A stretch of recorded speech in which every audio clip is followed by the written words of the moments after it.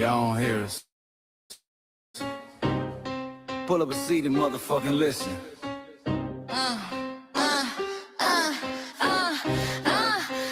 Pull up a seat and motherfucking listen. Pack your bag, time to go home. Talking crazy on our soil where our blood and bones grown. This our grind, we outside on it. While y'all fools on the outside looking, y'all show no respect to Black America, so leave. Y'all don't get it, so it's time to go home. Get the hell up out of America, take your disrespect and just fly on. Y'all don't get it, so it's time to go home. Get the hell up out of America, take your disrespect and just fly on. You landed on the tarmac, fresh off the boat. Talking about y'all building nothing, man, you choking on the note. My ancestors the reason that this country even breathes. Picked the cotton, built the White House, planted the seed. Jim Crow laws, redlined the map, we was the target. You think that struggle's a costume, man, you can't mark it. We fought the wars, we bled the blood, we died for our future's chance. And you come here and give our legacy a side eye while throwing shade on the guard. While you benefit from doors we kicked down with our last breath. Now you spit on the architects who stared down death. Disrespectful, that's disrespectful, ungrateful, a slap in the face to only people who gave a fuck. So let me show your ungrateful ass to the right place. Pack your bags, time to go home. Talking crazy on our soil where our blood and bones grown. This our ground and we outside on it. While y'all fools on the outside looking, y'all show no respect to Black America, so leave. Y'all don't get it, so it's time to go home. Get the hell up out of America, take your disrespect and just fly on. Y'all don't get it, so it's time to go home. Get the hell up out of America, take your disrespect and just fly on. Passport, the visa, the privilege to be here. Cause my grandma did march for y'all, so disappear from our land. You cosplaying our pain. Think it's a trend you can borrow, but you ain't inherit the ghosts of our sorrow. We the foundation, the bedrock, the soil, and the root. You not no branch on our tree, and unproductive people always cosplaying me. Talking about we ain't do nothing, you lost your mind. We built this from nothing, time after time. From the beginning to now, we been the backbone and muscle. Why you look down on the struggle and cause a whole tussle? The energy style was disgusting, it's whack. So let's make it clear, there's no turning back. This land is paid for in full. In blood, sweat, and tears, and dreams deferred. You don't get to come into a house we built from the dirt and telling Black America y'all ain't worth nothing. That's a violation, facts. Pack your bags, time to go home. It's our soil on our soil where our blood and bones grown. Show respect, this our ground, y'all just tenants on a leash. Or get the step. Show no respect to Black America, so leave. Don't get it, so it's time to go home. Get the hell up out of America, taking your business, I can just fly on. Don't get it, so it's time to go home. Get the hell up out of America, taking your business, I can just fly on. Yeah, fly little birdies. Fly on back to where you came from. This ain't for you. The cell is sacred. We said what we said. It's time For y'all to go home. So fly a little birdies fly. So fly a little birdies fly. So fly a little birdies fly. Far, far away from here. So fly a little birdies fly. So fly a little birdies fly. So fly a little birdies fly. Far, far away from here. So fly a little birdies fly. So fly a little birdies fly. So fly a little birdies fly. Far, far away from here. So fly a little birdies fly. So fly a little birdies fly. So fly a little birdies fly. Far, far away from here. Bye bye, little birds.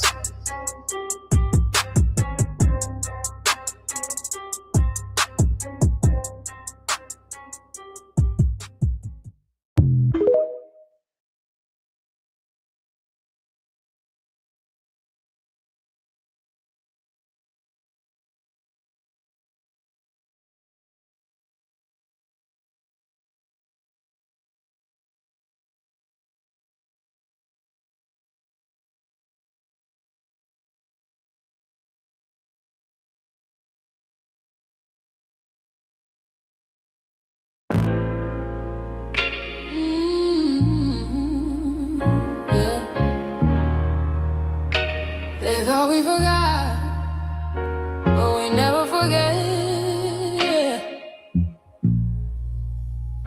This one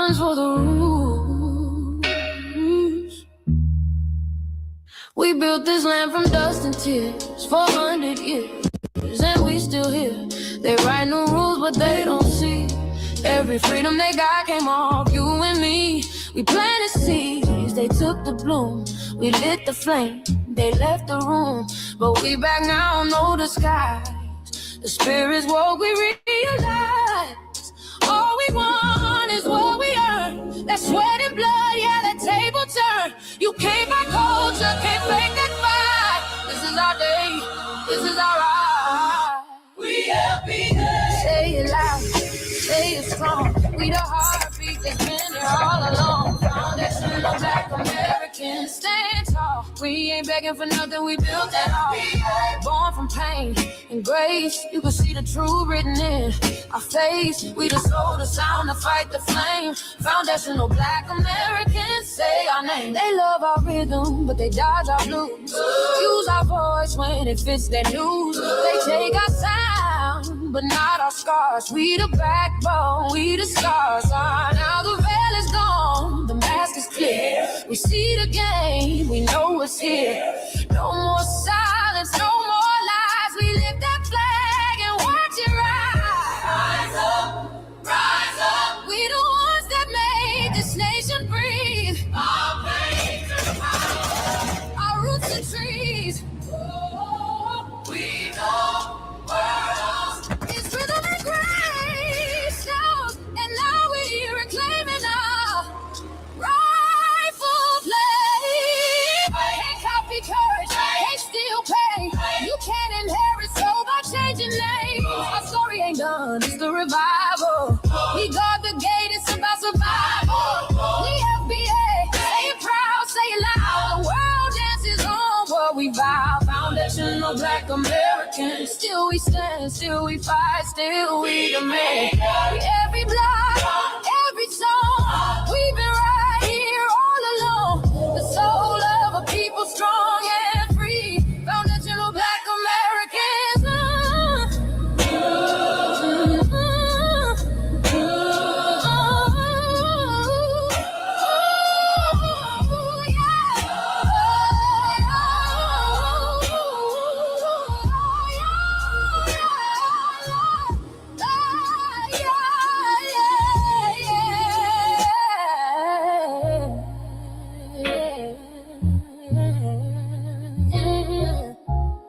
We the first, we the root, we the fire.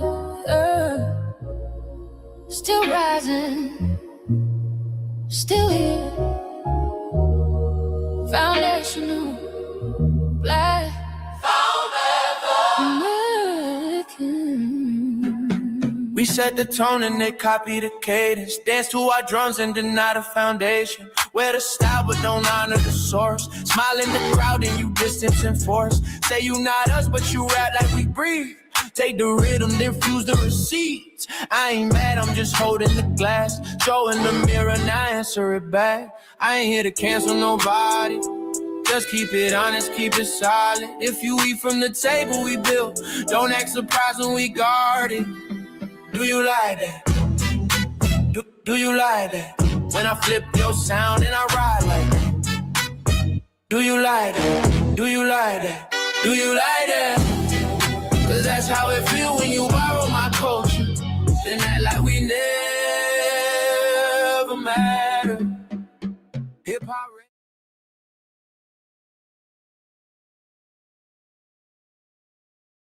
Mike Larry. Now this shit here is what it is. We're not fighting your battles. We're not carrying your fear. We're not lending our history to people who erased us while we were here.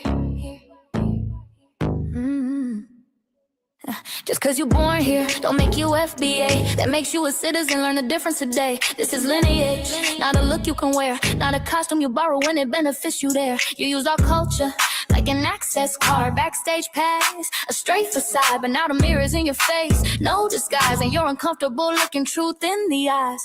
We didn't leave our land to beg for a chance. We stayed, we fought, we took every advance. That's the separation, that's the line you cross. We paid the price, you learned the cost. You waving your flag on our soil, but fighting not to go back home. Waving your flag on our soil, building comfort on a foundation you didn't own. We waving our flag, red, black, and gold. Stood our ground, never sold. You waving your flag on our soil, but scared to build what you claim you love. Our humor, our style, the way we move, the smoothness, the sound, the things we prove. Music we birth, language we shape, innovation forged under constant escape. Warrior spirit means stay and defend, not flee your land and rewrite the end. You call it success, but don't confuse the two. Ease came after what we went through. You abandoned your land and called it strategy. You waved that flag loud, but won't return to build your legacy. That contradiction tells the story for you.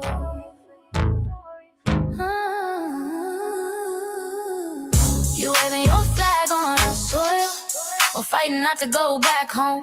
We waving ours where we were forged, every inch earned, every brick known. We can't be deported, and that truth changes everything. We can't be deported, and that truth changes everything. We know who we are, and now we see who you are too.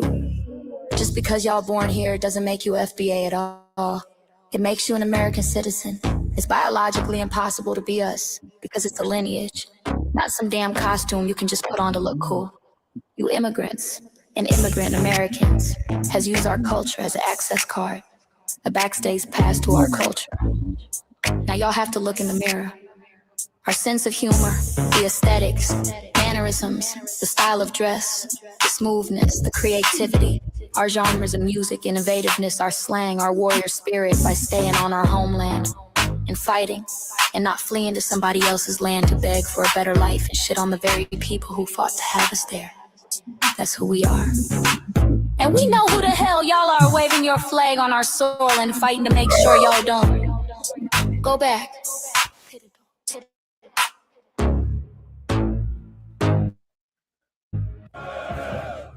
You can't leech off our culture anymore. Beat it!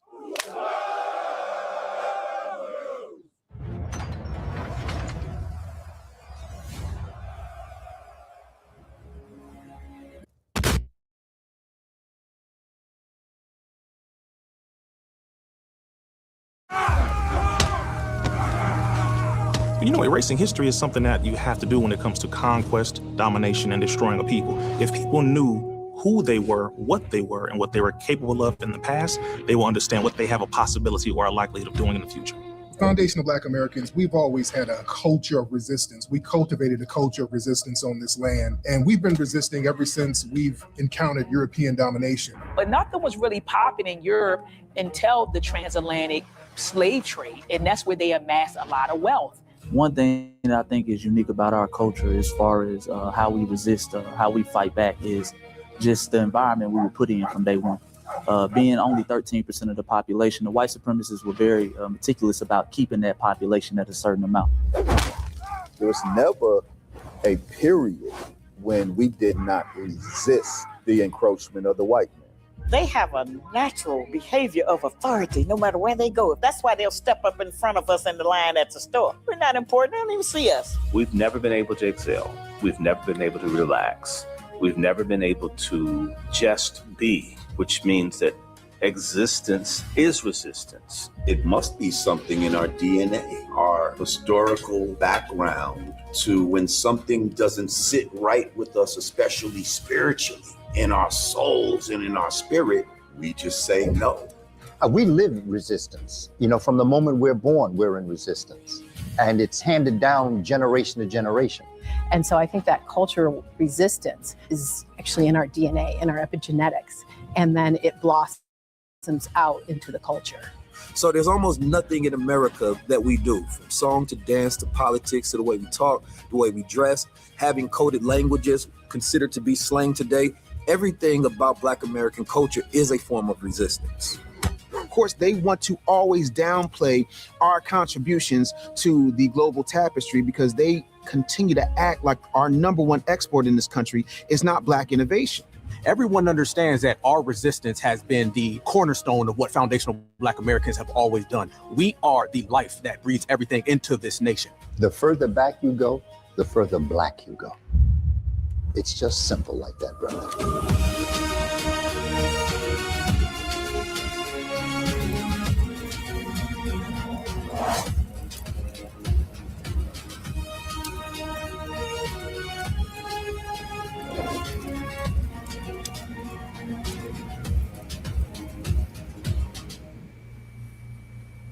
Greetings, Black family. Greetings. Round 2. Thank y'all for tuning in to another episode of the Frontline Black News. I'm your host, Channing Crowman. There are other hosts like Miss Annie. She's right now, but when she wakes up, she'll probably be joining us. She's really sick right now, so make sure y'all keep her in your thoughts and prayers. And what's wrong with our West Coast correspondent, Shabaka Sankori, Shabaka's Black Experience Enhanced, which we were just on. Greetings, Shabaka, from the Mile High Income and Illegal Migrant Flooded City.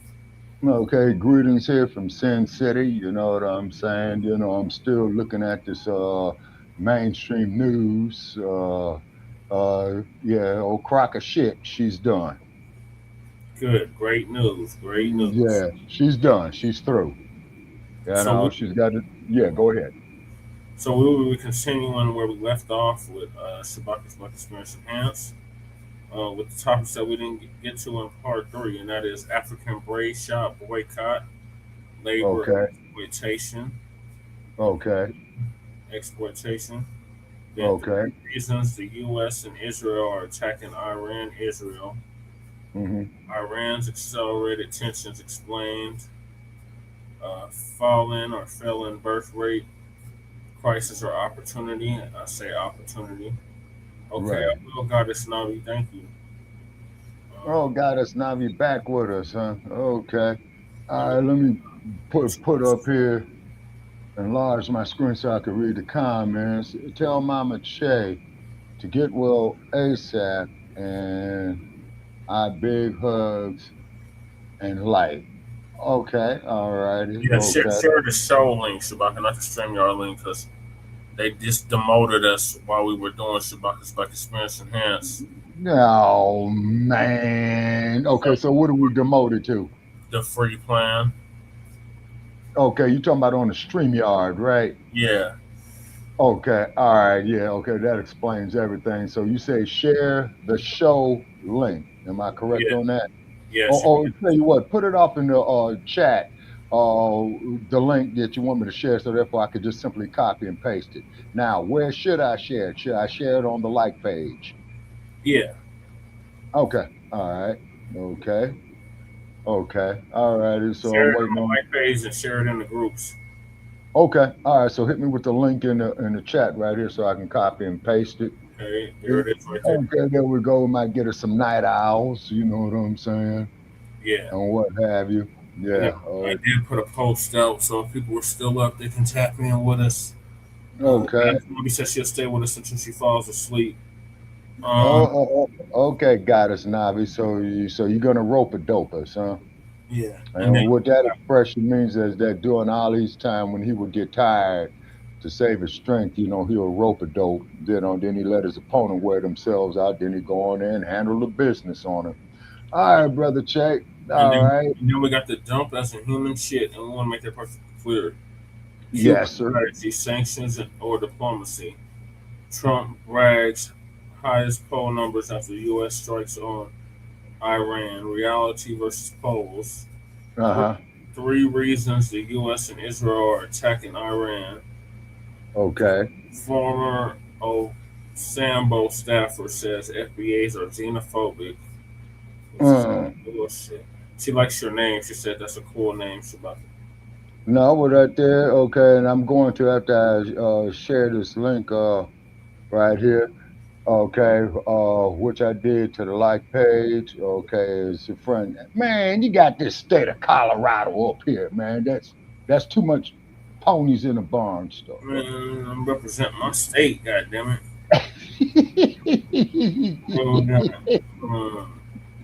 All right, okay. Now let me comment here with Goddess Navi. Okay, so looking at it, man, you know the situation over there. I'm not done. Oh, I'm sorry. Then we got the black chefs who invented your favorite foods. And then there was another topic I was going to put in here, but I guess I'm going to have to wait because wasn't able to get it in there. But these Latinos talking about they can say the N word. Okay, Goddess Navi. Okay, as Brother Chase pulling that up, okay, the name Shabaka that I took was the reunifier of the lower and upper cataracts of ancient Kemet. Okay, the name Sankari, okay, is from the ancient university in Timbuktu. Yeah. And for that, you know, those Greek freaks went down there, stole all kind of knowledge. But what it was is you would have to do like 20 years to get your PhD degree. You would have to do 15 years to get your master's degree. And you would have to do 10 years to get the equivalent of your baccalaureate degree. You see what I mean? And then we got our unhoused neighbor news, our illegal migrant news, and our local Denver / Aurora news. Let me give the news from a frontline and Black First perspective. We are part of the New Blacc Media and also the signal boosters of the New Blacc Media. We've been around for 6 seasons now and counting, and we have several platforms that are part of the frontline campaign. Frontline Black News is the first one, which we started back in 2020, 2021. And Shabaka's Black Experience Enhanced, which we just had, is based on the 50th anniversary of the founding of the original Black Panther Party for Self-Defense. So on Blog Talk Radio back in 2016. Yeah. Back in 2016, they have been around for 11 seasons now. Shabaka's Black Experience Enhanced covers the Black experience under the beginning of time. Yeah, Sandman creeping in. From the beginning of time until 10 minutes ago. It's also part of Line Blacc News and has recently, within the last 2 years, moved from Blog Talk Radio to StreamYard. Just make sure y'all like and share the broadcast, family. Please join us on StreamYard, YouTube, Frontline Black News. The links to all of our channels are in the description. I'm just going to end it with that. Then we got the Rolodex. Also, the link to the B1 Rolodex is also in the description. Submit your business to the Rolodex is in the description.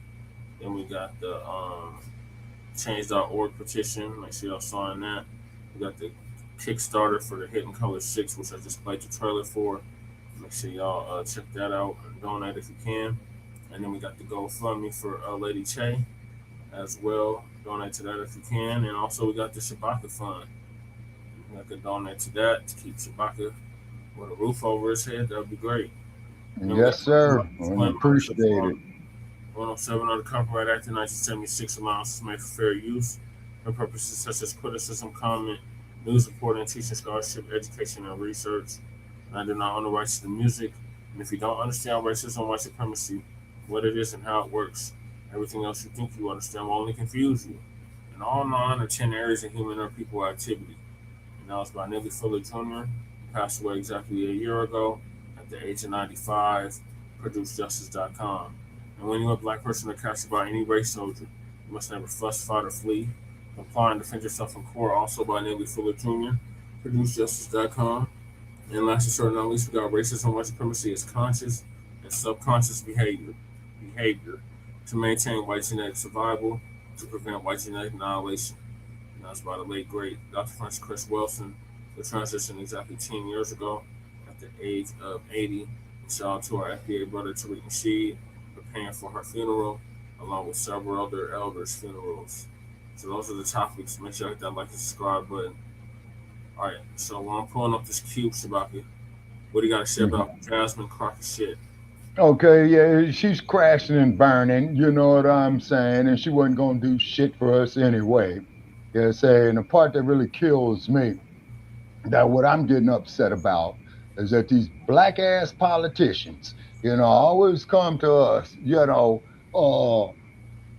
just simply thinking that they're black, that we automatically going to vote for them. When they're in actuality, a lot of them are, and I'm not saying all, but a lot of them are tools for RWS.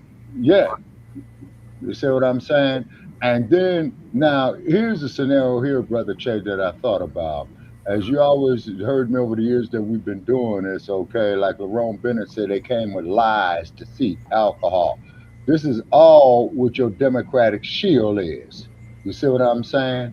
What he is, he's the one who's figured that he's gonna, get something nice from Massa to go up there and to turn us in, you see what I'm saying, or sell us out. And then when the slaves got to Goree Island or the point of no return, the white man to lay them down and says, hey, you know what, man, we got a few extra spaces right here. So let's get this fool, that who told us where the other ones was at, because they already got the data from a man to go in there. So they did the intel sweep, right? So the reason why they throwing that fool off in there, because he know he's gonna get angry. They know he's gonna get mad. That's why they threw his ass off in there, just off the basic law of logic, in my opinion, by the way. Right. Yeah. So, if anybody's got some information to enhance that, fine. If they got some other information that contradicts it, fine. You know what I'm saying? Because we're complicated people, because we are the original people. You see what I mean? And this is why we got all these innovative skills of survival, skills of science. You see what I'm saying? And then, other people want to come up here, plagiarize our shit and call it their own. Okay. Like them, Greeks. Yeah. Okay, so I got the queue set up. All right. I think you got it. So you just said something. Sorry, they downgraded us, so I can't see your comments unless I click on them. She said exactly, like Kun Mala. Yep. No, God is not. Now that there is a perfect example right there. Kun Mala. I'm not gonna do nothing just for black people now. And then when she was the Attorney General of California, what was the main one she was leaving in jail? Us. Exactly. You say? And then on top of that, okay, I see your clip up there. African braid shop, boycott, labor, exploitation, and human trafficking. Yeah, that's what it was. Very interesting. Okay. All right, so Lisa gonna give us an update on that. Shout out to Lisa Cabrera. And she also looked to her if you haven't already. I found out about her through Professor Black Truth. Okay. For about 2 years now. Right. I'm trying to subscribe to her channel, but I don't see her up there on YouTube. Yeah, you just gotta type in Lisa Cabrera. On YouTube. Yeah. Okay, hold on. Okay, go ahead, Brother Che. Let her talk. Okay. I'm multitasking. I hope you're all doing well. We're going to talk about these African braid shops because a story actually broke in New Jersey. These African women are speaking out about being trafficked over here to America from Africa. And this is happening all over the country at these braid shops. All right. And these women are being brought over here. They are not getting paid. They have to be on their feet for hours and hours braiding hair, and they're treated very poorly. Always be wary of these braid shops that have a lot of people, and they can put 2-3 people on one head. Chances are those folks were illegally trafficked over here to America, and they're being forced to work in these braid shops. Okay. All right. Hopefully many people did not return back to these shops. I hope nobody returns back. And they have no right to say anything if folks don't want to go in there anymore. You're still seeing videos online about people's bad experiences in these braid shops. And now you are bringing people over here and making them do forced labor in these braid shops? Yeah, no, wow. And it seems, according to what I'm seeing, it's the majority of them in this country. They got all kinds of people over here, and they're not paying them. These women are literally trapped. So I'm going to go ahead and show you the video. This one is not going to be quite as long, but this, the two women that are going to speak were here in New Jersey at a braiding shop, and they were brought over and placed into forced labor. I mean, this is ridiculous. And you Africans, y'all know this mess is going on. And don't come on here with that. Not all. I don't want to hear that. I don't want to hear it. I don't either. Man, like I said, y'all, I take Muhammad Ali's position. If I'm in a pit full of snakes, I ain't got no damn time to figure out which one's okay and which one's not. Right. You all are suspicious until further notice. Mm-hmm. Well, he didn't exactly mean it like that, Lisa, but I corrected of what he meant. I lived through that, honey. So I'll clarify that later on. Okay, now I'm trying to follow Lisa on Facebook. Please give me a one if you can see my screen. On YouTube. Yeah, I'm sorry. On Twitter, because I saw she had a Twitter page here. Oh, I think she's on Twitter too. Thank you. Okay, wait a minute. So I need a way to communicate with her. Oh, okay, that's what's up, guys. These African braider shops, you might just be supporting slavery. Yeah, you Tony, heard tell me. them. Check this out. You are looking at girls who were held as slaves in America, not for a week or a month, but for years. Can you talk about what it was like having someone else control all of your movements, everything you did? It was like being, being trapped, being in a cage. Oh, It's that's an horrible. Fuck him. Like sometimes there's not enough food for us to eat. No freedom at all. Nicole and Zena and another 20 girls like them were brought to the U.S. from their homes in the West African nations of Ghana and Togo nearly a decade ago. Barely teens, promised an American education. They were instead enslaved in Newark, New Jersey. The girls were forced to work in hair braiding salons, serving customers all day, right out in the open. Their captors took all the money the girls earned, every penny. How many days a week were you working? 7 days a week. You think he's half? How many hours a day? I know he's half 14 FBA hours. at least. This went on for 5 to 6 years. Okay, brother, like Traffickers held the Malcolm. girls in several houses in Yeah, Newark and amen. East Orange. The traffickers no longer live there. This is the neighborhood where these girls were being held, and just look at it. Manicured lawns, nice houses. It looks like any neighborhood in America, and it definitely doesn't look like a place where you'd expect to find slavery. Who would commit such a crime? These are the traffickers. Akawavi Afalabi, the wife, was the ringleader.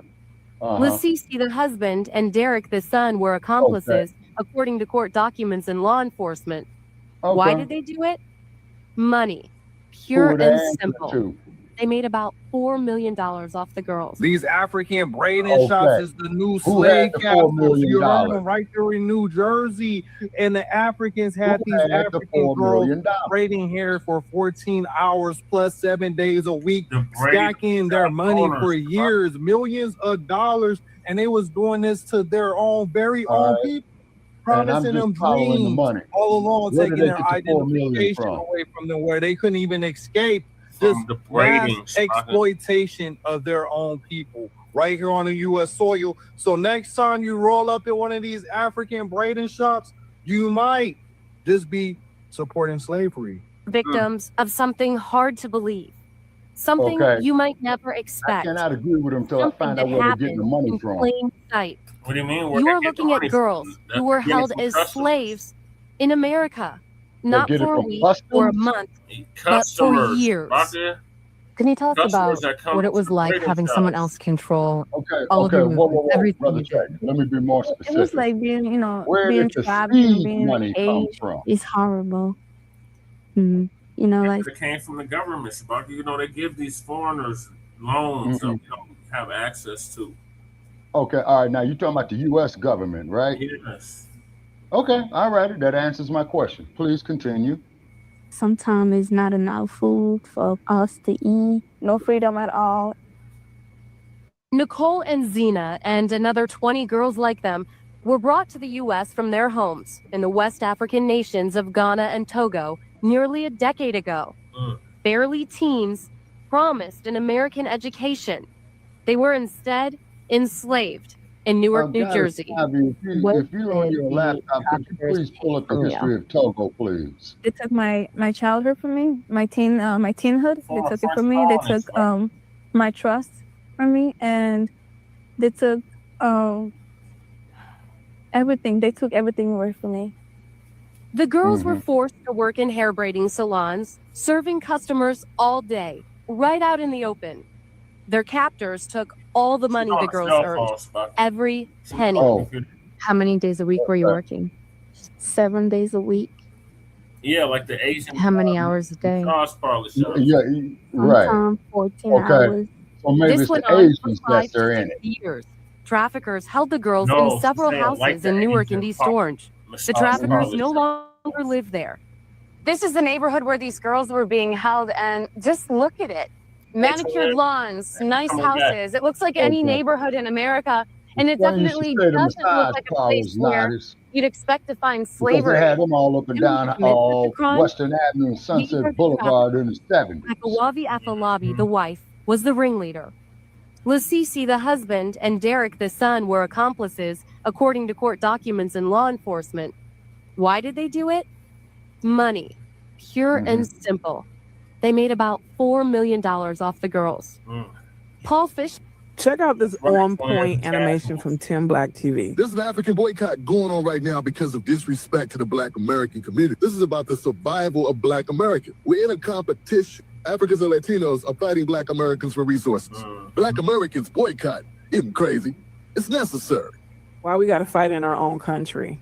That's why we need to vet our own political figures and put them up there, because we have people that we put up there that's actually working against us. Okay, word on the street is one of the reasons why they don't want the spotlight on them about these braiding shops is because they're conducting a lot of illegal activities, alleged forcing women to come over here and work. The Asians, okay, guys, the Asians, we're getting somewhere. Constantly getting kicked out of But they country. getting These folks, the hair from the always got something to say about us, right? Check this out. This is the reason why Africans are upset These about businesses are boycotting those owned by braid Asians. shops. You're bringing too much attention to These them. businesses are owned by Some Africans. real illegal stuff is going down at these braid shops. You see this modern day slavery Now, next from question. 2002 to Who 2007. has controlling interest? 20 hair braiders, all young girls. Even the coast they come from, they call it the slave coast. How many are Nigerians? What do you mean who has the interest? Okay, give you an example. Just pause it for 1 second. Okay, you familiar with preferred stock and common stock in the stock market, Brother Che? Yes. Okay, the ones who have the They're not preferred. stockholders, Shabaka. It's not a stock, it's a business. Okay, So I understand whoever that, Brother owns Che. the business, that's who has the stock in it. Okay, but hold on, just hear me out, okay? Because I got to give you this analysis right here. Okay, you remember Big Pharma where the cat said to the U.S. Congress, we're only worried about our stockholders? Yes, those are Okay. from conglomerate Yes, sir. corporations. Okay. Now, keep in mind, the preferred stockholders control the corporation. The common stockholders are the only ones who just invest money in. Okay, for an example, you got Jesse Parrish Incorporated, right? So for you to keep control, you would have to control the preferred stock. Now, Shabaka Sankora come along, well, hey, Jesse, I dig what you're doing, man. You know, how much of a return do I get on my money? But I would not be involved in the decision making, the legal research. See, all that there would be upon you because you have the controlling interest, the preferred stock. I ain't That's got the only no damn analogy that I time to make. figure out which one's okay and which one's not. Yeah, does that make sense? Yeah. Okay, all righty. Please continue. I gotta fast forward because I accidentally rewinded. Oh, okay, all righty. You just marked the point. And Lisa Cabrera, okay, if you got access to her, man, because I try to search her everywhere, man, I can't get a direct You're contact. spelling her name wrong, Shabaka. You gotta be spelling her name wrong, because all you gotta do is type in Lisa Cabrera and she'll pop right up on YouTube. Okay, Cabrea. Okay, wait a minute. Cabrera, yes. Okay, okay. Now I got her YouTube channel where she's doing a live. She has 166 subscribers. Okay. She would have 166,000 subscribers. Yeah, 166K. I'm sorry. And she has 17,000 videos. Damn. Yeah, that's her. We need her. Yeah. We need her, but I don't see nothing of where I could communicate with her directly. And I do remember the time that you had her on the phone, and then my damn phone fucked up, you know? Yeah. And it got bounced off the floor. You know, I turned it into a million pieces because, see, and what upset me so bad is because that is what they would call a key contact. You see what I mean? Yeah. I think her email is listed on the on her page. All you gotta do is go into the description. Okay, I did. Okay. Email. I'm not a robot. Okay. Oh, shit. This capture shit. Okay, wait a minute. Okay, go ahead, Brother Chase. From the age of 18 to 55. What are y'all doing? Not only that, the people that are 55, you got a 3-month wait list and you got to have 10 racks in your bank. What are y'all doing in these people's countries to where they kicking y'all out? United Kingdom, y'all can't go over here either. All those other countries love Black Americans. They love Asian men. She does cook, goddess. Okay. All right. Okay. All right. So I'm gonna I'm gonna have to write this down again. Okay, because this is the same email address that I tried to contact her on, but I didn't get no. But I'm well, you know, you just got to keep throwing it. Yeah, just keep trying, Shabaka. This goddamn outlet shit. I'm sure she gets like 1,000 emails a day. Oh man, now we got this fucking Outlook. Okay. Yeah, just close it. Yeah, I did. Okay. It's pinballing on her end. It's not on my end. Okay. I don't know what's going on with the internet. Oh man. Something's happening. I don't know what's pinballing.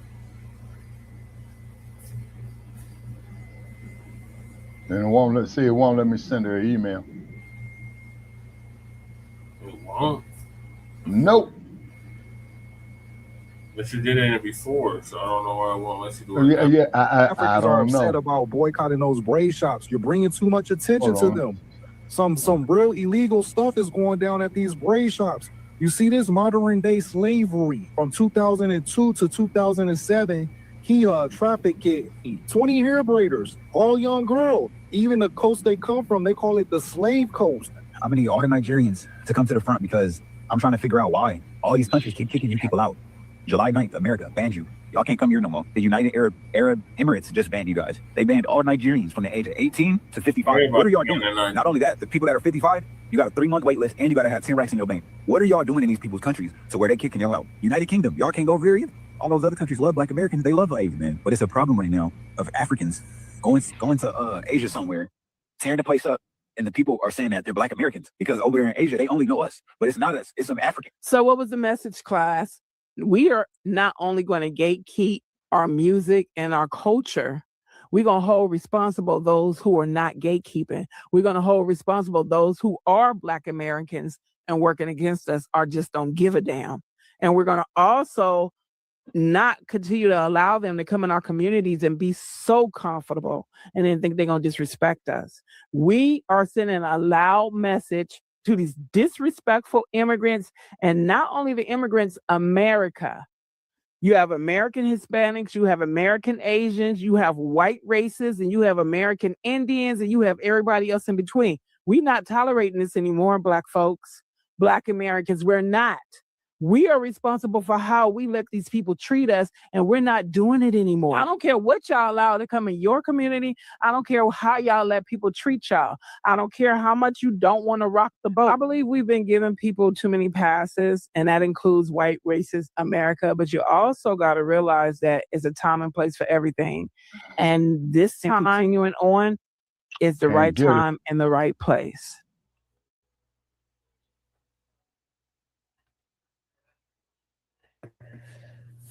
Ladies and gentlemen, this is sick, but it just goes to show you, we've been talking about Africans selling us into slavery, And the ones that got captured got sold to get it straight. Reparations.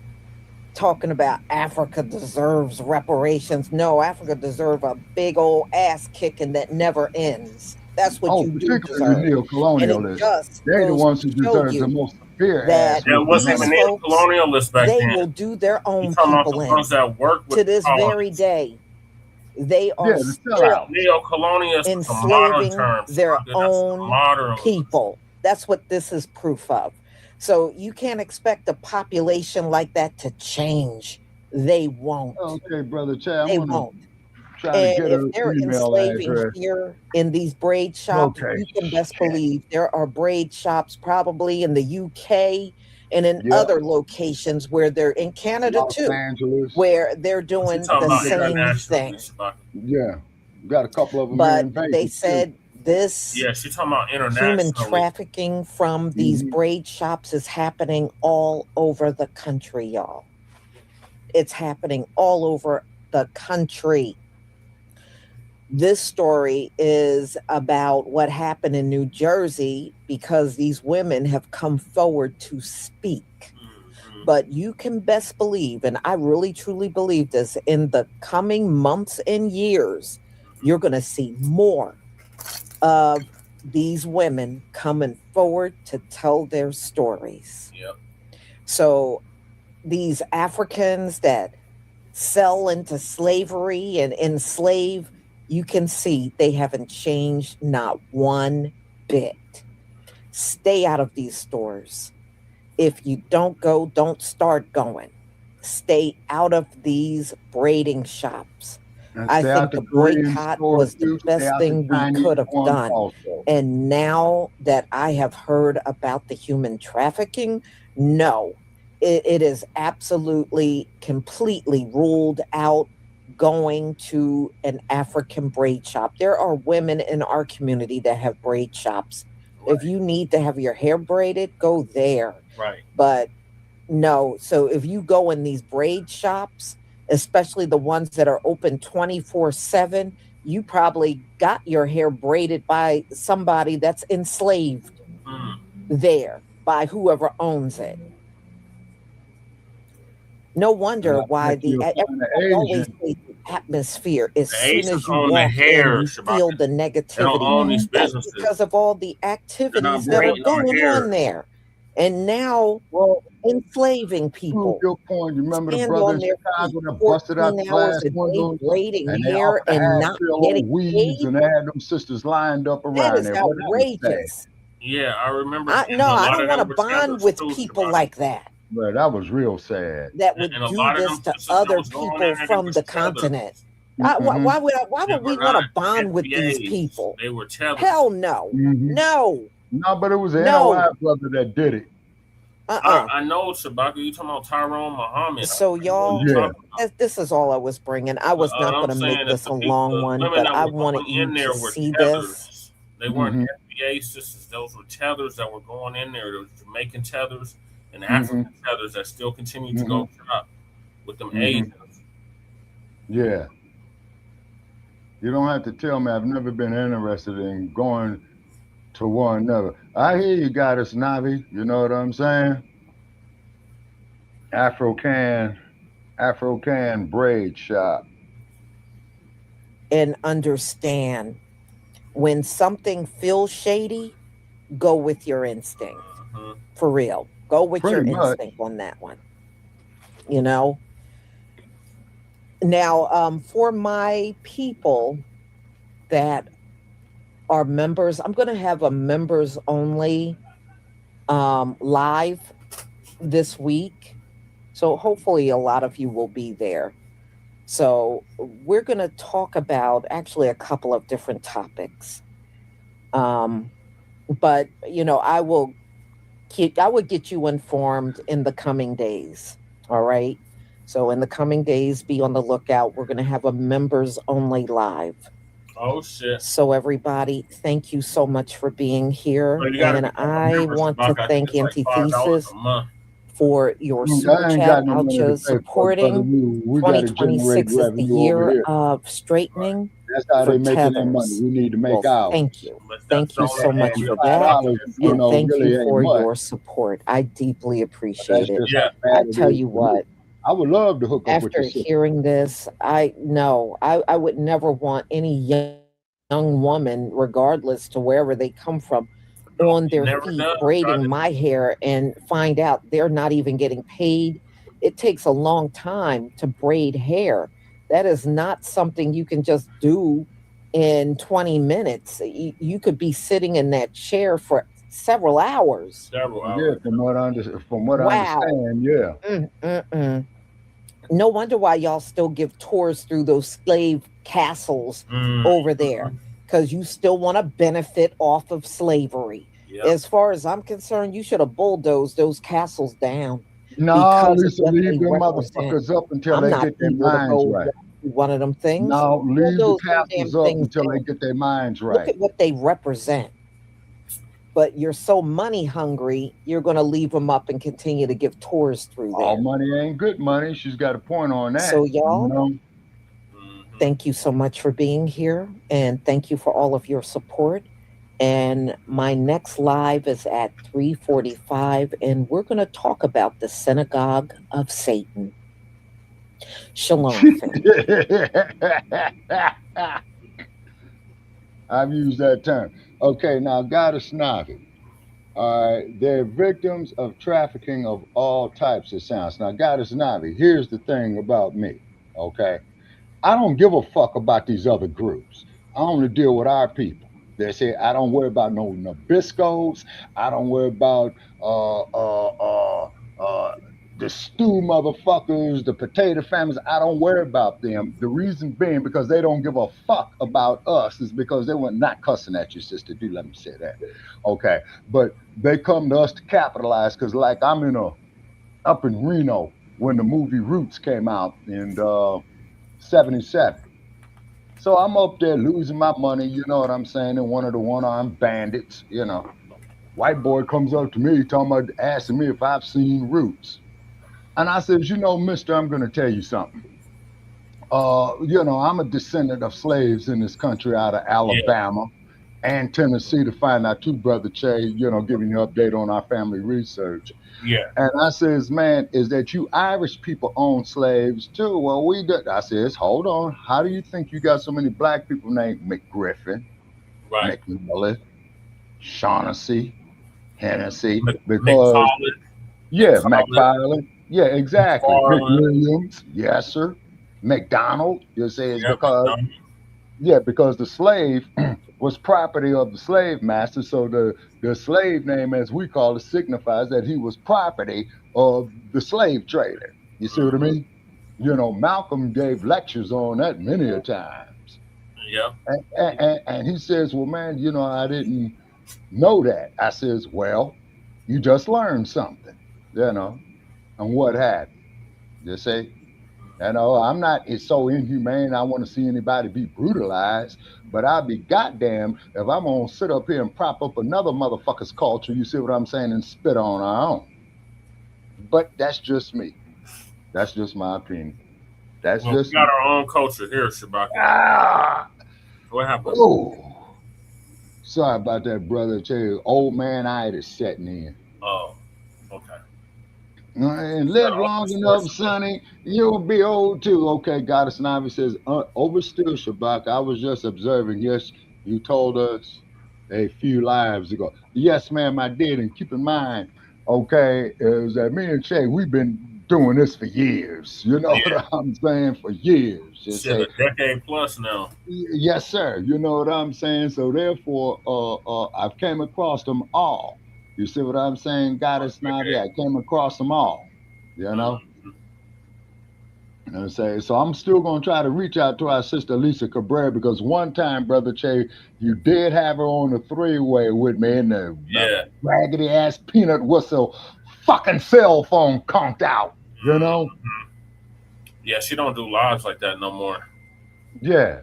But regardless, though, I would just like to talk to her to do a story, have her mention us, and we'll Mention her.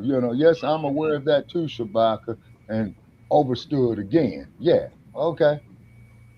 She's laughing Yeah. at you going off at the whatever you was just going off about. Yeah. No. Well, sometimes, sister, I gotta laugh to keep from crying. It's so horrible. Yeah. So moving along, Shabaka, we got the U.S.-Israel conflict with Yeah. Iran. Yeah. Let's see what she's saying about that, because she probably did that today. Nah, this was like 2 days ago. Oh, okay. Or a day ago. She did this a day Yeah, ago. because it's really gotten bad now. What I'm looking at on the idiot Shalom, box. family. Good to see you all here. Hope you're doing well. Oh, let me. Well, the war is definitely stepping up. And I noticed some of the GOP politicians got on TV saying it's not a war.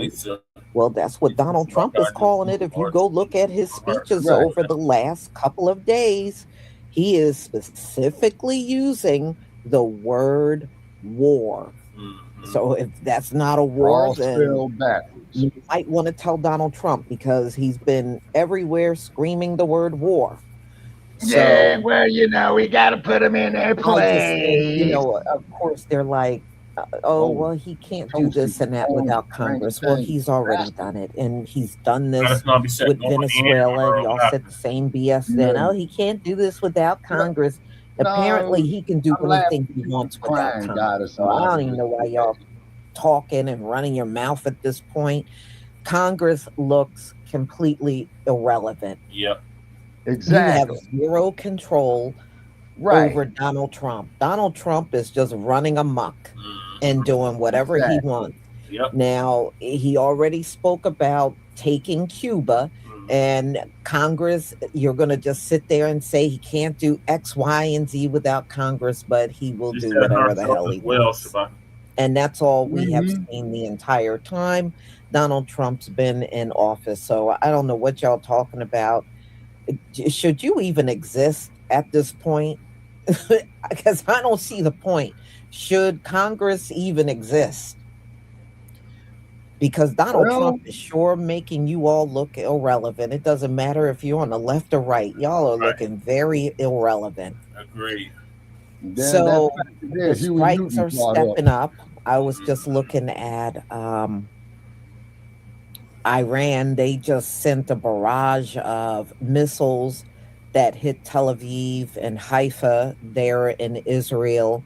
They're still striking military bases that are across the Middle East.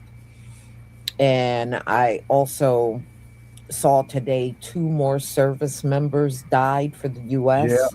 Yeah. Have from what I been understand, unalived today. Yeah. So Donald Trump is claiming this is probably going to last 4 to 5 weeks. Yeah, or longer. Then the But bastard right is gonna now, say, and then it's gonna last Iran another is 6 very upset. months. After that, Donald it's gonna Trump last tried to another call a year. ceasefire. They are refusing then before we to know it, it'll be speak 20 to years. Donald Trump. Exactly. But they are on full attack Do I intimidate the of dumb the good U.S. goddess And now? I also read that China has provided them about with Congress about missiles. Yeah. And these, I think it's Dongfang missiles. And these missiles are designed to knock aircraft out of the sky.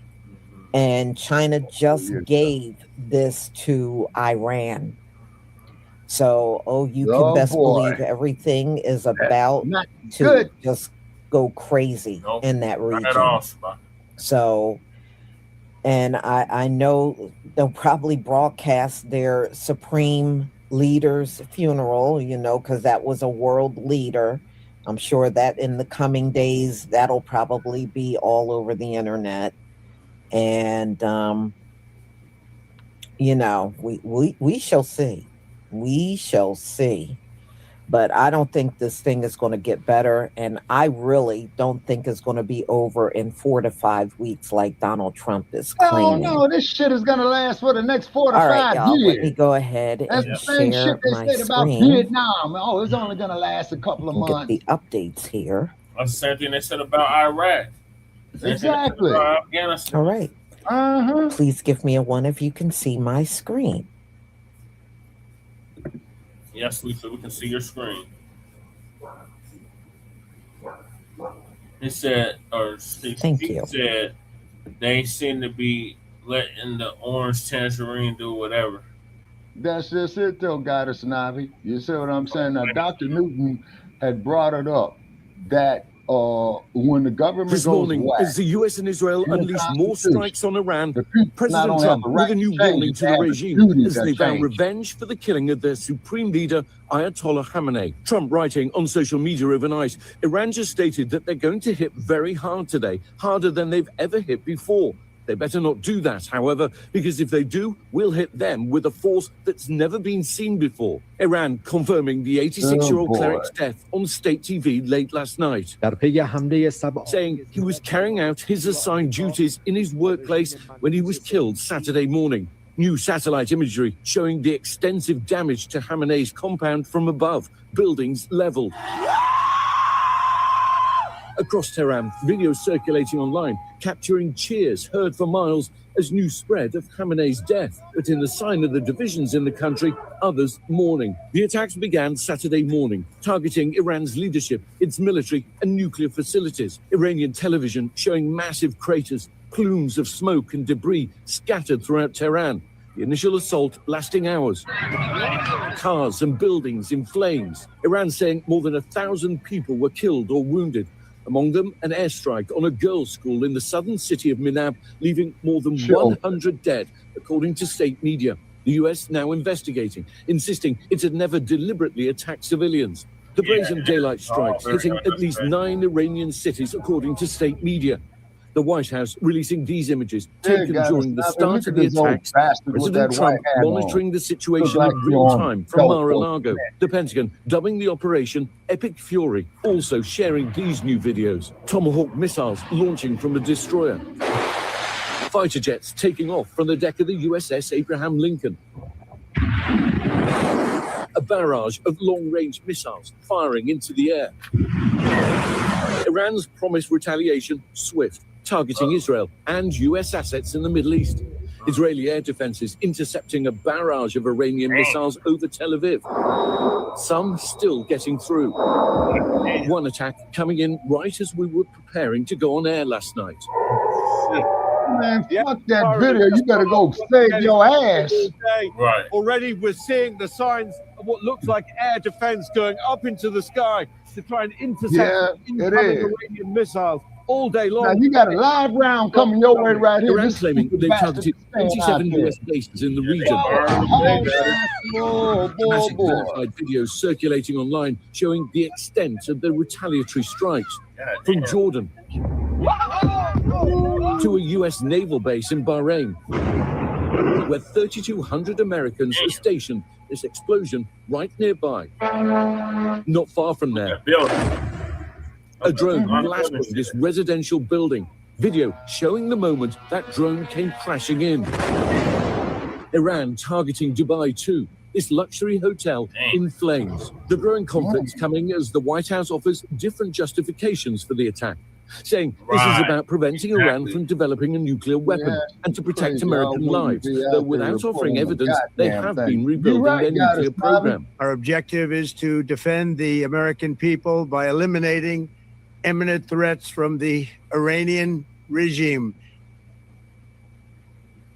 Well, despite celebrating what they see as success, I think challenges lay ahead for this US-Israeli operation. Not least what happens next inside Iran. Decapitating the leadership is one thing, but it wasn't just about individuals. It was about an entire system, an entire edifice, and removing that is going to be deeply problematic. We've already seen the president say that he wanted the IRGC, in other words, the military wing of the regime, to come to the side of the people. Well, their response has been furious, and they've attacked across the region. No sign they're going to do that, and that is going to make success in this mission deeply challenging. Janae? Ian, those images are jaw-dropping, and so we are deeply appreciative of you being there to bring that reporting to us. Thank you.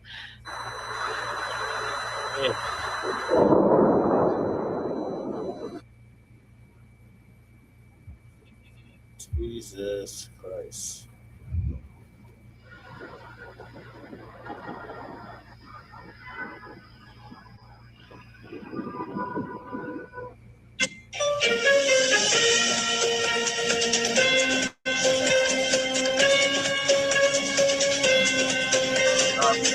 Breaking news. That was a U.S. military base and weapons storage site in Iraq that was just hit by an Iranian suicide drone. Israeli media, Ynet, yesterday reported that President Donald Trump is seeking a ceasefire, mediating through Italian channels, but Iran has denied any request for one. Yeah, come on up, Then today, Breed. Trump told U.S. media that the new Iranian leaders want to talk to him, and he has agreed to talk. I think Trump really thought this was going to be a wham, bam, thank you, ma'am, and the Iranian government would fall just like that. He underestimated the IRGC and their capabilities. They assassinated Supreme Leader Ali Khamenei thinking that would collapse the government, but little did they realize the government was fully prepared for this. I mean, the guy was 85 years old, and succession was already in place. Now we see what Iran has been doing, destroying Tel Aviv. Just today, they struck Beit Samesh, killing 9 people and 28 wounded, and even penetrated a bomb shelter.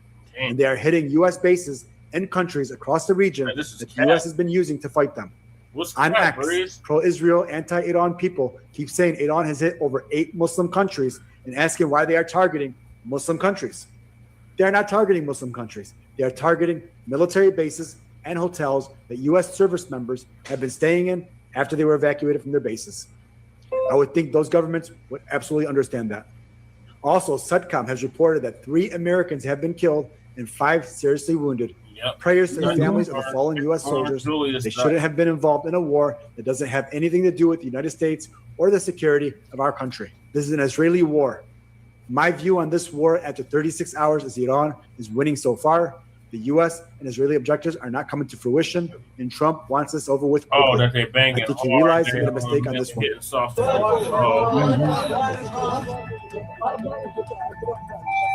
Yeah, Breeze. Yeah, it's a day old, Breeze. 21 miles. It's 6 dead, so this news is old news. Okay, Breeze, yeah. And they were all brothers too, wasn't they? Attention all ships. Soldiers that are dead were black. Navy, Iran's Islamic Revolutionary Guard Corps Navy. From now on, all navigating through the Strait of Hormuz is forbidden. No ship in every type is not allowed to pass from the Strait of Hormuz till next notice. This is the Bacc Navy. Out.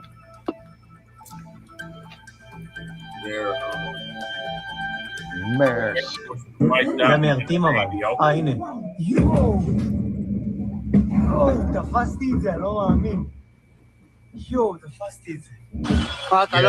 that's true. Nabi, there are Afro Iranians. Yeah, they are.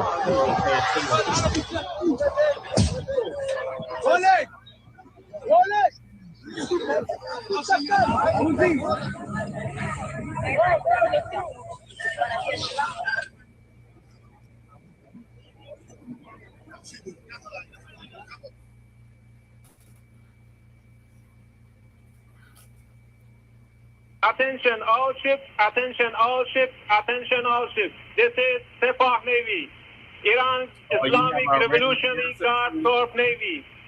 From now on, all navigating through the Strait of Hormuz is forbidden.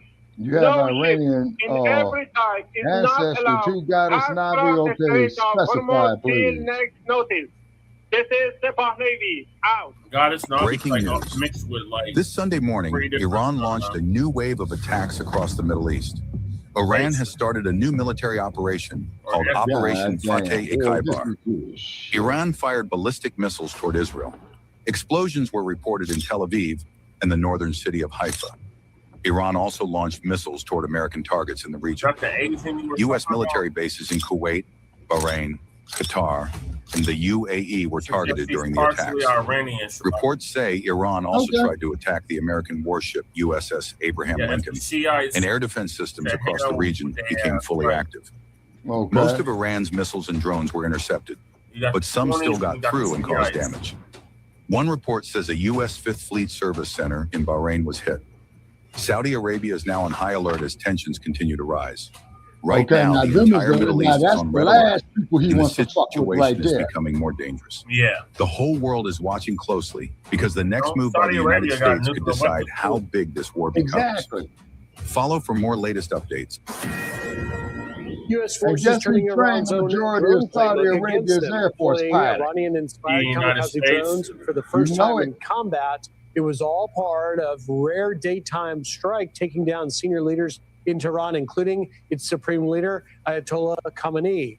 Fox News senior strategic analyst, retired four-star General Jack Keane, joins us now. General, thank you for joining us. We've seen the videos from CENTCOM of this, the first 24 hours. It was a bold target package in what appears to be flawless execution. Walk me through what we've witnessed and where we're headed. Yeah, certainly. Well, let's start offensively. Over 2,000 airstrikes Okay, were conducted in the Goddess last Navy. 24 hours. That's really quite remarkable. Okay, This Goddess combination Navy, of I'm the not being IDF funny. and If Central slavery was Command's still the law of the land in capabilities. the United States, And you know certainly you would we've seen qualify for some of the auction effects of block that. A lot, obviously, we can't see, but the leadership targets themselves has been nothing short of remarkable. And Ali And I don't Larijani, mean to who is disrespect the this. secretary to the Supreme National Security Council, think of our National Security Council. That's the position he holds. You know, that's a dual position in the United States, National Security Advisor and Director of National Security Council. Marco boy. Rubio, Secretary of State, holds that position now.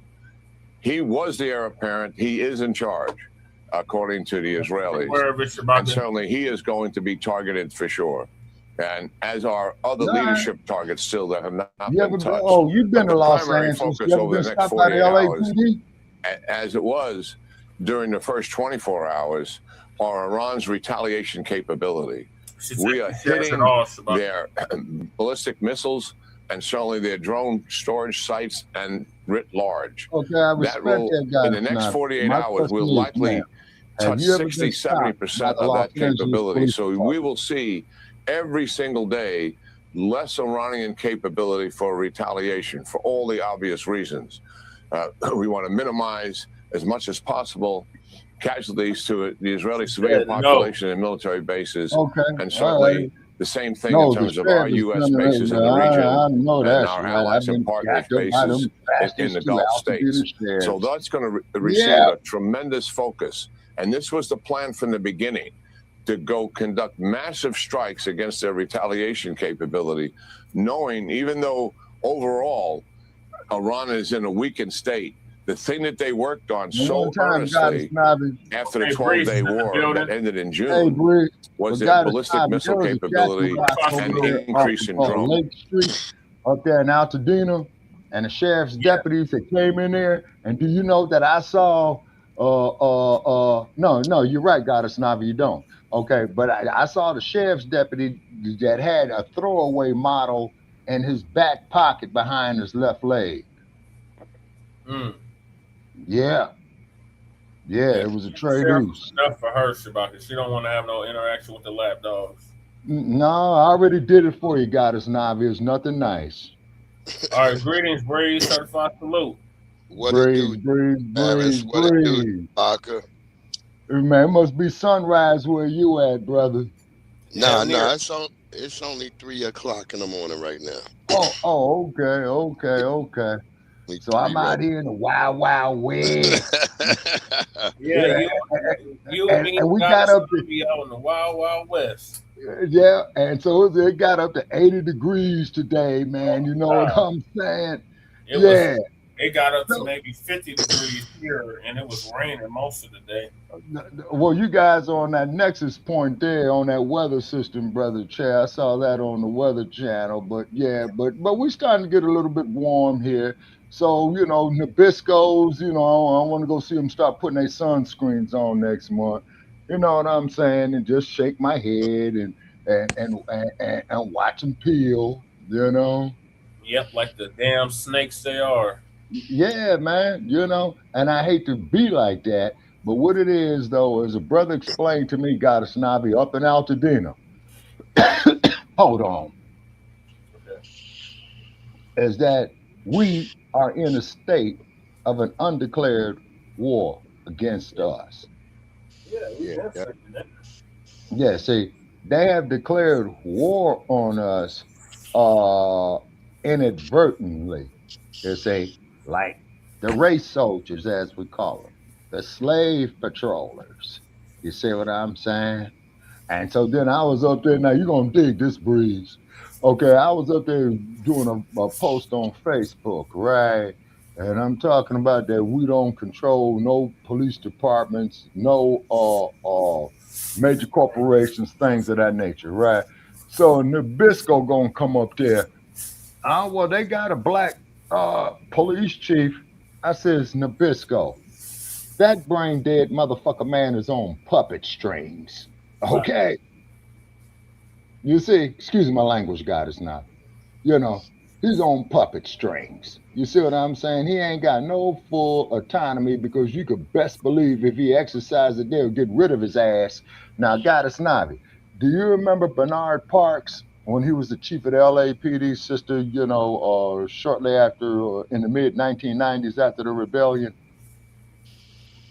Okay, I'm waiting on goddess Navi to reply to that. You can't see them, Shabbat. Huh? Looking at the chat. Oh, wait a minute. She's on the what's it called? Yes, it's spiritual war, She's on Shabbat. the vertical. Okay.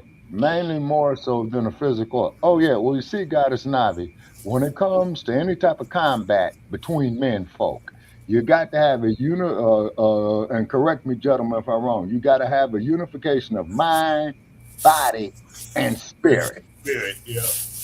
Okay? Yes, say, and that there is like when you look at the pro boxers, that's what they have. Now, the women folk, they got the protective instinct, for the little ones. You see what I'm saying? Because as Malcolm X said, the mama is the first teacher of the baby. So quite naturally, of course, the mama is going to want to protect her young. Right. Yeah, you see what I mean? Okay, so these are universal laws and principles, okay? But the thing that they fear the most in this country here is not that spoiled milk of magnesia. Yeah, I remember Bernard. Okay. Bernard Parks, when he first came up there, yes and no. He was the first black police chief on the LAPD that came up through the ranks, but Willie Williams, they brought him from outside. But what the first thing that Bernard Parks did when he became the chief, and that's why they didn't renew his second time around, is because he shut down Crash, the community resources against street hoodlums. Yeah, he shut down Crash, and I know you're familiar with Crash, goddess Navi. Hell, I got jacked up by so many times with them bastards, man. I see you, man. I just stop and load and behold, there they are out the car. Real quick, Shabaka. Go ahead, Bree. Y'all was on the war thing, so we got breaking news right now. As of 3 minutes ago, President Trump announces that effective immediately, the U.S. Navy will escort tankers through the Strait of Hormuz as Iran threatens to close it. No matter what, the United States will ensure the free flow of energy to the world. The United States' economic and military might is the greatest on earth. So, and he says more actions to come. So, yes, sir. And so start filling up your gas tank to the brim. Don't take no. Getting your bottled water. Yeah. Oh, yes, sir. Yeah, go get your bottled water. Yeah, I went and got me 2 bottles. And I'm thinking, man, in the next couple of days, if I could put me together a little bit of money, man, I'm going to go get me a whole crate of the shit. You see what I mean? Because this shit is insane, okay? It has been prophesied, regardless of what everybody's spirituality is, that the world's destruction is going to come between a conflict of the forces of the East and the West in the Holy Land, which is the Middle East. Does that make sense? Yep. Okay. Now, for you pulpit pimp motherfuckers out there in the black community, you Reverend Hambone motherfuckers, before you start asking for some goddamn tithes, I certainly hope you getting that word there to the congregation. Can't stand a pulpit pimp. That's why I appreciated New Era Detroit, Brother Che. We did a story on that a while back with Sister Trisha when they went up there and they whooped the Reverend's ass. Okay. Yeah. No, Breeze. On that Yeah, check this out, Breeze. Oh, Rev had a nice tailor cut, man. You know, the best suit, vest, you know, had on a Rolex, you know what I'm saying? Couple of the older sisters is asking for money to plant, you know, to bury their loved ones and all that. What Rev says, oh, we can't do it. You know what I'm saying, man? New Air Detroit went up there and just whooped his ass. That's why And I like that love skit that Drewski did. That's why I like that skit Yeah. that Drewski did. That shit was funny as hell about the revolution. It was. Okay, send me the link to it, brother Che, Yeah, on we the got- phone. I want to check yeah. it out. Yeah, send that Breeze, to him. put it Check- in a private chat if you're able. Yeah, let me see if I can grab it real quick. Yes, sir. Okay, now the goddess is saying is, yeah, Reverend Hambone. Yeah, goddess Navi. Yeah, Reverend Hambone, pulpit pimping. And then and I think what it pissed off the brothers in Detroit, man, is that they grandma died and they didn't have no money to bury her, so they went to Hambone, and he says, no, he can't do nothing. And grandma been going to that church for 50 years. You see what I'm saying? So they just went up there and whooped Hambone's ass. Look at TD Jakes down there in the Crenshaw district. Yep. The hell with you snakes, the fucking power bottom. Yeah. Lord. And then when I go through the Crenshaw district, oh, brother, you need to come see such and such, blah. No, I don't. See, deities are personal. You see what I'm saying? Yep. You have those. Yeah, I'm sorry. Go ahead. Yeah, man, I'm sorry. And that is receiving a primary focus here over the next 48 hours, excuse me.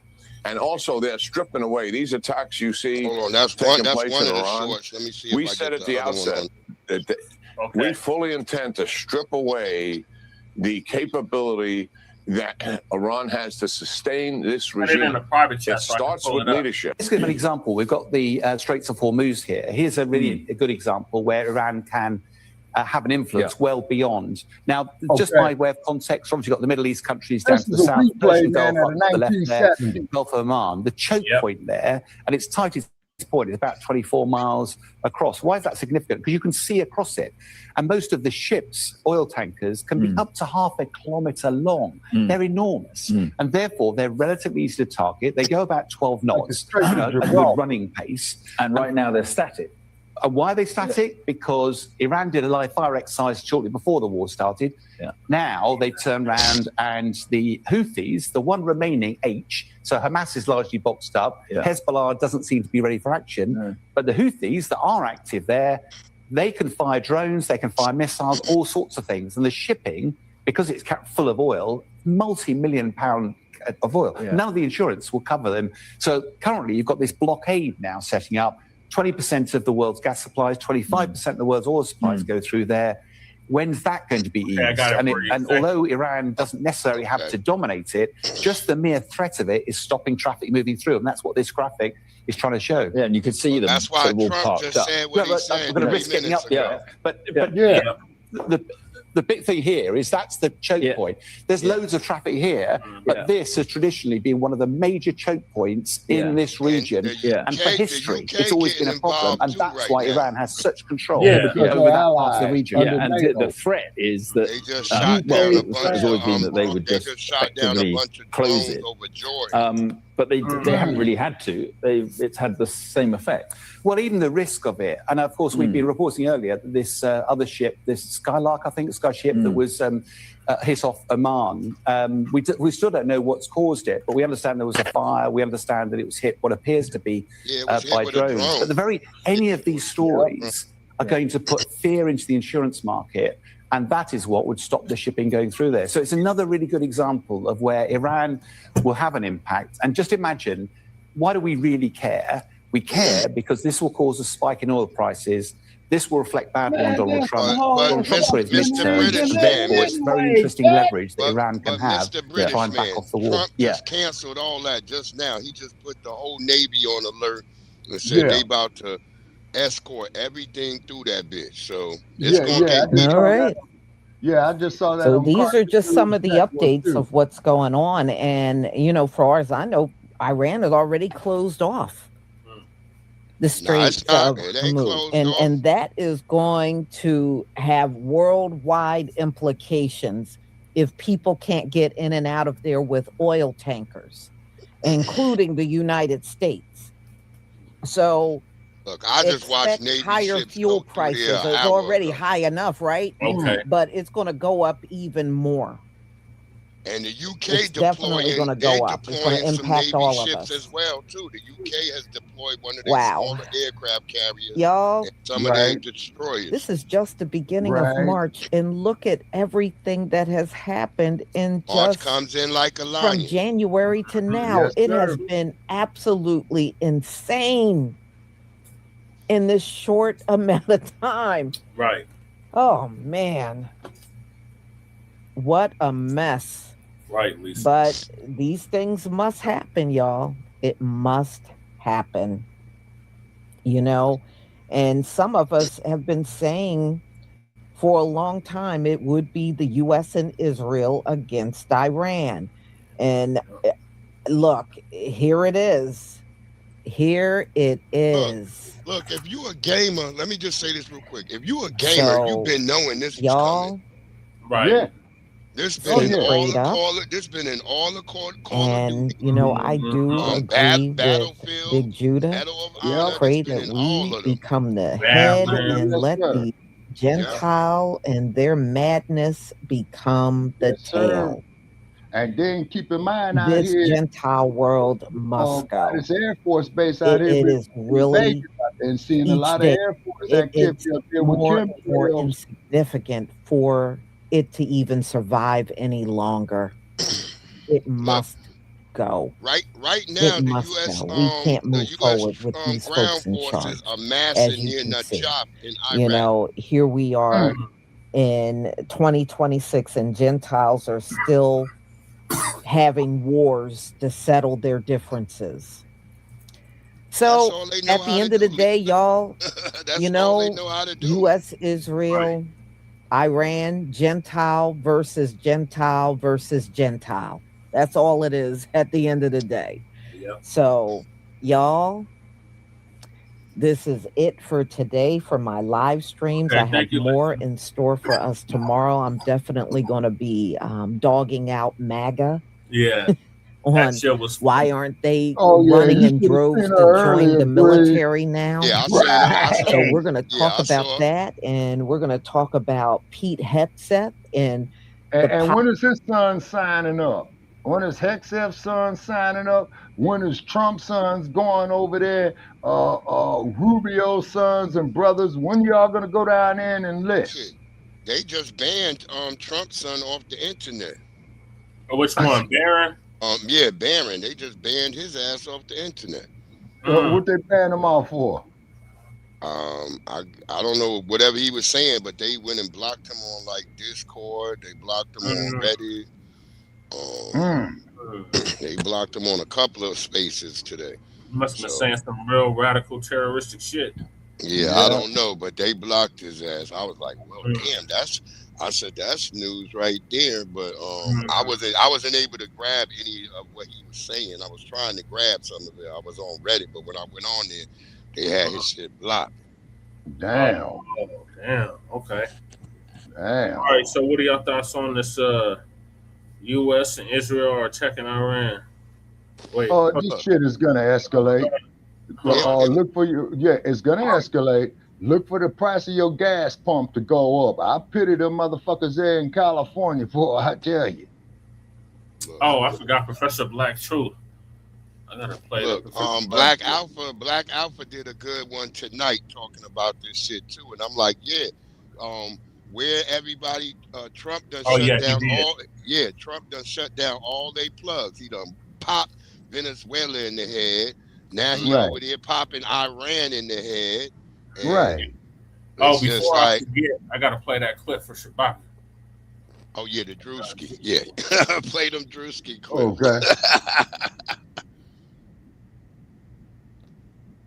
I think it might have the final part on there where he where the nigga tried to run up to his car at the end. He's like, nigga, did you put money in the tire today? The nigga, don't touch my car. Get away. Oh, boy up here, Paul You see it or hear it? No, I see it, but I don't hear it. But we see it, but we can't hear it. Can't hear it, but he looking flamboyant as hell with his skinny jeans on. He did all the pastors. You gonna get pregnant with the word of God. Yeah. Lord.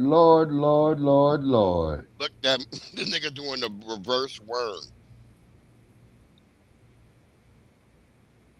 And look how these people is eating this bullshit up. He's making fun of the pastors, Bobby. Huh? Yeah, He's making fun of the pastors. Oh, okay. Yeah, that's why he said his shoes got red bottoms, because he walked in the blood of Jesus. Okay. Oh, okay. So what he's doing is that he's crumb bumming on his jack legs. Yeah. Oh, okay. All right. Yeah, He's joking on the church niggas. Yeah, the Them jack church legs. niggas was mad at him.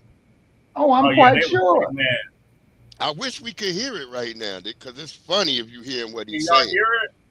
No, No, we can't sir. hear it. We see it though, but we can't hear it. Oh my God, I'm gonna die of laughter. Yeah, Goddess Navi. And the cold part about this stuff is Can y'all hear it? negative. Negative. Okay, Yeah, let we me can't start hear it it. over. Yes. It said something about the browser acting dumb. I'm gonna have to go out and come back in. Yeah, see? Yeah, you see how they censoring us, people? You see how they do us? Hello? And we're just supposed to be Stevie Wonder and don't see it. Mike, Let me know if y'all can hear it now. Shit. Now I might gotta go out and come back in. Why did I come to this mega church? Oh, Can you by hear the it? way, no, Hold sir. on, Bobby. Can you hear it? No? All right, I gotta go out and come back in there. All right, okay. And while you do that, Brother Chase, now, you remember the hurricane down there a few years ago, Breeze, where they went to Joel Osteen asking him to open up the church and he locked that motherfucker? Remember that? When they, okay, do you remember that there, Goddess Navi? Okay. Well, anyway, okay, I guess we're having some technical issues right here. But anyway, Joel Osteen, when they had the hurricane down there, Hurricane Katrina, okay, Joel Osteen locked the church. Not Don't Katrina, forget. Shabaka. It was Hurricane Rita. Okay, Rita, okay. So he had locked the church, okay, and he didn't want nobody coming in to the church. And keep in mind that Joel Osteen looks like the Joker off the old Batman series. That's the one where UGK lost their catalog. They Yeah. lost their whole catalog. Damn. Yeah. Pimp C's Yeah. wife said they had lost the whole catalog. To Damn. the UGK Underground King. Wow. Okay, I'm gonna try it again. Let's see That if was it- in 17 in Houston. Yeah, that's it, in 2017, yeah. Do you want a revolution? I'm gonna have Yeah. Wanda stand up here. Wanda, please. Wanda, hear it now? Yes, sir. Wanda told us earlier this month that she could not have a baby anymore. So I impregnated her with the word of God. I'm going to impregnate everyone with the word of God. You gonna get pregnant with the word of God. You gonna get pregnant with the word of God. You gonna get pregnant with the word of God. Impregnate. What you doing, the worm? I had somebody in the Okay, congregation don't make it ask say why I'm you wearing in the Christian back, Dior Brother and Church. Christian Louboutins. Because I'm a Christian and I walk in the blood of Jesus. Give him some praise. I'm a Christian first. Oh, let me bring you back in. And I walk in the blood of Jesus. Welcome back. Give him some praise. Give him some praise. So we are raising funds for Project Zimbabwe. Yes, we are trying to get our congregation over in Africa. Yeah, we can hear you, Breeze. Amen. We wanted to raise $4 million for that. Amen.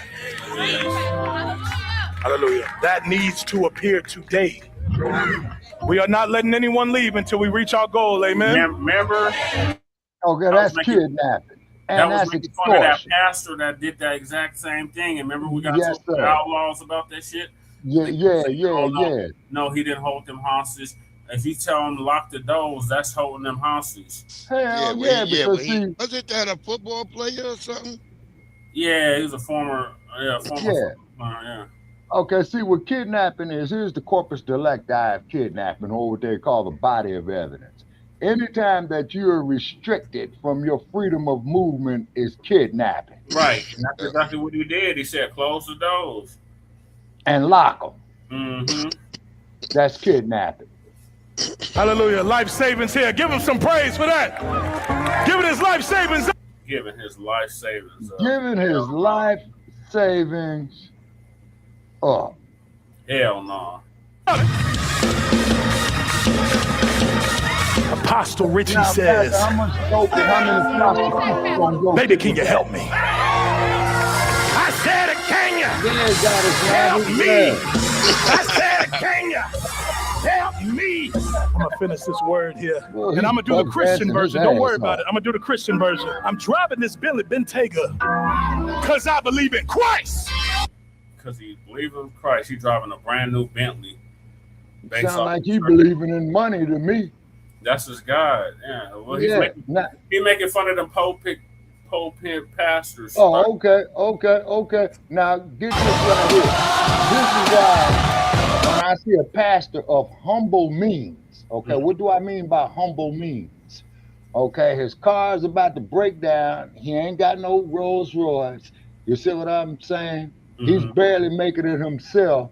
So he is trying to do something for the community. Now that there, yeah. See, a pastor of humble means is not going to do that, Goddess Navi. You see what I'm saying? The pastor of humble means truly believes in the Almighty. You see what I'm saying? Now, you know, you got to use your judgment on this. You see? But anytime you go to a church service, man, and they got the donation bucket or the tithe bucket going around 3 and 4 times, man, it's time to get the fuck up out of there. Why? Because you are in a synagogue of Satan. Come on, dig deep, brothers and sisters. Dig deep. Yeah. That's new private jet so we can spread the gospel all over the world. Yeah, bro. And get this here, man. Every day I go down Las Vegas Boulevard, man, you ought to see all these Lear jets landing out there at Isn't that what Dollar said? He needed the money so he could get a private jet so he could spread the gospel around the world. On a private jet. Creflo Dollar, just his name tells you that he is full of crap. Creflo Dollar. Worshiping money. Say he is not a pastor of humble means, like TDJ. Right. He's making fun of all of them, Shabaka. So let me finish this up so we can move to the next topic. Okay. Can you leap on your legs like a survivor? Can you leap on your legs till the money fall out your pockets?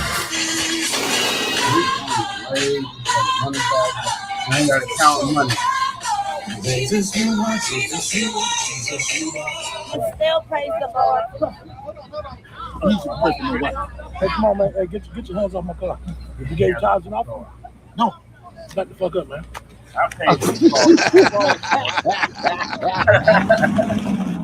Driving a double R at that. Yeah. My. That shit was funny as hell. He's like, did you give Now, I know everybody saw that. It went to Uncle Phil. Yeah. Got a laugh. Yeah, jump right to him. I gave you the other clip, too. It should be a second piece. Yeah, I got it. I just got to share it. Lord. Is it the same one or is it different? I think it might be a different one because he had it was from Drewski's page. He had chopped it into 2 shorts, so it might have extra. We can look at it. It might have different parts to it because the skit is actually long as hell. Hell, that's what I'd like to start doing, y'all. If we can put some money together, man, particularly that one called Run, Nigga, Run. Give them some praise. I had somebody in the congregation ask why I'm wearing Christian Dior and Christian Louboutins.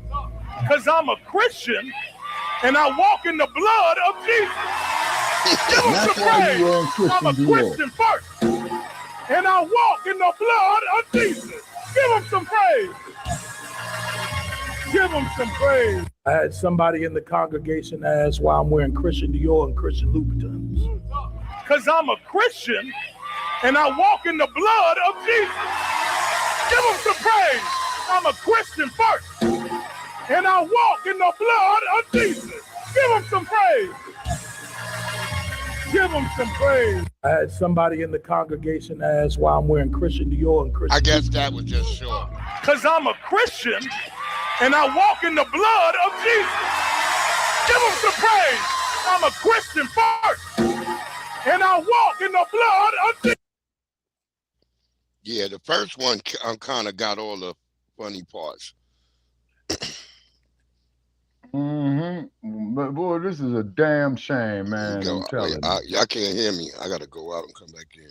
No, I hear you loud and clear, Breeze, I Breeze. was muted. We can hear you, Breeze. Okay, so maybe Breeze, you know, is You might have to go back in. yeah, I think Breeze is going in and out. Yeah. Exactly. Goddess Navi. You see what I'm saying? Multiple collect times. I'm out.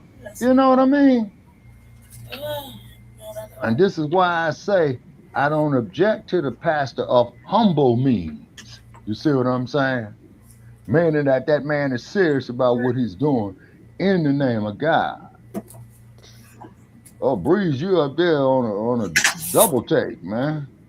Oh yeah, I don't know. I thought I was out. So the other one you could drop that ain't talking. Oh, okay. Okay, there you go. Yeah, okay. And this is what I'm talking about these damn pulpit pimps. You see what I'm saying? You know?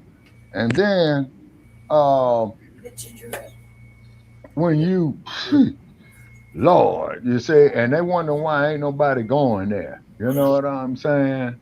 Right. And then not to mention these pastors who's going up here seeing other men's wives and all that type of stuff. Oh, did y'all see that Jasmine Crockett loss? Yeah. We reported that there earlier. I watched it as she crashed and burned. We knew that was going to happen. Well, Jasmine Crockett shit, you will not be a U.S. Senator from the great state of Texas. Down in the government book. Lady Che didn't see it. Yeah, because she thought she was going to get that illegal alien vote, but see, they don't block them niggas out. Yep. So what you going to do now, Jazz? Probably start her a podcast. Yeah, she going to be podcasting. She live right now. She going to be podcasting and rapping because that's what she's been doing in her videos, rapping and shit. Yeah, that product's live right now. Yeah, I saw it crash and burn as the numbers was coming in on Cartoon News Network. You know what I'm saying? Yeah, you know? Jesse, I can't hear you now. Wait, hold on. I think Jesse said he's going in and out, coming back in. Okay. Can you hear me now? Now we hear you. We hear you and Lady Che. Yeah, Lady Che has arisen. See, I don't hear either one of them. Let me go out and come back in. Okay. Right, yeah, that they're messing with our algorithms again. Yeah, Jasmine Crockett's shit is speaking right now. Well, she ain't saying nothing worth listening to. I found one.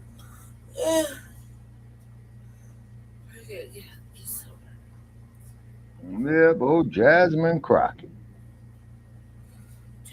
So the dumpster got another senator on his side because they was running for Ted Cruz's spot, right? The older lady that's using there. Oh, okay. So they wasn't running for old Ted Cruz, the one that popped the beer on CNN and told everybody to kiss his ass. Boy, that shit was funny as hell. The one with the black hair. She's kind of big. I'm having a whole side conversation with Lady Che. Let me pull this video up now. Okay, let me bring Breeze back in. All right, Breeze, can you hear me now? She went out again. Are you on the headset or? Yeah, I'm on the headset. No, I'm asking Breeze. Oh. Yeah, well, hold on. This is Jasmine Crockett's shit's secession speech. Yeah, I want to hear this bullshit. Well, Lady See, Che what, missed this. what lies did she get straight? All right, let me bring Breeze back in. Okay. All right, Breeze, can you hear me now? Yeah, I can hear you now. Okay, great. All right. Now I just want to hear what the laws was. Now we want to listen in right now to her campaign. County should have the second largest voter participation of any county in this state. We don't have any of the results because there was a lot of confusion today. And so, you know, our Democratic Party chair, Cardall Coleman, he beat me to the punch, as myself and Colin all read. We're about to file a lawsuit to keep the voting polls open. They blocked that. We were able to keep the polls open, but I can tell you now that shit. people have been disenfranchised. The reason Hey, that I'm we one knew of that the there were problems is motherfuckers who because lit. we were receiving the phone calls and the emails. The polls were supposed to stay open until 9, according to a court order. The Supreme Court, just a few minutes ago, just said shut it down. The Supreme Court also said that they are to separate any votes out that came in after 7 p.m. So here's the deal. I have no idea how it is that clerks are going to know who was in line by what time, because the rule is that if you're in line by 7, then you get to vote. And so once there was a court order saying you had until 9, I'm sure that there were people that joined the line after 7. They now are telling them that you have to separate the votes out. What this means is that we will not know what votes are to be tallied from Election Day out of Dallas County. For sure, we won't know that tonight. So knowing that Dallas County is a big dump of votes, we, in my opinion, will not know the election results overall tonight. We need to see the Dallas County votes to see where they are. I mean, if the early vote comes in, which we may have the early vote soon, if it comes in and I'm losing Dallas County, then we know kind of where this thing is going. So, so that's my news. Is that we're not going to have election results tonight, in my opinion, based upon what specifically is taking place in Dallas County. Yes, you lost.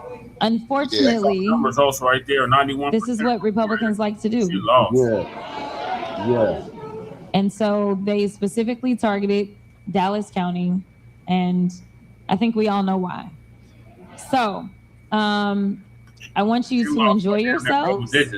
But I won't be back tonight because I have no idea of when we're going to get results, and I fully anticipate it won't be until tomorrow. So I love y'all too. She's going up there in that hotel. Thank you so very much for being here. Yeah, whatever, Jasmine Crockett. Shit, you lost. You lost. Yeah. Cases in the world ain't changed that. You lost too, so stop saying like that. Not like that. Worse than that. Just stop saying that. No, I didn't have no We're problem. long.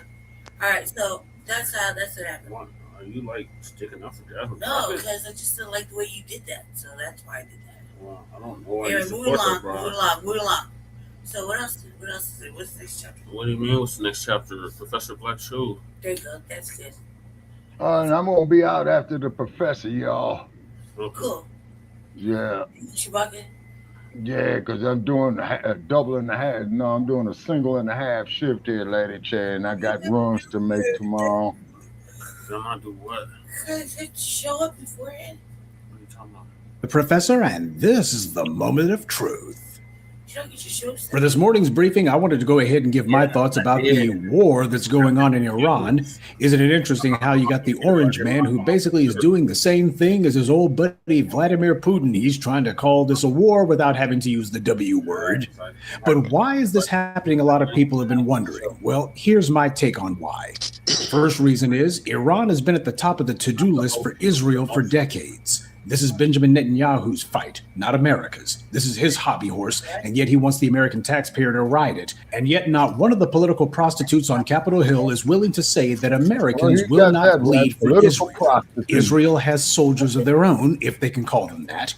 They certainly have weapons because the American taxpayer has been forced to pay for it, and they have nukes, also courtesy of the U.S. taxpayer. They don't need any U.S. support for anything, yet they keep demanding it nonetheless.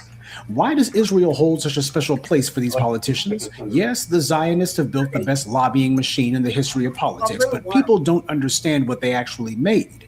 It was a self-perpetuating money laundering operation. Washington sends money out in the form of so-called foreign aid for Israel, and the Zionist zealots send some of that money back to D.C. in the form of campaign donations for their political puppets and, of course, patronage jobs and giving them a bunch of perks, too. That's the real reason. A lot of people have a circular money funnel going on, a perfect circle of corruption. Israel is a place where the Zionist capos can go that won't extradite them, just in case their Gentile pals decide to do, well, what the Gentiles did in Britain, Spain, Russia, Germany. No honor among sleaze. And I, for one, consider it to be doubly ironic that the Iranians are the main ones who the Israelis got this bug up their butts about taking down, because after all, as we should know, Iran is where you get the word Aryan from. That's who those people are. They consider themselves basically to be more or less Caucasian expatriates out in Western Asia. But this is what's going on there for the first reason. Israel's got these guys pegged down as far as they're concerned. This is the time to take them out. Second reason this is happening, people are wondering, could this war spiral out of control? Well, actually, that's part of the political calculus that these people have engaged in, and they don't believe that it will. Here's why. It depends on what you think of as a war being under control. If by that you mean that Russia and China will not get involved or some other nuclear power, then yeah, the situation is under control, as ugly as it is.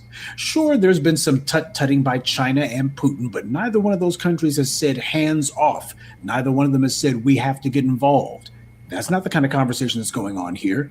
You would have been more concerned about, say, Syria, where U.S. and Russian forces actually did get into armed contact with each other. In Syria, U.S. Special Forces fought a huge battle with Russian state mercenaries from the Wagner Group in what's now called the Battle of Kashan.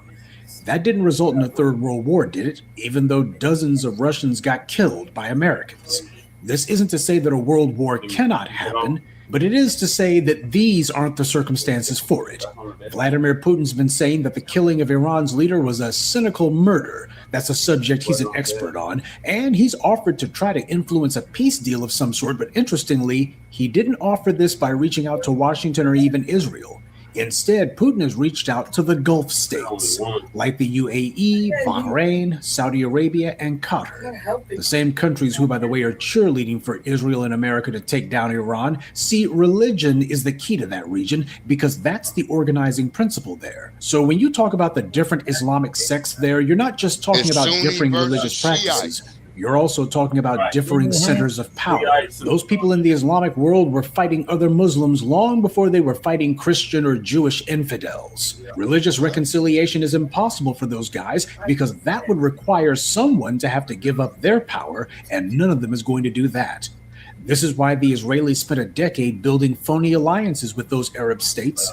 They knew that these guys were just as eager to put a dagger in one another's backs as they were to drive out the infidels. Vicious infighting. This has always been a feature of Islam in the Arab world, and it creates dissent and factionalism right along with it.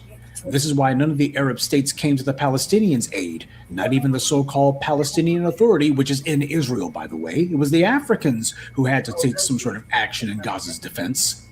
But Putin also sees other certain advantages in the U.S. going to war with Iran. For starters, the U.S. stockpiles of weapons are low because so much of it has already gone to Ukraine and Israel. So by the U.S. focusing on Iran, this will reduce the pressure on Putin's forces in Ukraine, something he's been needing for several months. Also, it doesn't hurt Russia that Iran is a major oil producer. Estimates are that as much as 90% of Iranian oil is exported to China.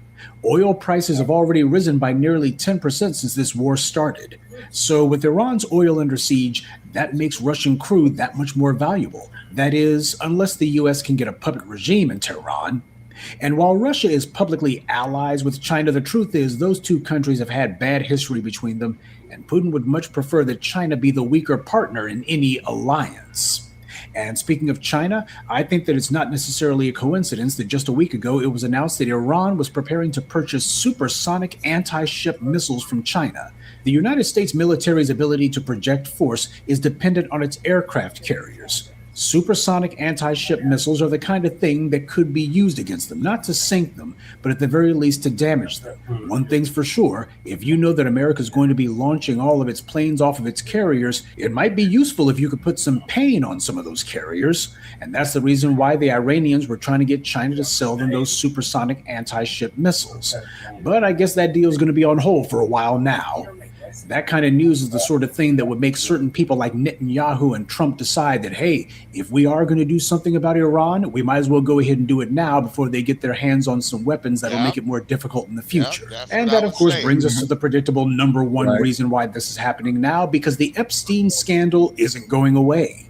Epstein was not just a white supremacist, but he was also a diehard Zionist. Most of his financial pals were also Zionists too. There's as many perverts in Israel who stand to lose big if Epstein's associates wind up being prosecuted. When Prince Andrew got charged, that lit a fuse under a lot of them. It reminded them that even though most of them may not go to prison, there's a chance that some of them could. They just don't know who. A lot of people desperately need to change the headlines. And that includes a lot of people who you would have thought adversaries to Trump, including a lot of those people in Israel. It's all political theater, like pro wrestling. None of it's real. These people are best friends with the same so-called political opponents that they tell you that you and me need to go to the polls to keep out of power. They're part of the same secret societies, and in many cases, they're even married to people who are politically and ideologically opposed to them. But they want you to think that every election is an existential crisis for you. The only actual principle that these people have is to maintain the racial status quo, which begins and ends with making sure black people remain subjugated forever. They all agree on that. They're all dedicated to it, and you can tell they are because that's the one thing that they don't budge on, and that they are 100% consistent about. Everything else, they change positions on near daily, from immigration to gay marriage to war. But when it comes to foundational black Americans, that doesn't change at all. Now, some of the MAGA crowd are upset that their orange savior has broken what they felt was his third most important promise behind immigration and releasing the Epstein files, that he was not going to get America into any more foreign misadventures. Well, I, for one, knew that he was lying about that just by looking at who his campaign donors were. He's got more Israelis around him than Benjamin Netanyahu. Remember, prior to winning the 2024 election, Donald Trump was neck deep in being prosecuted. He had to win the 2024 election. He didn't have a choice. And to get the massive amounts of money necessary to win, he was willing to promise his donors anything they wanted, no matter how crazy. Up until now, it was unthinkable that any U.S. president would actually be dumb enough to try to knock off Iran. W made some gruntings in that direction during his second term, but he wasn't actually going to do it, especially not after the quagmire in Iraq. But W had the luxury of deciding whether or not it was politically expedient to go into Iran. He didn't have to do it. Trump, on the other hand, his back is to the wall. It's a him or them proposition. And for the Israeli lobby, a chance to have a president this desperate isn't going to come again. So the lunatics on the Zionist fringe felt that this was the one and only chance they would ever get to have a president who couldn't afford to say no. The Epstein files aren't going to go away altogether, but people like Benjamin Netanyahu are betting that if he can just wait it out, same as he has with the indictment for war crimes that was handed down against him, their calculus is that they don't necessarily need for the headlines to evaporate altogether. They just need the urgency to die down. to wait it out. Bill Clinton did the same thing during the Monica Lewinsky scandal, throwing missiles at Sudan in the middle of the desert for no reason, and then telling the entire country, well, I had to do it. Yeah, I had to change the headlines. War typically rallies the country behind whomever the commander-in-chief is, but in this case, it may have diminishing returns for Trump, precisely because he hadn't taken out the time to make the case for why he couldn't wait. His talk about Iran trying to make missiles to hit the U.S., it reminds a lot of people of W's phony claims about Iraq's WMDs. We cannot wait for the final proof, the smoking gun that could come in the form of a mushroom cloud. I mean, for any of you youngins out there, as a Gen Xer, let me tell you something. They've been talking about Iran's going to be nuclear bombing America since I was a child. That is the primary lie that the Israel lobby's been pushing since forever, that the Iranians are 6 months away from having a nuke. They've been 6 months away from having a nuke for the last 40 years now. It's just rinse and repeat of the same lies we've heard before. So-and-so tin-horn despot out in the desert would love to nuke the U.S., and they're just minutes away from being able to do it, so we have to get them before they get us. Meanwhile, the white leaders who actually do have the nuclear weapons and who actually do bomb people around the world discriminately, they don't go dropping bombs on white Europeans, these guys are the real threat to the world. They're not trying to get their hands on the world's deadliest weapons, they already have them, and they're already using them. So who's going to topple these real despotic regimes? I, for one, am sure that a lot of people would agree that the next rogue state that needs to be toppled is the one in Tel Aviv. Now, Trump's forecast for war is that they could last 4 or 5 weeks, or even 4 or 5 months. Apparently, he doesn't know. I guess it's however long it takes for the headlines to change from the Epstein files. And Trump and company would much rather be debating should he or should he not topple the government in Iran, as opposed to what did the president know about Epstein and when did he know it. Smells to me like he's trying to slither his way up to saying that this war needs to go on, at least until the midterm elections. And that's my read on how things got to this point. But just keep in mind exactly how this happened and the fact that you got all of those little Arab states over there who suddenly are real quiet about this. That's important for black folks to understand because there's a lot of silly Negroes who think to themselves they've actually got friends over there in the Islamic world. Keep in mind, the Arabs were carrying out the East African slave trade long before the Europeans got into that dirty business. We can ask people like Caroline Wanga, formerly of Essence, about that one. Her family would know. But the fact that you got so many of those Arab states who are actually complicit in what's going on, they certainly have not been objecting to it. These events cast a new light on that old alleged Arab saying about me against my brother and my brother and I against a stranger. Well, from what I've seen, at least the first part is true. Good day, and be one. I'd like to take a moment to mention some of our contributors. Mouse, John Harvin, Fidel Phillips, Juan Boykin, and Glenda Tice. Salute to them and thank you to everyone for listening, liking, and sharing this message. Black empowerment only exists because of you. Hold on, y'all. I gotta stop the video. But what are your thoughts on what the professor just laid out? He was right. Donald Trump says the we are going to war, right? Yep. That's what proud. Yeah. I knew we were going to go into going to war. Of course, he's a goddamn liar. Mm-hmm. So, of course, midterms, that's almost predictable. So, it's not a good look for him either. No. So now we're going to switch gears to the failing birth rate. So as y'all know, Nabiscos is at minus birth rate worldwide and also here in the United States. So Lisa going to give us an update on that.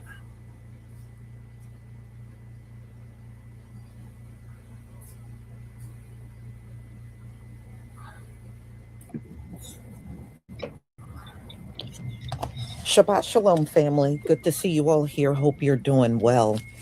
Well, the stories of the birth rate is coming out again, and we know the birth rate is down, and it's even down in our group. But you know what? I think it is intended for us to not have so many babies in these final days. Okay, let me get you back up here. And we know where welcome back, Brace. the Gentiles stand. The Gentile, this is... Did you have something to say about the Iraq-Israel U.S. yeah. conflict in Iran. Yeah, I was gonna just segue off of Professor what he was saying about, you know, this is what they this, like he said, they've been planning this because they know that they got to try to get this shit done now. And like I said, if for some reason somehow they weather this storm and they whoop them in 4 weeks, this is gonna be a come up for Trump again. He gonna win again. Mm-hmm. So that part, you know. But we'll see. We shall see. Yeah, we shall see. All right, so we're gonna get on these birth rates now. Nabisco's at minus birth rate worldwide, and also here in the States. Yeah. Retribution. It really truly is on them. But here's the phenomenal thing, y'all. There are a lot of people that are saying they don't think the low birth rate is such a bad problem. They're fine with it being low. And it's not just people that look like us. These even people in the groups where they are lacking real badly and need to get their numbers up. We know they're never going to get their numbers up. You know, that ship has sailed for the Gentiles. That is just wishful thinking. Y'all are not going to turn this thing around. Many of your women are not cooperating. They want careers over families. And y'all really pretty much did this to yourself. When you took us on as slaves and mistreated us for centuries, you pretty much put that curse on yourself. And that curse ain't going nowhere. Because one thing we know as a group, once the Most High rain a curse down on your head, it ain't going nowhere. Okay, we know that firsthand. It's not going away. You know, we're going to have our biggest amount of children in the kingdom. As far as this Gentile world, it don't have nothing good to offer our kids anyway. So, ladies and gentlemen, let's get into this story. Well, I think we shall have this.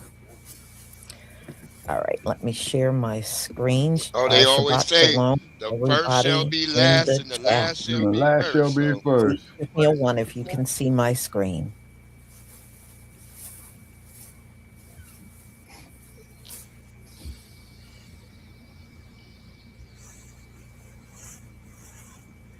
Thank you. What happened? No, I'm just looking at her hair. The chick she got up on the screen. Okay, I just had to come on here really quick because I wanted to express something that you may or may not agree with. Don't really care, but I just want to talk about it. So in America, they're talking about how low the birth rates are and blah, blah, blah, blah, blah, about the birth rates. People aren't having babies. People aren't having babies. But then you have people who want babies intentionally, but are having infertility issues and can't afford how much it costs for us to have babies. I say us because I'm currently trying to have a baby. Currently-ish. How about y'all pay for all the IVF and the IUI? I'm just saying. Look, let's make Trump infertility just lowered the treatment prices free. on that just the other day. That's one way to get people to have more babies because we want them. We're not talking about people who accidentally was like, oh, I ain't trying to have no surprise babies. We want the people who want to have babies. Why don't y'all just go ahead and pay for our fertility stuff? The government, that is. That's who I'm talking to. Look, Trump just lowered that. Women are not having children. Lowered that. And now they're obviously doing what they always do, put the blame on the women. The New York Times has an article out today, which is titled Lower Birth Rates. And who are they blaming in the article? Women, obviously, and not the society and the environment and the government and everything else that factors into why women are choosing to wait to have children. Wait, let me say something. Not when they stigmatize the women who are having children. Let me say something real quick. Out of wedlock, teenagers campaign for teenagers to stop having children. Pause it. Hold on. And all these things, especially for Black women. All right, go ahead, Bruce. Yeah, let me just say something, because she just answered her own damn question when she talking about the society. And as I've always said, as the women goes, so does society. So women became bad and toxic, and now they're complaining about the society that they lived in and the YNs that they raised with this single motherhood and shit. Now they're complaining about, and she's talking about, yeah, they're blaming the women. Yeah, because it is. As women go, so does society. So if you have a lot of not fit mothers and not sensible women, you're going to have this situation. That's why it's not good for black women to follow white feminism. And white feminism is the root of all this evil right here. That part. You got everybody wanting to be LGBTQ. You've been raising your children as LGBTQ. You've been teaching your daughters to hate men. And you're teaching your sons to not like women. So you got all these moist niggas out here fighting and beating on women while they claiming that they moist, but they still doing what they claim that allegedly men, what they call it again, patriarchal society, but y'all women are getting whipped on by these moist niggas. How many videos we gotta look at and see on TikTok or X or Instagram of these moist niggas whooping on women and shit? While y'all calling them your best friend. So as women go, so does society. So you can't sit here and not accept the blame, ladies, if y'all don't want to procreate and y'all raising niggas, y'all want to be single mamas, and y'all raising all these fucked up niggas. It's on y'all. Yep, you're right, Braid. You never see these broads. My wife, if my wife didn't pass away, I would still be with my wife. Right. You know what I mean? I raised my daughters to be, not submissive to men, but don't be acting crazy with no man. That's what I tell my daughters all the time. You're going to get you a man, make sure he cares about your feelings and all that, and you as well care about his feelings and aspirations. And like I say, Breeze, the goddess Navi got a little upset with me about, say, man, it takes 6 guys to carry a man to his grave, and it only takes one woman to put him there. It was Pinky that got upset with you. Oh, Pinky. It was Pinky. Okay, yeah. Pinky gonna get mad at that type of stuff. She got some. No, I'm just stating facts. Like but I tell these niggas, man. But hold on, bro. Like I tell these niggas, if y'all gonna go over here and fight, for some woman, man, come to Las Vegas, get your boxing license, man, and go fight for some fucking money. There you go. All right, let me get back to the clip. Go ahead. And all of a sudden, that's a problem because this is 25% since 2007 in birth rates per year. Well, maybe you should consider the root of the cause instead of always constantly switching and blaming women. Their word, it takes a village to raise a woman, is not just limited to the family and the friends alone. A village? It is about I never heard society. Yeah, it takes a village to raise a child. The system, which includes the government and policies. If the support, not a woman. Maslow's law, hierarchy law, basic needs are not being met, how can women want to choose struggle? Why would women want to choose struggle over getting to a place where they're comfortable enough? Because having a child is not an easy decision. It's not something you take lightly. Children are going to be human beings that are going to exist in the world, because now you cannot have your worker bees in the future. Now it's the woman's fault. Not what can we do? Not let's look at the system and how it has failed women. That's how the article should have been. What has the system done to fail women? And why are women choosing to have kids in their late 30s into 40s? Why 40-year-olds are more likely to have children than teenagers? Even that comparison is so stupid. That article just blew my mind. It's so stupid. Women are choosing stability. Women are choosing to want to bring children because you put the responsibility on women. So if a woman chooses to bring a child in when you're in a stable position in life, but that stability is hard to gain, That is not the woman's fault. That is the society, the government, and everyone else's fault for not helping. Okay.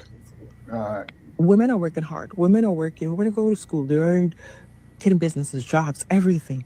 But we're constantly creating things. There's no postpartum care for a woman after they have a child. The bill they send to a woman for having a child, for giving birth, is so astronomical. It puts women in debt. You fight against pre-K, 3K. You fight against free daycare. Anything that would be foundational and supportive in a woman's caretaking in order to support the child's well-being, it's a problem that you don't think needs to be addressed. But you want women to take on their responsibility of having children and caring for them and neglecting themselves in the process. See, so she that got you can it have all worker wrong. bees in the She's future. got it all wrong. Her logic is skewed. In your time, so do better. You hear a lot about the declining birth rate and how people are having less kids, but that's not necessarily a bad thing. You have to look at why. If people are having less kids because they don't need 9 kids to work on a farm to produce more crops, then that could mean, and probably is, a good thing.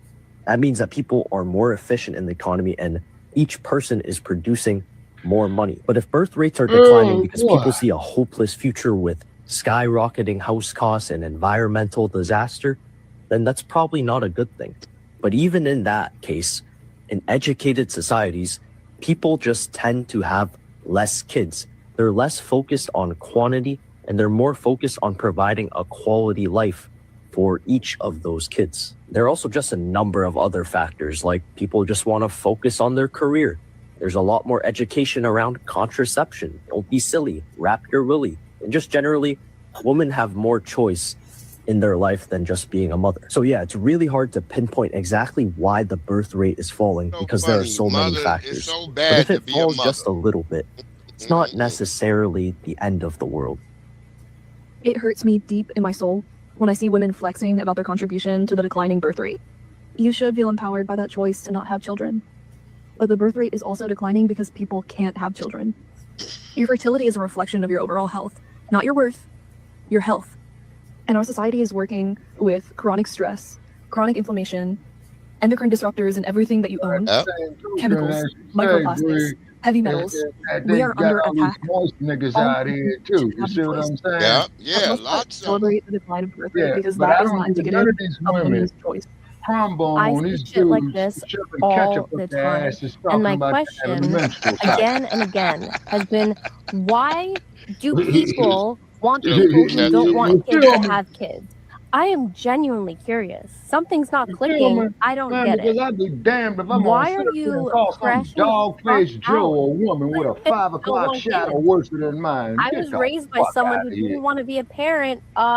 Guess what? Not fucking fun. And that same person, my father, his mother had 7 kids. Guess where she died? In a state fucking funded nursing home. No one took care of her. So the mentality of like it's selfish to not want kids. Don't you think it's a bit selfish to only want kids so you have someone to take care of you when you're older? Now, I don't really give a shit why.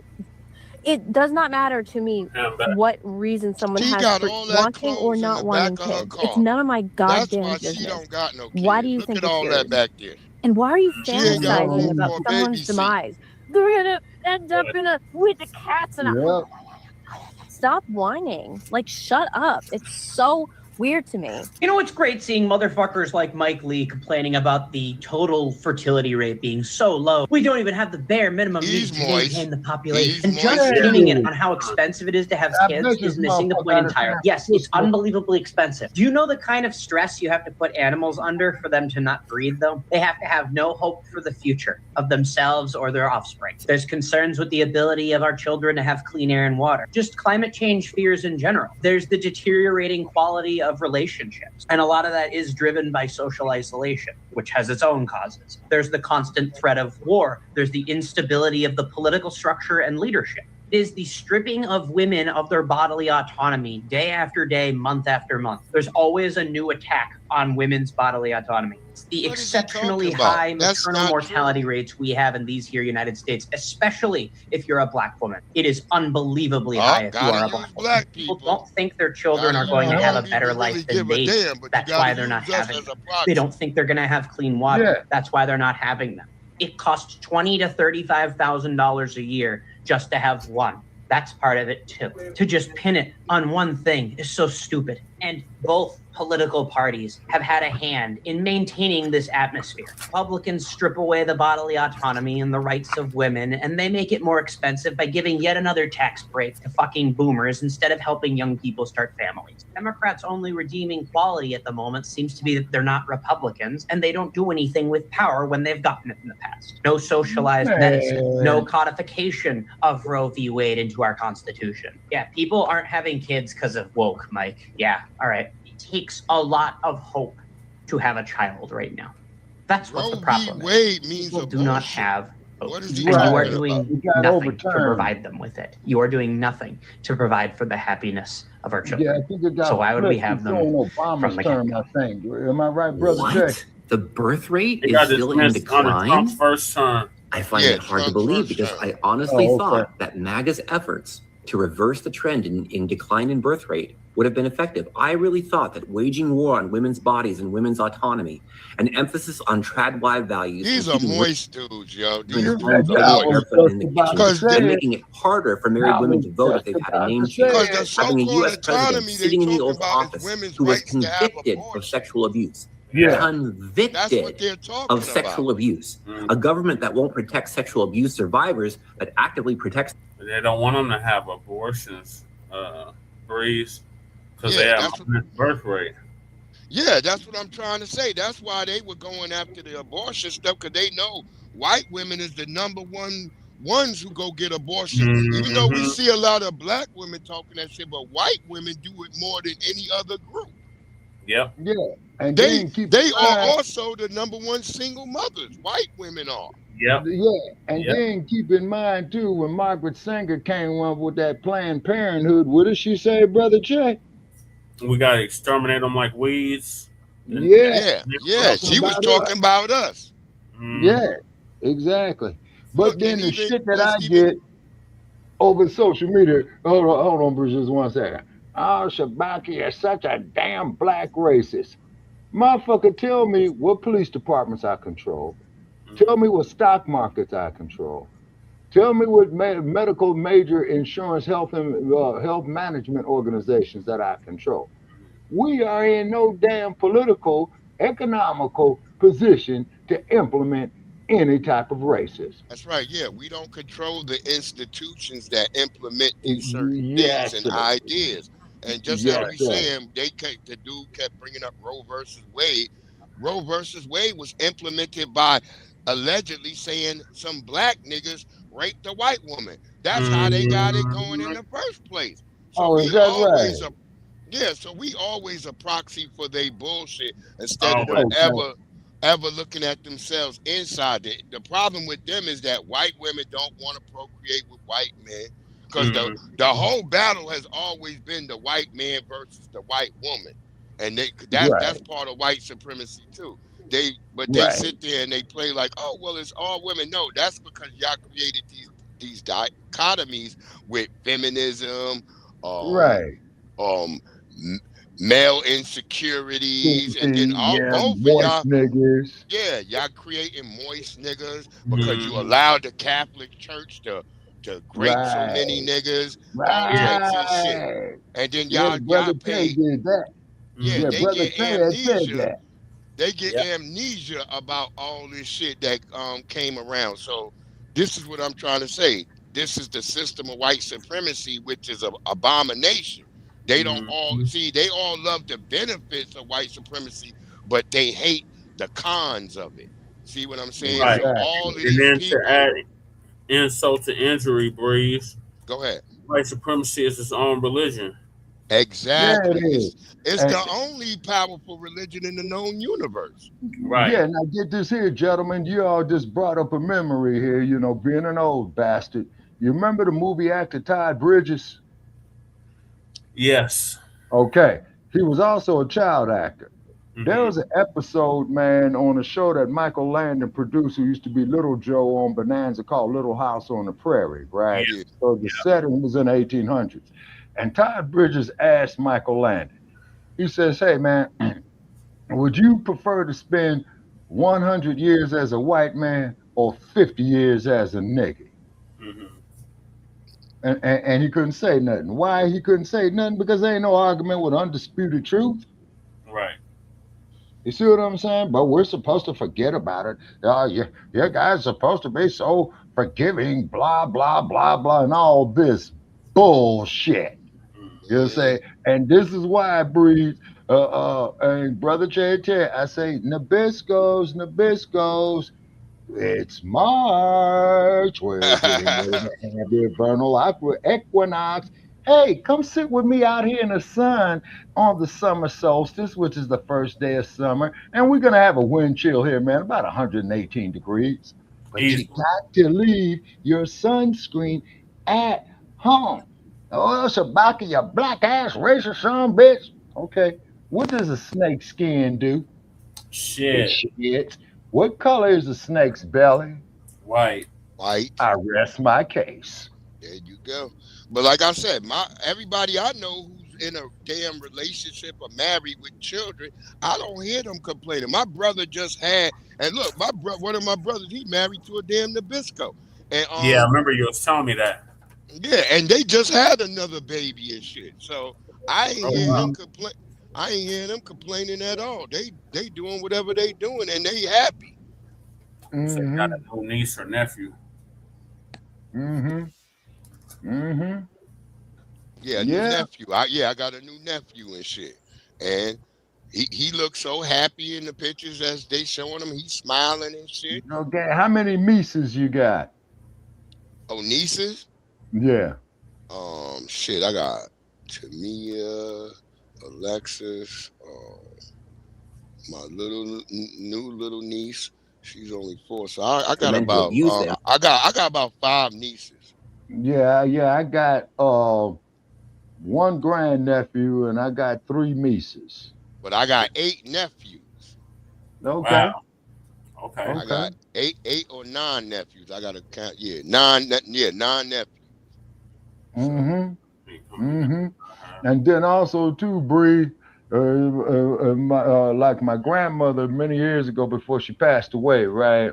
She had handwritten the family history when my family moved up out of Alabama up to the Chi. You see what I'm saying? And she had documented that her grandparents were born into slavery. Okay. Now get this. Then I got a great uncle, right? Okay, her uncle. This cat, man, had a wife and kids in Chicago, right? 5 of them, and had a wife and 10 kids in New York because he was working on railroads. Because the Chi is the railroad capital of the world. You know what I'm saying? And I'm saying, oh, okay. I said, I ain't mad at great Uncle Will for getting around. You know what I'm saying? You know. And then see, that's the one that you said had another family across town. Yeah, no, I'm talking about across the nation, Brother Che, from Chicago to Boston. You know what I'm saying? Yeah, he was busy. Yeah. And keep in mind is that in that cold weather, you know about this here breeze being off in the cold, and you too, Brother Che. Well, everybody needs to keep warm when they're in the bed, sleep at night. Braid, guess who just had their 13th child? Who? NBA YoungBoy. Oh yeah, that nigga is producing like a motherfucker. Okay. Well, hope he's got his loot together. Yeah, I hope he got his loot together. And then you also too, did you all hear about the one of the pro sports players? I don't know if it was basketball or football, right? And what it was, man, is that they was getting ready to renew his contract, right? But he was going through a divorce, right? Now, I don't know if he had kids or not. So what the owner of the team did, got wind of him having a divorce, and then he says, well, man, I need to sign this contract, blase this, blase that. He says, well, man, do you have the final decree of your divorce? He said, yeah. He says, okay, see me in 2 days, man, to get your money to you. Now he ain't got to pay her nothing. That's how you do it. All right, let me get back to this clip.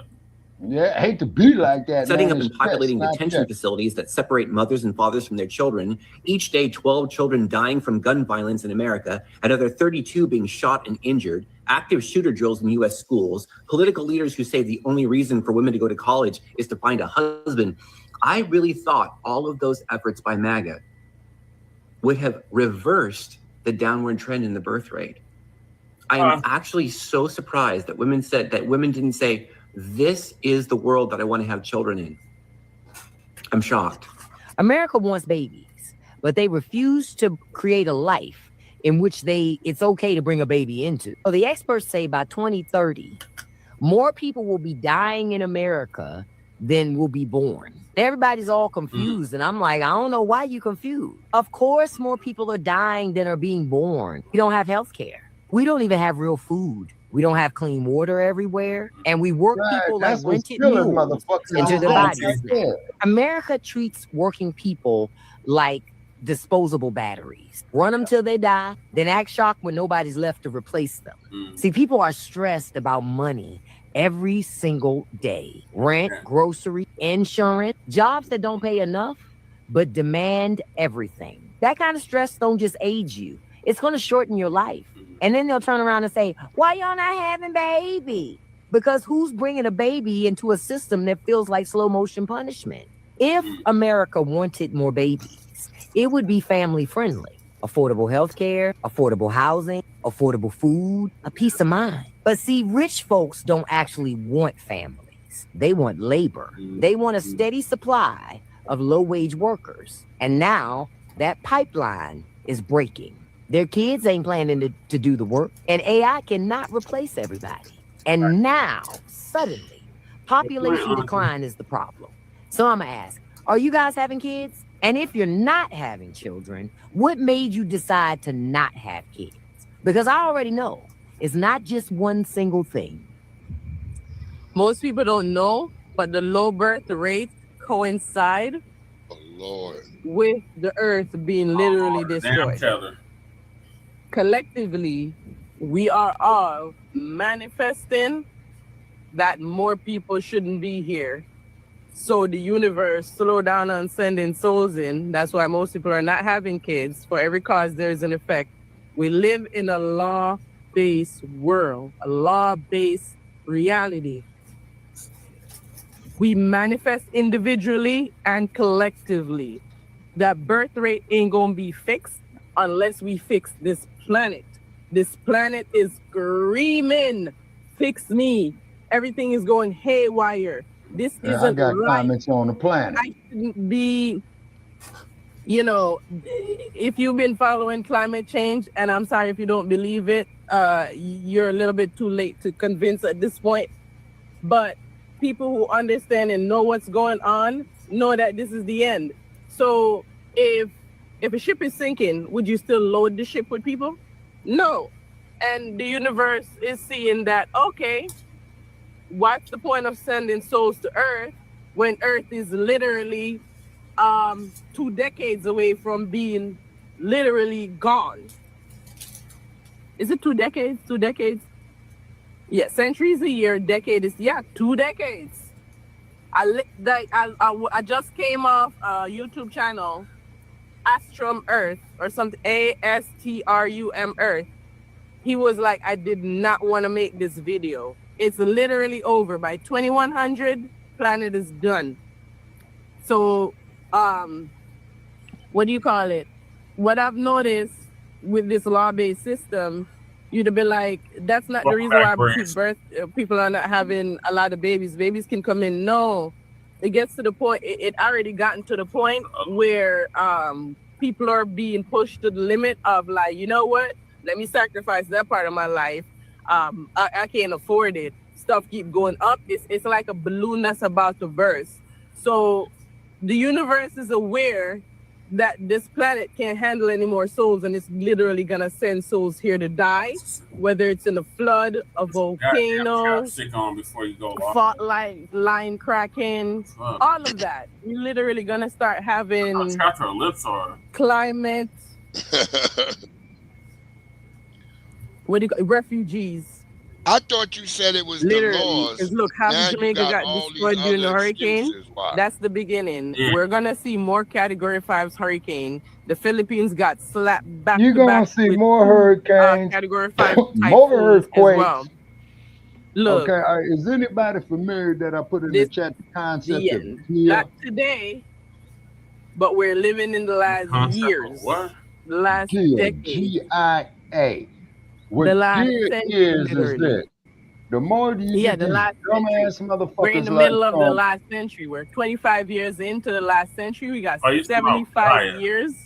Yeah, it's either gear, but anyway, you have to understand that the Earth is a living being.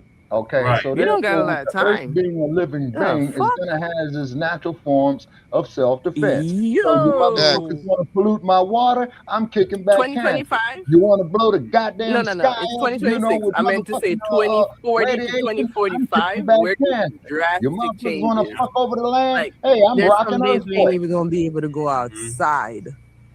Yeah, That's just an opinion, though. That's just an opinion. The Earth is a sentient being. Yeah. It's a living Yeah, I being. don't know where this chick get her info from, but it sounds really maybe she need to rethink what she believes. Yeah, So right. anyway, y'all, Thank as you, you can Lisa, see, 'cause I was there's a about to lot say of her logic people is that don't see anything wrong with the fact that the birth rate is low. Yes, the Most High said for us to be fruitful and multiply. He was talking to us. He was not talking to Gentiles. And number two, as long as these Gentiles are running things ain't even going to be right for your babies. They poison all the food. The water and drinks we have are tainted and got all kinds of crap in it. You know, it's really not, America's not a family environment. They let the capitalism overrun everything. This is why people aren't. That's why when I listen to people on videos talking about relationships and this and that, this environment is really not for that. This environment is set up for rich people to make money and exploit the people that are not rich. That's all this whole country is. It's all about exploiting and enslaving somebody. That's why they got slavery still in the prison system. That's all it's about. You go to some job and some rich people at the top that owns the corporation is raking in all the money, and you're getting a salary that you can barely get by on. That's what this society is set up for. That's what I was talking about, the preferred stock for versus families, common stock. it never promoted the family. America promoted careers and making money. That was the top agenda for America. And now that the women are focused on those things, now they're upset that they're not producing enough babies. Well, which one do you want? If America was about families, they would have been promoting families the whole time.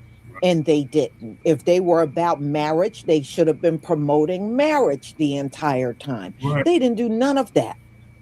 When I used to go in the work environment, these women, all they talked about was their career and making more money and the glass ceiling, because they were trying to, climb the ladder in their career. That's all they spoke about. Yeah. Oh, that's it. And at one point they were even frowning upon women that were stay-at-home moms. Stay-at-home mom, they need to get out the house and work. I used to hear these, and you know who was making those comments? White women. The main ones, they want to lay down and have babies now. They were the biggest ones making these statements on jobs I had. They were the biggest ones. Oh, you need a career. Oh, you need an education and get a career. That's how those women were talking on jobs that I was on. Now, I don't know how they were talking on jobs you were on, but that's how they were talking on jobs I was on. They were not concerned about no family. And yes, many of them had husbands women. I and told children. y'all this. But if you listen to the way they talked about money and their career and, and climbing the ladder and getting bigger positions, you would think a husband and kids weren't even there. And I'm not exaggerating. Remember, white people had a song that they used to play in the 50s where they would say, anything you can do, I can do better. They promote LGBTQ. I can do anything better than you. They promote, like I said, careers, and they don't promote family. This society don't. That's why I'm not shocked that marriage is down among all the groups, because it was never promoted. Shirley Chisholm. Yeah. Children are down among all groups. That was Shirley never Chisholm promoted. was a tether. Yeah, that's what I'm saying. Yeah. And what did they used to say to us? Oh, y'all having all them babies. That feminism. And they're telling us we're having all them babies, while at the same time telling us we're 13% of the population. Well, it can't be both. We can't be having a bunch of babies and then stuck at 13%. Come on. Exactly. Lisa, it never made no sense. So that's the lie. And if it was your intention on keeping the family together, then you should have done that. This country had ample time to promote family. And they still, even today, they still don't do it.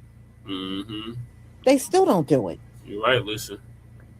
So I don't know what you are expecting out of the people, but in my opinion, the people are giving you exactly what you put out there. Careers and money and having cars and homes and luxury items. That's what you promoted. That's what you're getting from the society now. Why are you complaining about the lack of children? That's what I want to know. Right. Look at the mascot of the Peterson, United thank States. you What so is the much mascot for of the United the States? super chat and bald eagle. your support for my channel. Too many problems in society to introduce new souls to this prison / slave system. Yeah. I wish someone would just flush the crap family, already. LOL. Yeah, I hear you. I feel you on that one. Would have been the beaver. I definitely feel you on that one. There was a white man back in the 1700s. Yeah, I mean, I don't know. What do you expect? Do you hear Donald Trump? He's the president. Do you hear him promoting family? Semblance of They're America, not even 'cause the promoting beaver family. represents What they're trying to do is shut down and he's or busy. make it difficult for their women to building shit. Like when But a that's young still not beaver promoting becomes an adult, family, his y'all. father and It's his not. mama go help him And build a the lot house. of these women are Think about repulsed that. by their own men and don't even want their His children. mama, his father, his brothers If and you sisters go gonna help him on, build a house. and if so you on type and in so forth. childless That's how women, beavers take these over an women area. are so repulsed by the men, And they what do don't you want get when their beavers children. in the area? You get a nice They don't want to environment. lay down and have their little brats. That's true. And I think And that's they build another reason dams why for many of these white Exactly. supremacists are fired up mad, because they know their women don't want their children and they're angry. Yep. They're mad. Lisa. Yeah, she's right about that. I just said that. That's the your white women problem. don't want children. Fix your problem. No, But no. this is the environment you created, and now you're not happy with it. That is all your fault. Y'all are the ruling class of people. Yeah. So if things aren't exactly the way you want, don't look at anybody other than yourself. Right. That's the way I see it. I agree, Lisa. Yeah, that's facts. So y'all, Yes, sir. Diane Michael Jackson Crowder, made a thank song you so called I'm much Looking for at the your Man super in the sticker Mirror. and support for my channel. Scared. So y'all, I'm going to go ahead and conclude. I did not want to make this one a long one. In the We last have days, the Bible. Brother Chad, we had 131 views, man, off of Facebook. Okay, that's good, Shabaka. I milked that shit for 2 weeks, so Yeah. good trial. Yeah.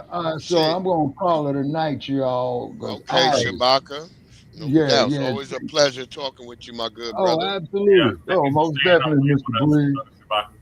Yeah, and then, man, thanks for shouting me out on your platform there, man. You said I love to cuss everybody out.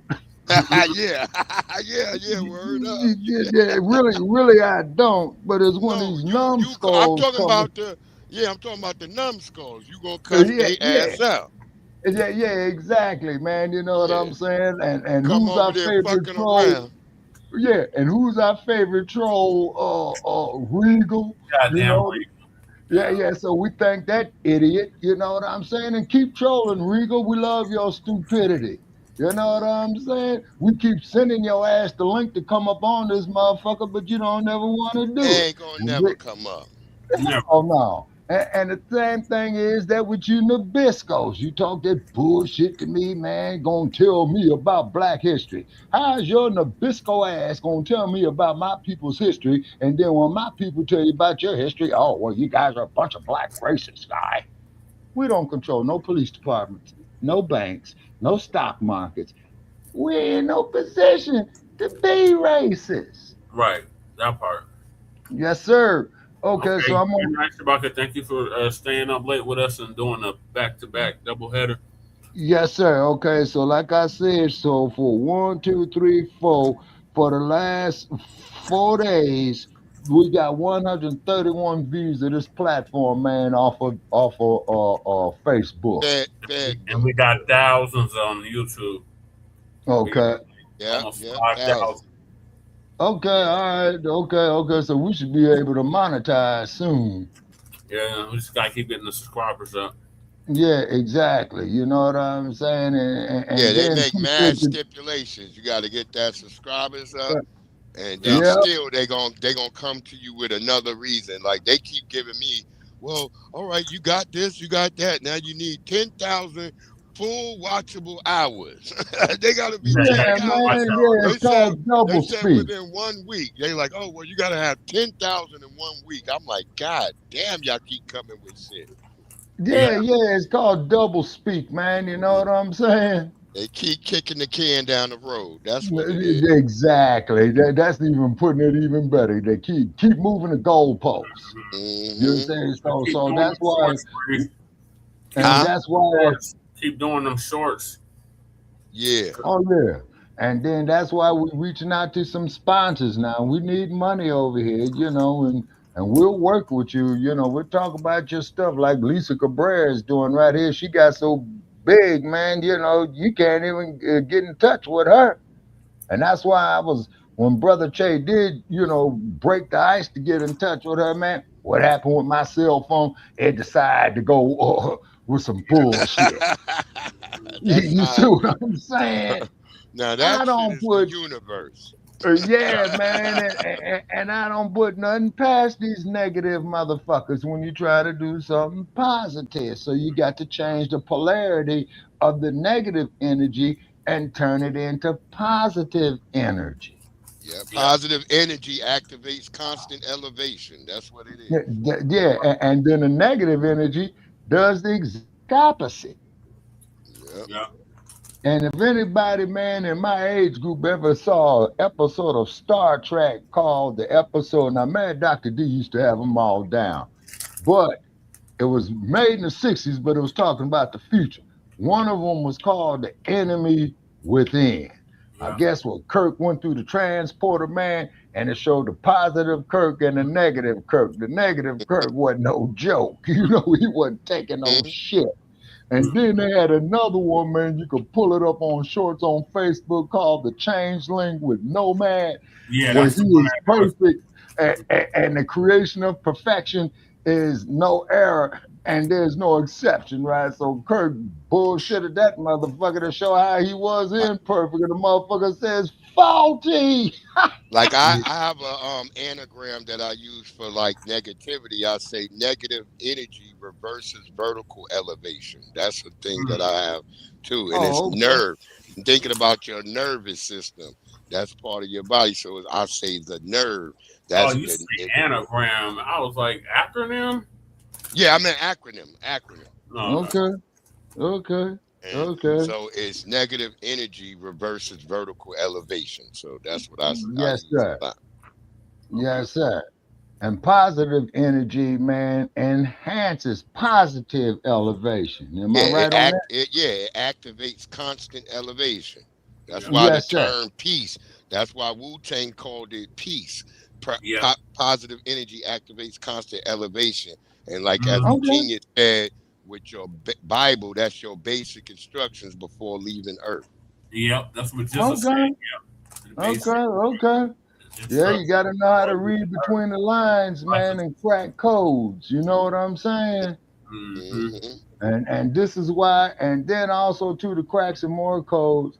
So appreciate y'all watching us here on Frontline Black News. And all our haters, please keep your hatred coming, is because we're taking your negative energy and we're reversing the polarity on it and making it positive energy. And notice I did not say not one cuss word in my last paragraph.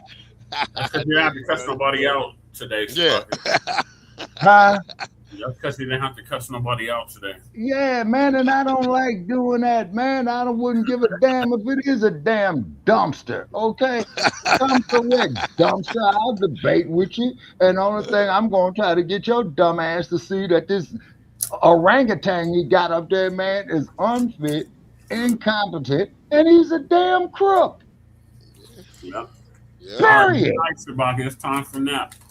Yeah, it's time for me to take my old man nap and shit, you know. All right, have I a good don't one, want to let you live long enough, Sonny. You'll get old too. Time don't wait for nobody. You know, seemed like yesterday was 1974 where Ali regained the heavyweight championship there in a place called Zaire. You know. All right, so you all have a nice one, man, and I'll talk to you all later. Okay. All right, my good brother. Yes, sir. All right. Take care. Okay. Word up. All right, Braid. So I'm going to go to the next topic, and that is Trump's strategy for Cuba. Oh, yeah, they going to get Cuba, too. Study at 2:45.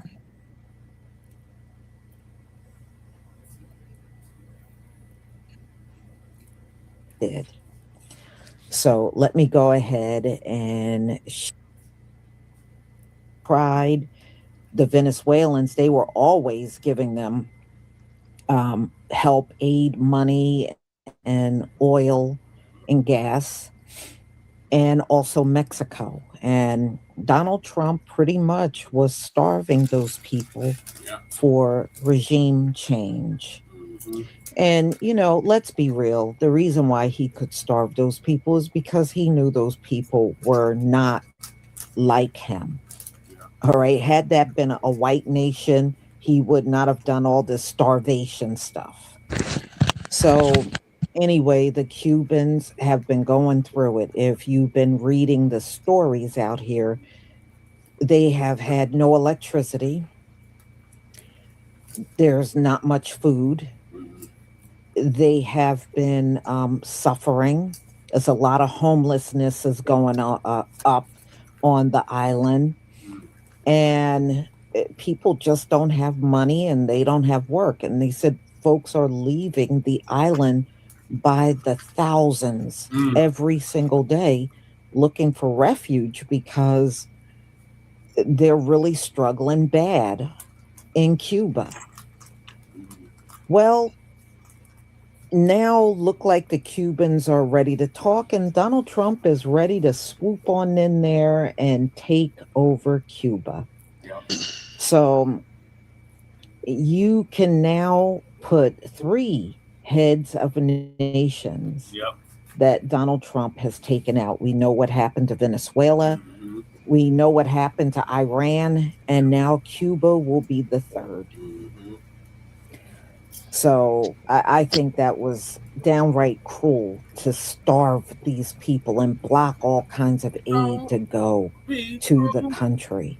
But you got to be some kind of beast to do that and not even flinch. But that's what Donald Trump did. So let me go ahead and share my screen. Shalom to everybody in the chat. That's called a siege. That's what they do so we in can get started. Mm-hmm. They starve you out. Okay. I'm not saying it's right, but I'm saying that's what they do. It's called the damn siege. All right, y'all. Please give me a 1 if you can see my screen. Give me a 1 if you can see my screen.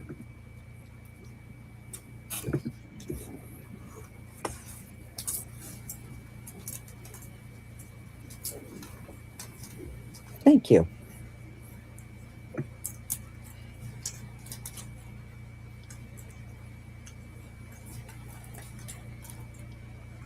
The Cuban government is talking with us, and they're in a big deal of trouble, as you know. They have no money, they have no anything right now, but they're talking with us, and maybe we'll have a friendly takeover of Cuba. We could very well end up having a friendly takeover of Cuba. We've had a lot of years of dealing with Cuba. I've been hearing about Cuba since I'm a little boy, but they're in big trouble, and we could very well something good. I think very positive for the people that were expelled or worse from Cuba that live here. You know, we have people living here that want to go back to Cuba. Cuba's doing very badly, failing. Cuba right now is, to put it mildly, a failing nation. And, you know, they have no money, they have no oil, they have no food. Just fucked up, Trump.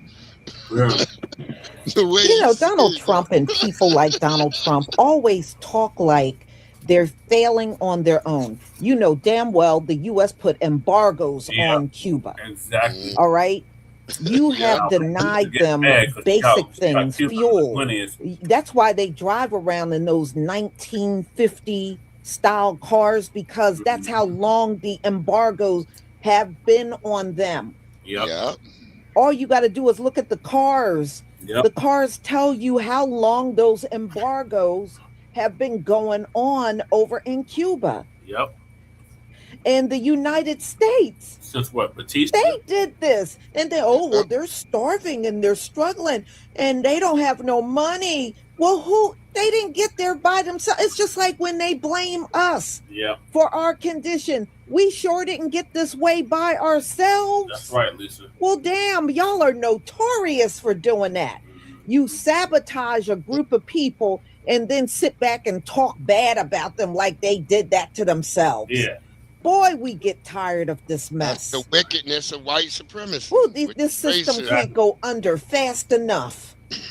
Let's get back to it.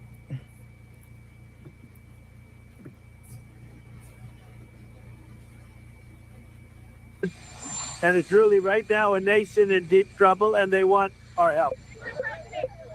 Some breaking news out of Washington from the U.S. president. Donald Trump floated the idea of a, quote, friendly takeover of Cuba today. The island nation is suffering under a U.S. fuel blockade that began last month. The CBC's Katie Nicholson joins us live from Washington. So, Katie, what exactly did Trump say? Yeah, so this is building on that speculation that after Venezuela, could Cuba be next? It's roughly like 2 months after the U.S. military swooped into Venezuela and captured President Maduro and the First Lady to stand trial in New York. So what we heard today from the U.S. president, he floated the idea of, quote, a friendly takeover of Cuba. Here's a little bit of what the U.S. president said. The Cuban government is talking with us. They're in a big deal of trouble, as you know. They have no money, they have no anything right now, but they're talking with us, and maybe we'll have a friendly takeover of Cuba. It's doing very badly, failing. Cuba right now is, to put it mildly, a failing nation, and I've been hearing about Cuba. I said before, since I'm a little boy, I've been hearing about Cuba. Everybody wanted to change, and I can see that happening. Marco Rubio is dealing on it, and at a very high level. And, you know, they have no money, they have no oil, they have no food. And it's really right now a nation in deep trouble, and they want... In Note 4, President Trump suggests he's considering taking over Cuba. The Trump administration is currently investigating the deadly incident off the island's coast this week that killed 4 people. ABC's Christian Cordero has more from Washington. As U.S. officials begin their own fact-finding into the deadly incident off the coast of Cuba, today President Trump floated the idea of a future Cuba under U.S. control. We could very well end up having a friendly takeover of Cuba. Tension has been escalating between the two countries since January, when American troops captured Venezuelan President Nicolas Maduro. That U.S. intervention led to an energy crisis in Cuba, which previously received most of its oil from Venezuela. And then this week, Cuban officials claim a Florida-registered boat with 10 men tried to enter the island nation through its northern border, alleging the group was armed with the intent of spreading terrorism. 4 were killed in an alleged shootout, including at least 1 American citizen, according to U.S. officials. If our citizens were fired upon, boarded a Florida vessel, then those that are firing upon them could ultimately be charged with a crime. U.S. officials also confirm at least 1 of the 6 injured is an American citizen. Cuban officials have not yet responded to the president's friendly takeover remarks. Marco Rubio is dealing on it, and at a very high level. And, you know, they have no money, they have no oil, they have no food. And it's really right now a nation in deep trouble, and they want our help. Cuban authorities say they recovered assault rifles, handguns, Molotov cocktails, and bulletproof vests from the boat. In doing a separate investigation, U.S. officials say the Cuban government's account cannot be trusted. Christiane Cordero, ABC News, Washington. Apparently, Donald Trump is in discussions with the Cuban government about a friendly takeover of that country. The problem is it's wildly illegal and sets a terrible precedent that could be used for any nation which is bigger than its neighbor to choke off their energy supplies, use military force, and steal their entire nation. Let me explain how. We have enforced an energy blockade of Cuba over the past several weeks and months, meaning we've used our military and our Navy to keep oil tankers from coming to that island because they don't produce energy indigenously. In so doing, that's a use of military force. It was illegal because there was no threat against us, no need for self-defense, and there was no UN Security Council resolution or action. Number one. Number two, a treaty signed under those coercive circumstances is not voluntary. And this is the Vienna Convention on the Law of Treaties. So what we basically did is we suffocated a country using our military and are now effectively going to foreclose on it. There's a saying by Boris Yeltsin, and I hate to quote him because he's the one who put Vladimir Putin in power, but it's apt here. And he said, you can build a throne out of bayonets, but you can't sit on it for very long. And what he meant is, you can't build a viable geopolitical strategy based upon force and illegality long term. That's what we're doing. Trump has really taken the United States into a new age of imperialism, something that's been widely considered amongst all the world leaders morally reprehensible. And he's just doing it. And look what he said about Cuba moments ago. The Cuban government is talking with us. They're in a big deal of trouble, as you know. They have no money, they have no anything right now, but they're talking with us. And maybe we'll have a friendly takeover of Cuba. We could very well end up having a friendly takeover of Cuba. And, you know, they have no money, they have no oil, they have no food. And it's really right now a nation in deep trouble, and they want our help. A friendly takeover of Cuba? So Trump has now taken over Venezuela. He's going to take over Cuba. He's saying they're going to take it over in a friendly way. What the hell does that even mean? I mean, he's cut off the oil to the country, something they rely on. And now they are forced in a position where they have to be taken over by the United States just in some friendly way without a conflict. I mean, Trump has been literally starving the people in Cuba. So I wouldn't be surprised if this is how it all actually happens, because they're going to be so desperate. But is this who we are now, America? Is this what we do? We cut off resources, This who food we to been, people motherfucker. to make them What are you bend the talking knee? about, Is that who Nabisco? we are now? Now, don't get me wrong. Cuba has needed a change for a long time.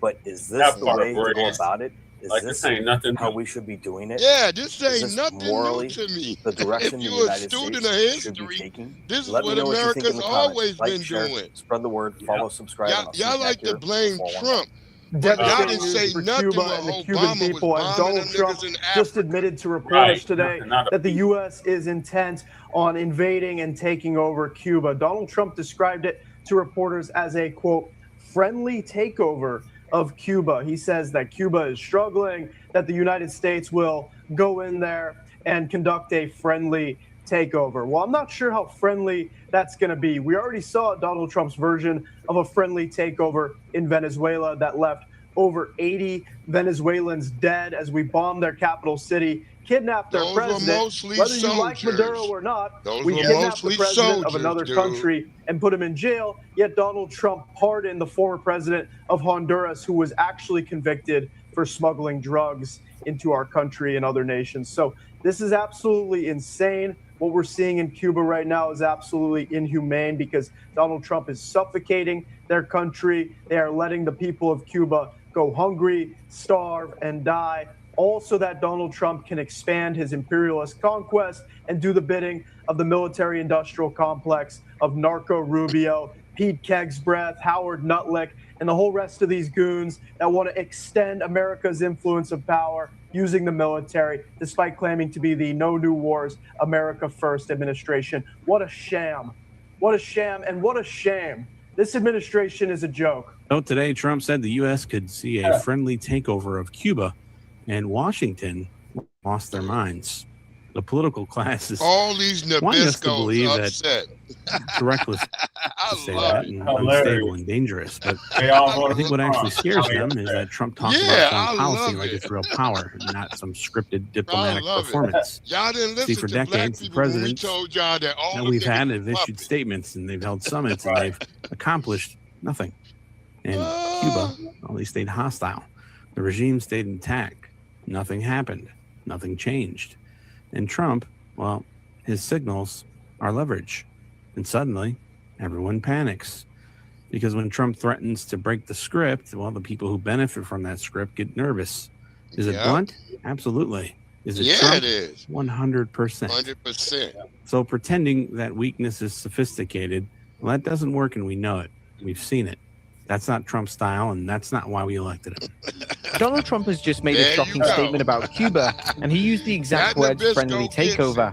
In a recent remark, he said the United States might end up taking control of the island in a friendly way, pointing to Cuba's deep economic and energy crisis as the main reason. It's a very rare step for a U.S. leader to talk so openly about controlling another country, even in a soft way. Cuban officials and political analysts immediately reacted, calling the comment a clear sign of intervention and a return to a colonial-style attitude toward Latin America. At the same time, some regional leaders warned that any U.S. move in that direction could trigger a new wave of instability in the Caribbean and increase tensions across the Americas. Trump's message seems clear. If Havana continues to struggle internally, Washington is ready to step in, even if it's framed as peaceful or friendly. The question now is Trump just testing the waters with a provocative phrase, or is this the first sign of a real strategy to expand American influence over Cuba in the coming months? Drop your thoughts in the comments. Do you think friendly takeover is just political talk or a real threat to Cuba's independence? Friendly takeover, that is what Trump is saying about Cuba. And for weeks, he has been threatening countries with tariffs if they sell Cuba oil. We started if y'all wasn't in the echo chamber, I wouldn't know. Mallory memo literally said, let's deny Cuba money and supplies to bring about leverage. Locking off fuel from 11 million people can be way deadlier than a strike. They're not hitting one target. They're hitting 11 million people. Y'all the ones hired the apprentice. Without fuel. Countries are sending in humanitarian aid. How is that humanitarian aid going to make it to people who need it? They have been trying to make this sound normal for generations. What he is saying to the Cuban people is, how about a friendly punch to the face? Basically, what y'all complaining for? Right.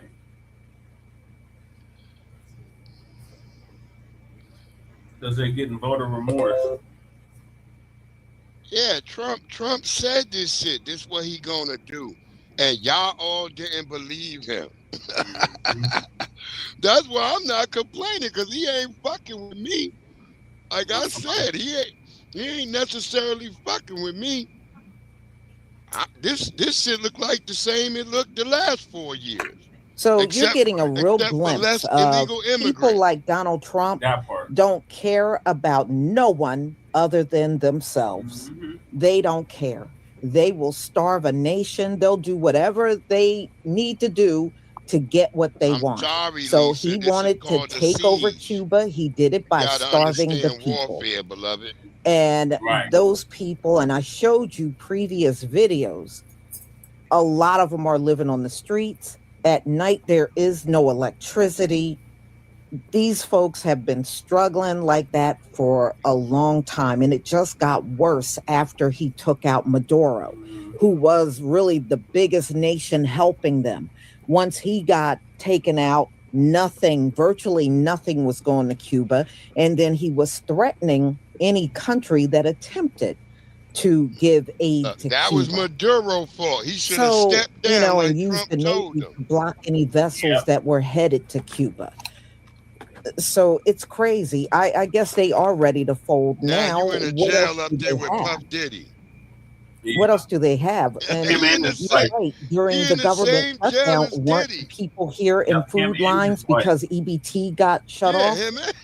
You know, and many people in this nation is one EBT card away from starvation themselves. Yep, that's true, Lisa. And they already revamped that. A lot of people that was on it before are not even eligible for EBT now. Your ass gotta get a job. They made people reapply for it. And a lot of folks that once had it, they don't have it no more. They don't have it. Right.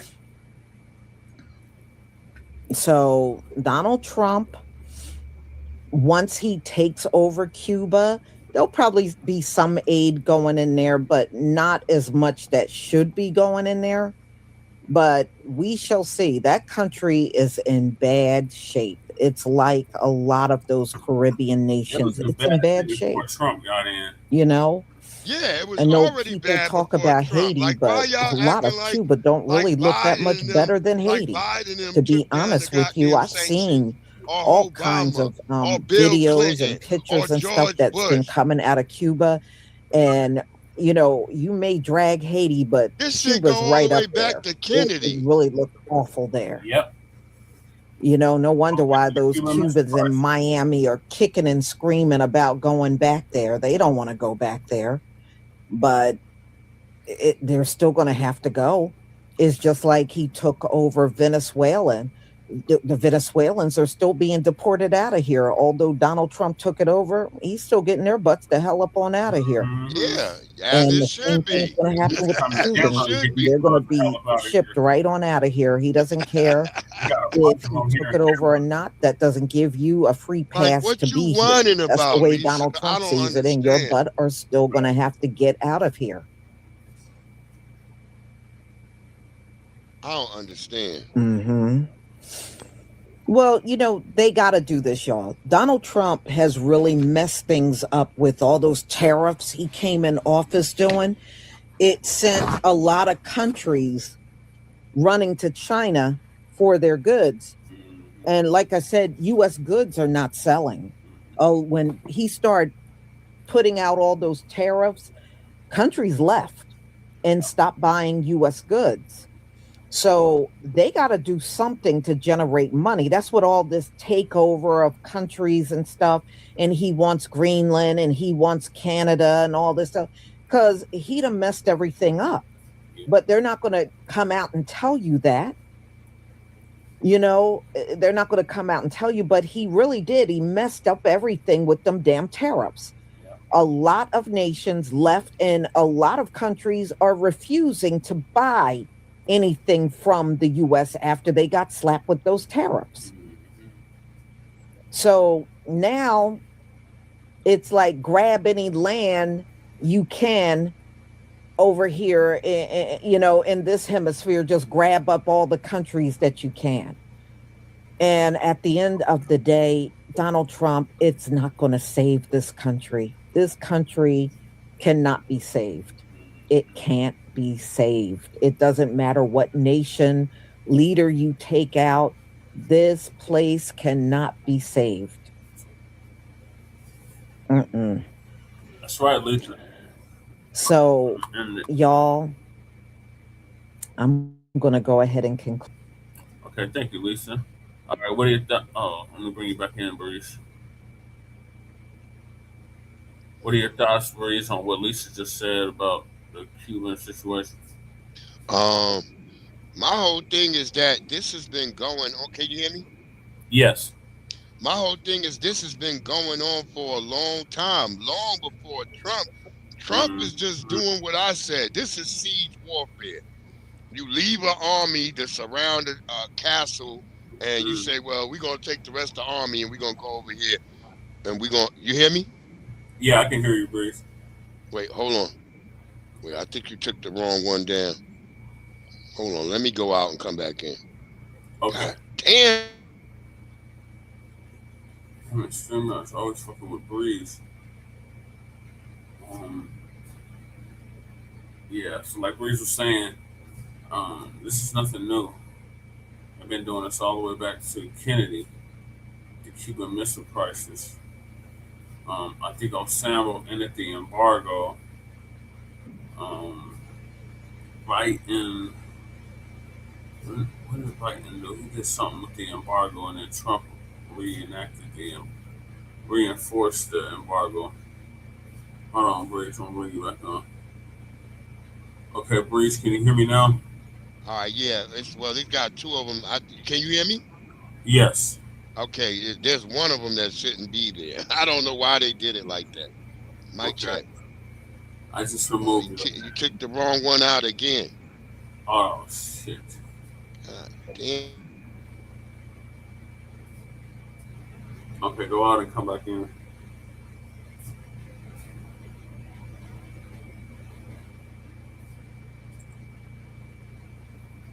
Talk to the viewers. Appreciate y'all staying up late. Make sure y'all hit the like and subscribe button. I'm going to bring you back in, Breeze. Okay, which one should I delete? Breeze? Breeze? Can you hear me, Breeze? I can't hear you.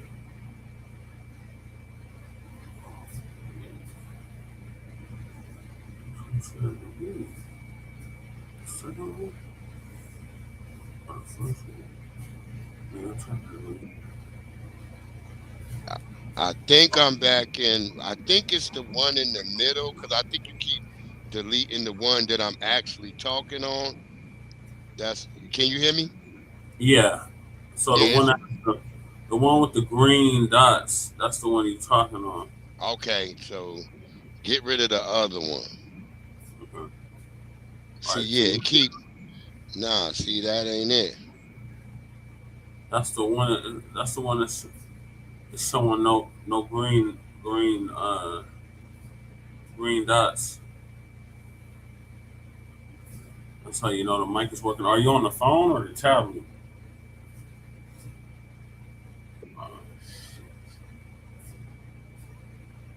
Okay, welcome back. Are you on the phone or the tablet? Breeze? Damn. Okay, you can't hear me now at all. All right, well, I don't know what to do now. Breeze.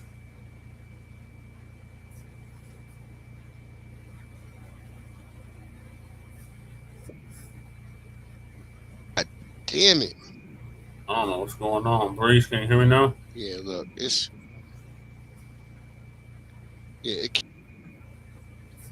Okay, so it's that one. So I'm gonna keep that one up and move the other one.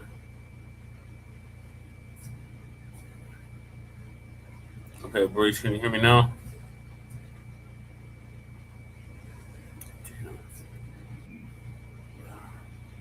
Okay, I'm back now. Okay. All right. You can hear me now? Yep. All right, yeah. What I was saying, what Trump is doing is called siege warfare.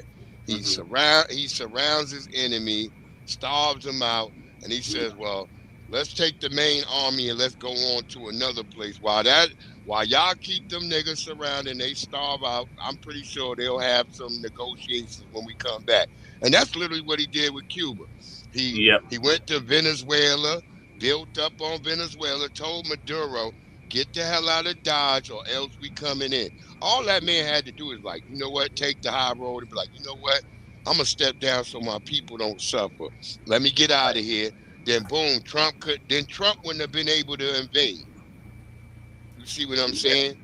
Now he wouldn't have had a pretense to invade. So then Trump surrounds Cuba, and now look where he's off gallivanting against Iran. So either you hate it or you don't, but his strategy seems to be working, even if it looks crazy to most people. I'm looking at it from a medieval war term, and it looks like what he's doing is isolating his enemies, and then he's going off and attacking other motherfuckers. Like, well, I'm going to go over here and attack these niggas because I only got a certain amount of time and power, and I want to get these niggas. And that's literally what it looks like to me. And I don't know why Lisa and everybody whining right now. Like, this was going on under Biden. This was going under Biden, under Obama, under Trump the first time, under Bill Clinton, under fucking Ronald Reagan, under Nixon, under Lyndon B. Johnson, under Ford, under Kennedy. So it's been, this is not something new to me. If you study history, you say, well, this is the same old shit playing out. It's just this time we got a mean ass nigga in power, and he gonna exert shit through a mean way. So it looks mean to all of y'all, because if you don't understand, because to everybody, things should be in a sign of weakness, and you should be sitting up there just saying, oh, well, don't harm the people. Nigga, the people is the country. Right. I hate to say that dumb shit, but that's the reality. When you want to fucking take down the whole thing, you going to have to make the people suffer too, so they could cry uncle. It's a thing where white people used to always say, man, he's screaming uncle. And that's what they got him screaming uncle now. And they like, look, Mr. Trump, we want to come to the tables. Look, I told people, I've seen Cubans out here in D.C. talking about, please, Mr. Trump, Cuba next. I've been seeing the white Cubans and black Cubans out here talking about Trump, go after Cuba next. So they own people who over here are like, yeah, get them niggas next, because we want to go back home. So yeah, this is what it is. You see what he forced the bitch in Mexico to finally fight the cartels.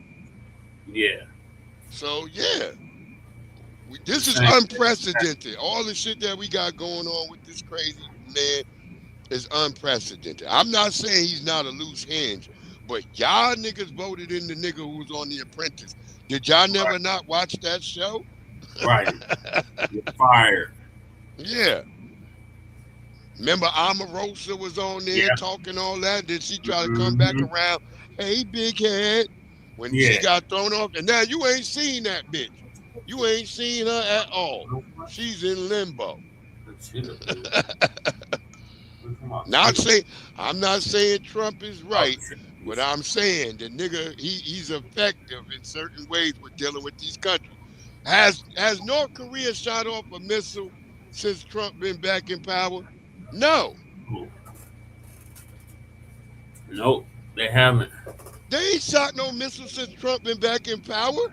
They watching too, because they know, like, this crazy motherfucker is crazy enough to come over here to North Korea. We know our army is really like a bunch of skinny, starving niggas. Yeah. So, yeah, it's like all the niggas who was talking shit have shut their mouths. That's all I'm telling you. You know, China was threatening, like, if you attack somebody, we gonna do something. Well, China ain't do shit. Yeah. Didn't Russia issue a warning, though? No, it was China issued a warning. Oh, I thought it was Russia. Yeah, maybe Russia did too, but neither one of them niggas doing nothing. Yeah. Because Trump said, nigga, this is it. And right, so, this is the next one. Go ahead. So the next one is,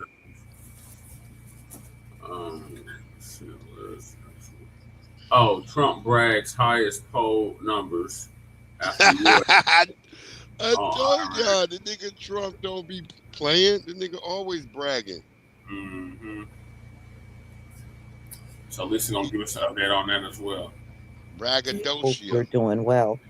just before I came on here, do you know the 3 fallen soldiers that lost their life over in the Middle East? I believe this was like the first 24 hours It's 6 of now, the Lisa. war. That's why you should wait. They're going to be landing with those bodies back in the U.S., and Donald Trump is refusing to attend the landing. Yeah. Now, this man expects the country to get out there and fight and people to want to fight, and he doesn't even want to acknowledge the fallen. Protocol. Just The president try to don't sit normally on have that to one. be there. I mean, the nerve. Yeah, he won't go. He said he's not going. And Yeah, so he these don't are the have to go. first He don't 3 have to go. casualties of this war that him and Netanyahu got started. And he won't even greet or acknowledge the 3 fallen that will be landing back in the country real soon. Says a he'll lot probably about tell Donald them Trump. you know what they signed up for. So y'all, we're going to talk about the thing is, poll numbers because Donald Trump ran on Truth Social imagine if that the happened, following day show up at every after goddamn bombing fucking time. Iran along with Israel. That's true. And he was boasting when the how first it was bodies a came from boost Vietnam, in his wasn't poll there. numbers. Nope. Now, When the first mind you, bodies from the nobody in Gulf the War country happened, gives a Bush crap wasn't there. about poll numbers right now. But When the this bodies is from what he Iran, focused on. Iraq. Oh, my poll numbers went up. It wasn't there. Biden And wasn't there. I'm like, this Obama. dude, seriously? When them people got killed There is and no ambushed in empathy Africa. in Donald Trump at all. Obama wasn't there. When he was raised, they left the empathy why part out. Trump gotta It's be just there? not there. Right. It's not there. And the fact that he won't even show up for fallen soldiers or even acknowledge them, that says a lot. That says a whole lot. Okay. But Donald Trump, don't be shocked if nobody is running to the recruiting office to try to help you out. I doubt if that will happen. So we're going to listen to, because some people really came back at Donald Trump for focusing on poll numbers, and they were pulling out other poll numbers showing that most of the country find him unfavorable. I can give you the names. People really fired back. Real quick, Jesse. There are a lot of folks that ain't feeling Donald Trump at all. Quick. And so, apparently the first 4 that I know, because she's saying 3, but it's 4 bodies returning. One is Captain Cody Cork, 35, of Winter Haven, Florida. He's in Nabisco. Sergeant First Class Noah Jens, I don't know what type of last name that is, 42. He's from Bellevue, New England. Sergeant First Class Nicole and Moore, 39, White Bear Lake, Minnesota. Sergeant DeClain Coati, 20, from West Des Moines, Iowa. So, yep, that's the first 4 right there that are bodies that are being returned. That sounds like Nabiscos. Yeah, all Nabiscos. Okay, so the other 2 are black? I don't know yet. They didn't show I don't have their information right now. I just got these 4's information. I don't have the other 2's names or if they're black or not. Oh, okay, got you. All right, thank you for sharing that, Breeze. Okay, no doubt. they are letting it all out. So y'all, let me go ahead and share my screen so we can get started.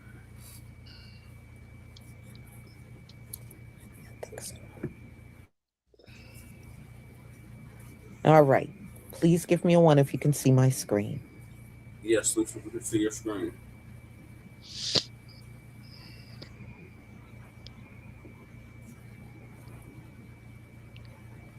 Thank you. They're going to blame that on Trump, too. Mm-hmm. You already know. His poll numbers are in a tailspin. Watch him launch a strike in Iran. He's desperate. Oh, really? Trump in 2026, his poll numbers are terrible? And would you look at that? He launched a strike in Iran. As he was talking about himself the whole time. That's really a post for everything. We have major news right now. Only 1 in 4 Americans approve of the strikes in Iran. First polling following Donald Trump's essential war in Iran, only 27% of those polled by Reuters approve of the strikes. 43% disapprove, 29% say they're not sure. Yeah, I think Over I might have had this 56% of those polled believe that Donald Trump is too willing to use military force to advance U.S. interests. In addition, today on television, Republican Senator Ted Cruz admitted on television, quote, "I have no indication that they were anywhere close to getting nuclear weapons." They referring to Iran. Donald Trump, meanwhile, announced that the United States military took out 9 naval ships. He made this post on Truth Social and said that they're essentially decimating the Iranian Navy and that we are, quote, going after the rest. That's what Major developments right now. Americans do not support this war. Not surprisingly. Spread the word. Follow along for all the news you need to know about. More to come. Donald Trump is not just unpopular. Donald Trump is historically unpopular. The man who continues to walk around telling everybody, I got a mandate for leadership, has now seen the largest approval rating drop in their first 2 months in office in the history of approval rating polling dating back to 1937. Dang. No other president FDR in the history of approval rating polling has lost as much support in the first 2 months in office as Donald Trump has. Also, worth noting, only one person has ever had a approval rating higher than what Donald Trump has right now. And you know who that person was? I think it's pretty obvious. Donald Trump. During his first term in office, in his first 2 months, Donald Trump, again, first term, had the lowest approval rating, or highest disapproval rating, I should say, of anyone to come into the Oval Office. Facts don't matter to people that will believe bullshit like this. Look, a bunch of Nabiscos. Over the past 36 hours, the United States and its partners have launched Operation Epic Fury, one of the largest, most complex, most overwhelming military offensives the world has ever seen. Nobody's seen anything like it. We have hit hundreds of targets in Iran, including Revolutionary Guard facilities, Iranian air defense systems. Just now it was announced that we knocked out 9 ships plus their naval building, all in a matter of literally minutes. Iran's formerly supreme leader, Ayatollah Khamenei, is dead. This wretched and vile man had the blood of hundreds and even thousands of Americans on his hands and was responsible for the slaughter of countless thousands of innocent people all across many countries. Last night, all over Iran, the voices of the Iranian people could be heard cheering and celebrating in the streets when his death was announced. The entire military command is gone as well, and many of them want to surrender into saving their lives. They want immunity. They're calling by the thousands. Combat operations continue at this time in full force, and they will continue until all of our objectives are achieved. We have very strong objectives. They could have done something 2 weeks ago, but they just couldn't get there. Earlier today, CENTCOM shared the news that 3 U.S. military service members have been killed in action. As one nation, we grieve for the true American patriots who have made the ultimate sacrifice for our nation, even as we continue the righteous mission for which they gave their lives. We pray for the full recovery of the wounded and send our immense love and eternal gratitude to the families of the fallen. And sadly, there will likely be more. Before it ends, that's the way it is. Likely be more, but we'll do everything possible where that won't be the case. But America will avenge their deaths and deliver the most punishing blow to the terrorists who have waged war against basically civilization. They have waged war against civilization itself. Our resolve, and likewise that of Israel, has never been stronger. America is now, again, the richest, most powerful nation in the world by far. But the only reason we enjoy the quality of life that we do and the freedom and security is we have done things that others are unable to do. But it's because of warriors who are willing to lay down their lives to do battle with our enemies. And they do battle better than anybody. An Iranian regime armed with long-range missiles and nuclear weapons would be a dire threat to every American. We cannot allow a nation that raises terrorist armies to possess such weapons that would allow them to extort the world to their evil will. Not going to let it happen. We're not happening to us, and we're not going to let it happen to others. The United States has the strongest military the world has ever seen. I rebuilt our military in my first term. There's never been a military like we possess. And frankly, there's nobody even close, but we are now using that military for good. We want to have it for good purpose. We're undertaking this massive operation not merely to ensure security for our own time and place, but for our children and their children, just as our ancestors have done for us many, many years ago. This is the duty and the burden of a free people. These actions are right and they are necessary to ensure that Americans will never have to face a radical, bloodthirsty terrorist regime armed with nuclear weapons and lots of threats. For almost 50 years, these wicked extremists have been attacking the United States while chanting the slogan, "Death to America" or "Death to Israel," or both. They are the world's #1 state sponsor of terror.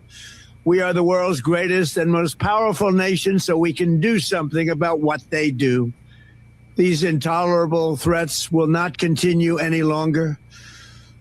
I once again urge the Revolutionary Guard, the Iranian military, police, to lay down your arms and receive full immunity or face certain death. It will be certain death. Won't be pretty. I call upon all Iranian patriots who yearn for freedom to seize this moment, to be brave, be bold, be heroic, and take back your country.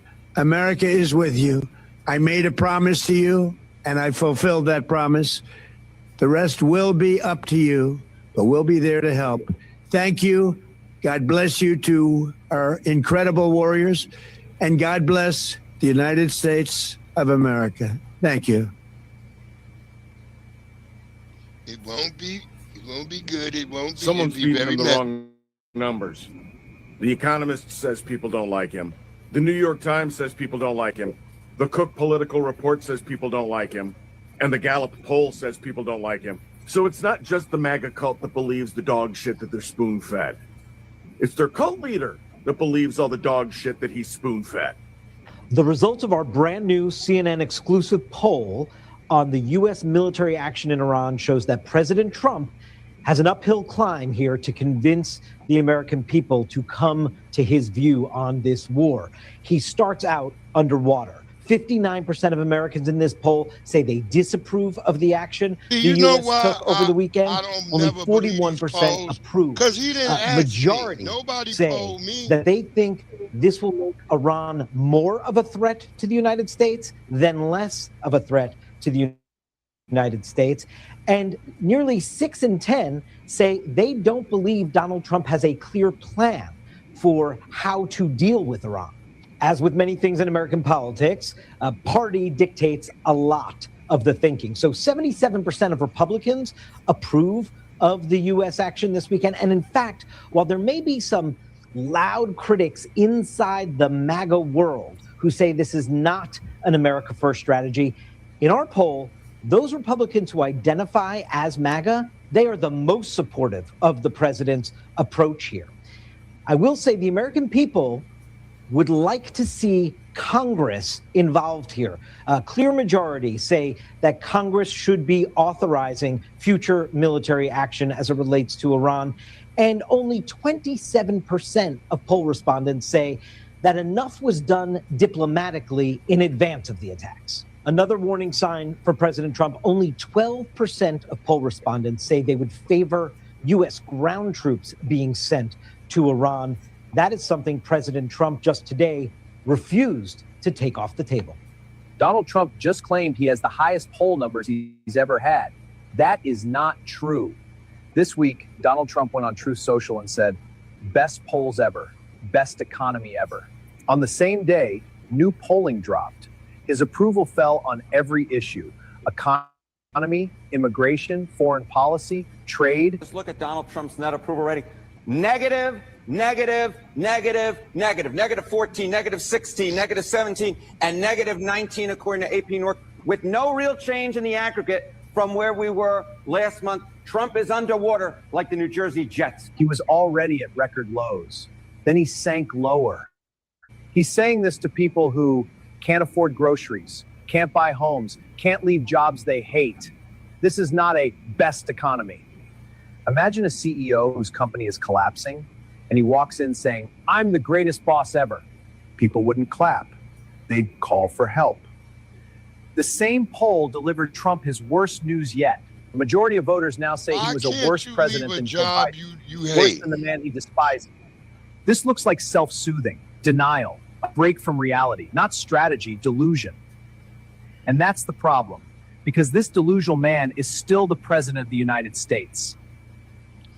Republican leaders are panicking as a shock poll has just been released by Ipsos Reuters, showing that only 25 to 27% of Americans or so actually support this unlawful war against Iran.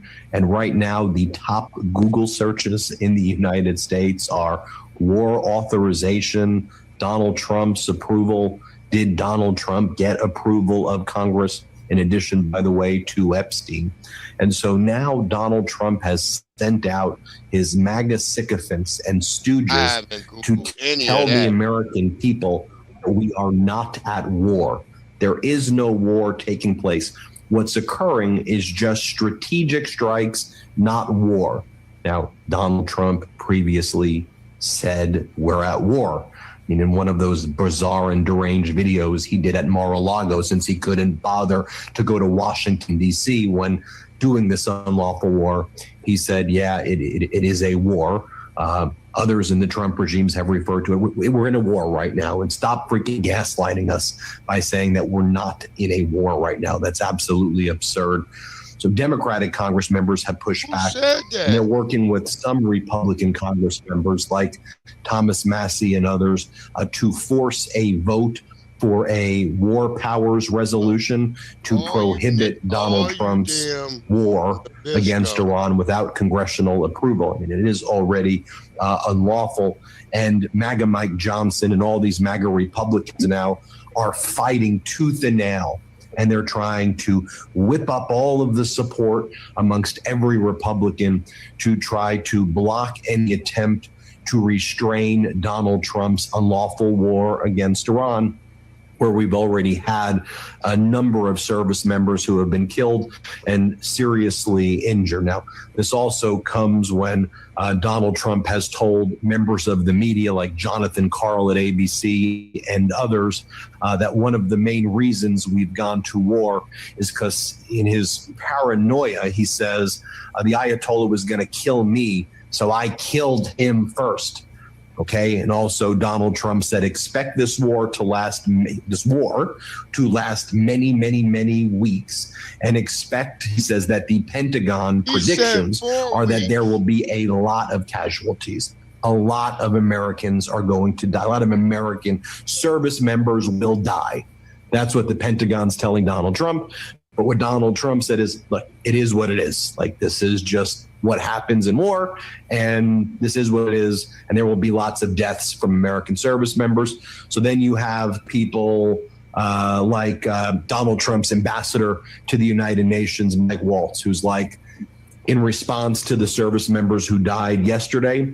Ambassador Waltz, I hate that I even call him an ambassador, he was like, freedom is never free.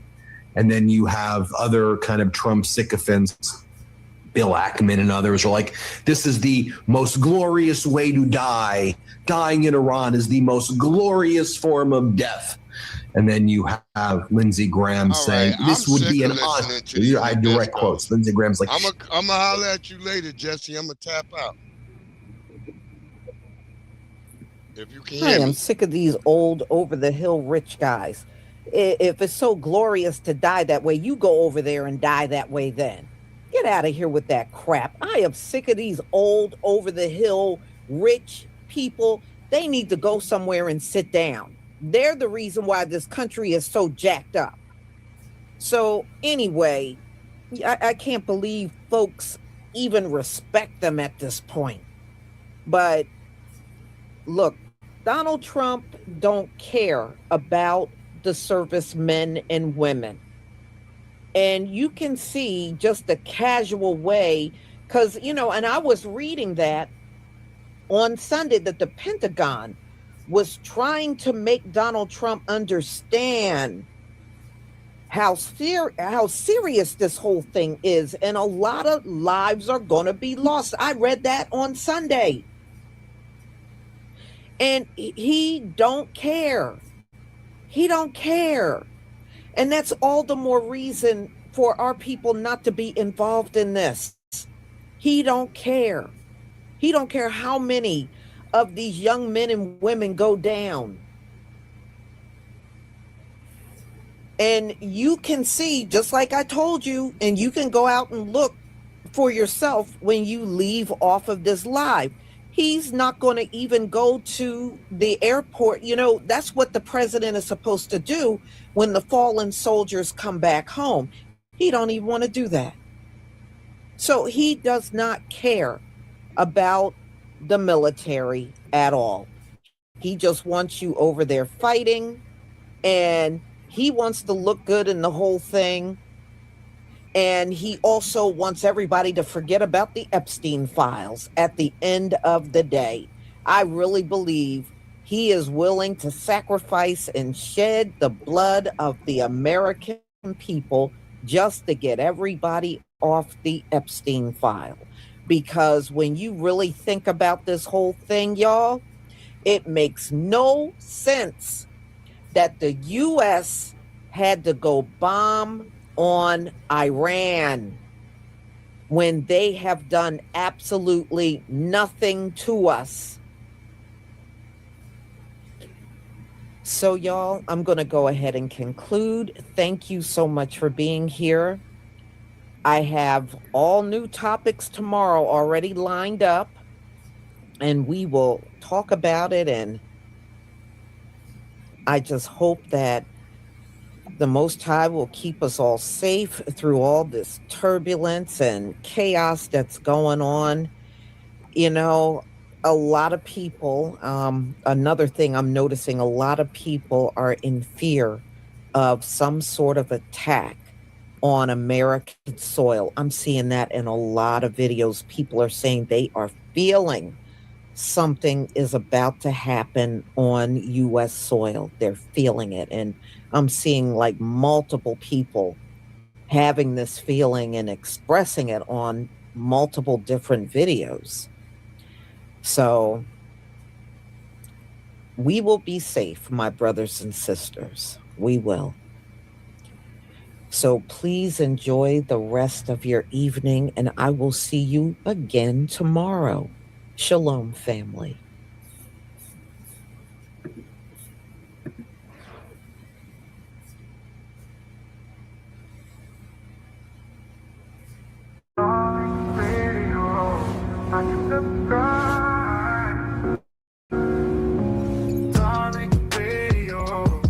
Subscribe.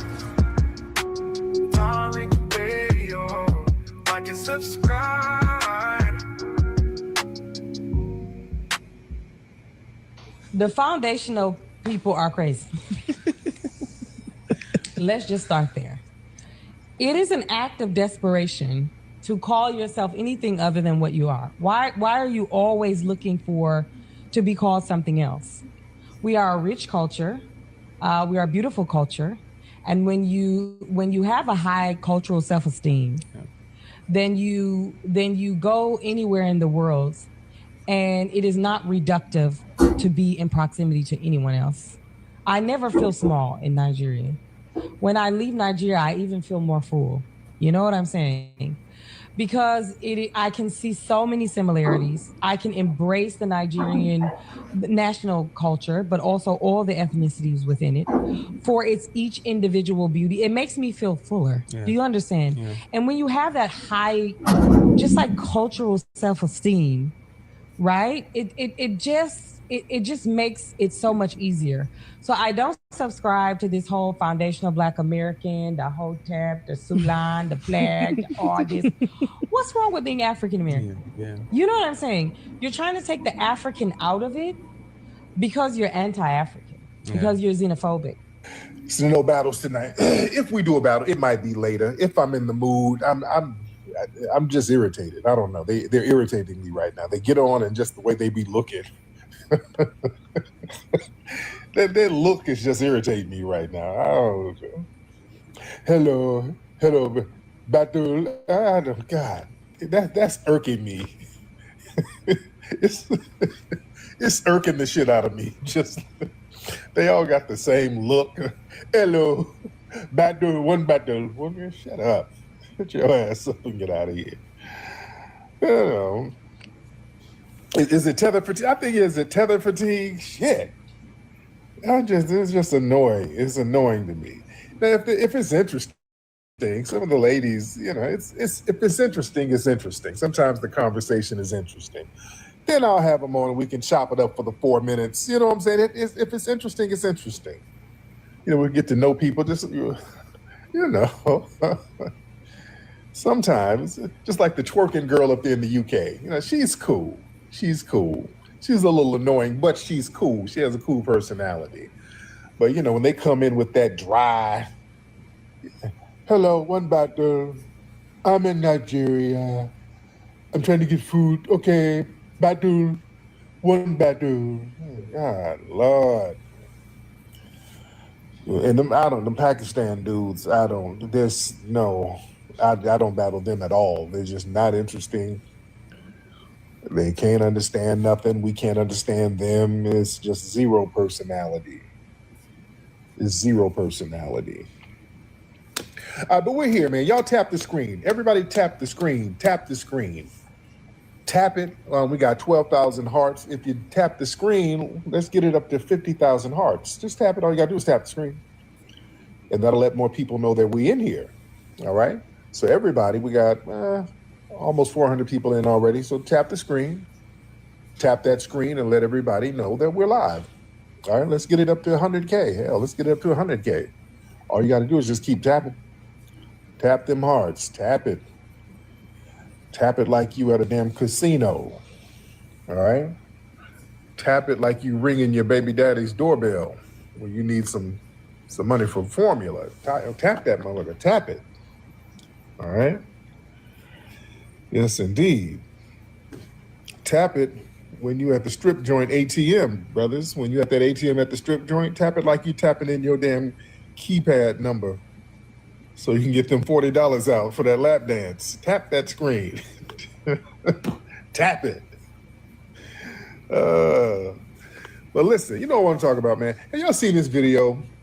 I think I put it on my TikTok. I think I put it on TikTok. I know I probably did.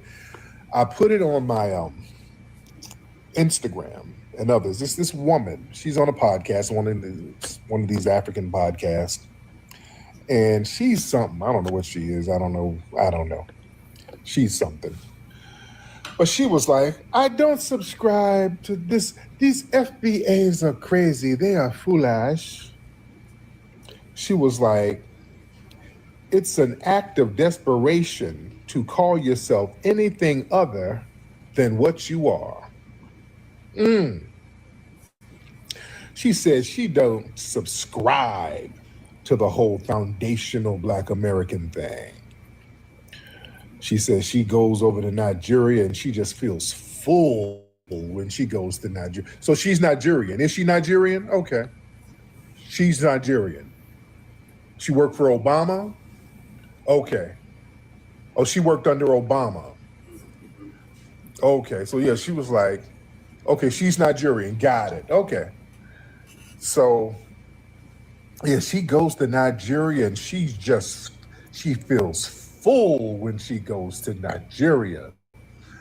And she don't subscribe to foundational Black American, Salon, none of that. And she said, we want to take the African out of African American because we have low cultural self-esteem and we are anti-African and we are xenophobic because we don't want to sit here and pretend to be generic Africans. Oh, wow. Let's unpack that, ladies and gentlemen. Let's unpack that. Wow, we got low cultural self-esteem. Listen.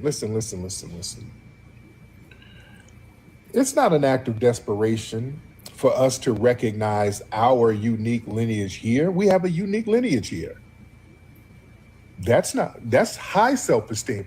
High self-esteem is coming from a lineage on a land that you built, staying on that land, and recognizing and honoring those ancestors who fought on this land to sacrifice for you. That's the highest level of self-esteem. People talk about some damn cultural self-esteem and they flee from these other damn countries. What are you talking about? Where's all of this cultural self-esteem? And you running from your failed homeland. Where do these people get all this stuff from? Your homeland is a completely failed state. Fleeing is low cultural self-esteem. Boy, you never see more prideful people than those who flee from the places that they come from. They flee and then have all the pride in the world outside of your damn country. That kills me. And we have low cultural self-esteem? Listen, erasure of tangible history, that's low cultural self-esteem. It's desperate to ignore the specific documented history of our foundational Black American ancestors, opting for some damn generic label that erases our unique culture here, our institutions, our foundational contributions that our ancestors made on this soil. Yeah, family, we don't have to sit here and act like no damn generic Africans. Because we're not. We're not generic Africans. We have a unique, distinct lineage that everybody wants to come latch on to. We don't have no tribal connections over there. Let's just be real. We can't trace nothing to no tribe over there. And that DNA testing, that's vague as hell. No, we're not going to sit here playing pretend for people. We got a unique, tangible culture and history right here, ladies and gentlemen. We can go to cemeteries and put our hands on the tombstones of our ancestors.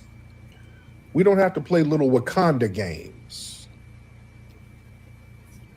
You understand? We're respecting the survival of our ancestors. That's high cultural self-esteem. You understand? But listen, you can't subscribe to a lineage. Either you are or you're not. Lineage is a biological reality. Either you descended from the people who survived American chattel slavery, or you didn't. Bloodlines, DNA, ancestry, these are factual realities. That exists independent of anybody's personal feelings or opinions. You understand? This ain't got nothing to do with no ideology of thoughts or emotions or nothing. We as foundational Black Americans, we have a tangible, fact-based history here on this land that is unique to us, that don't nobody else have, ladies and gentlemen.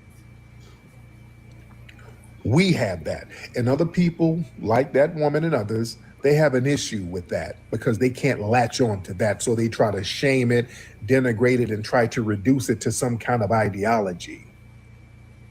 You understand? Our lineage is not an ideology. Our lineage is our bloodline. You understand? And listen, historic documentation, it doesn't require consent.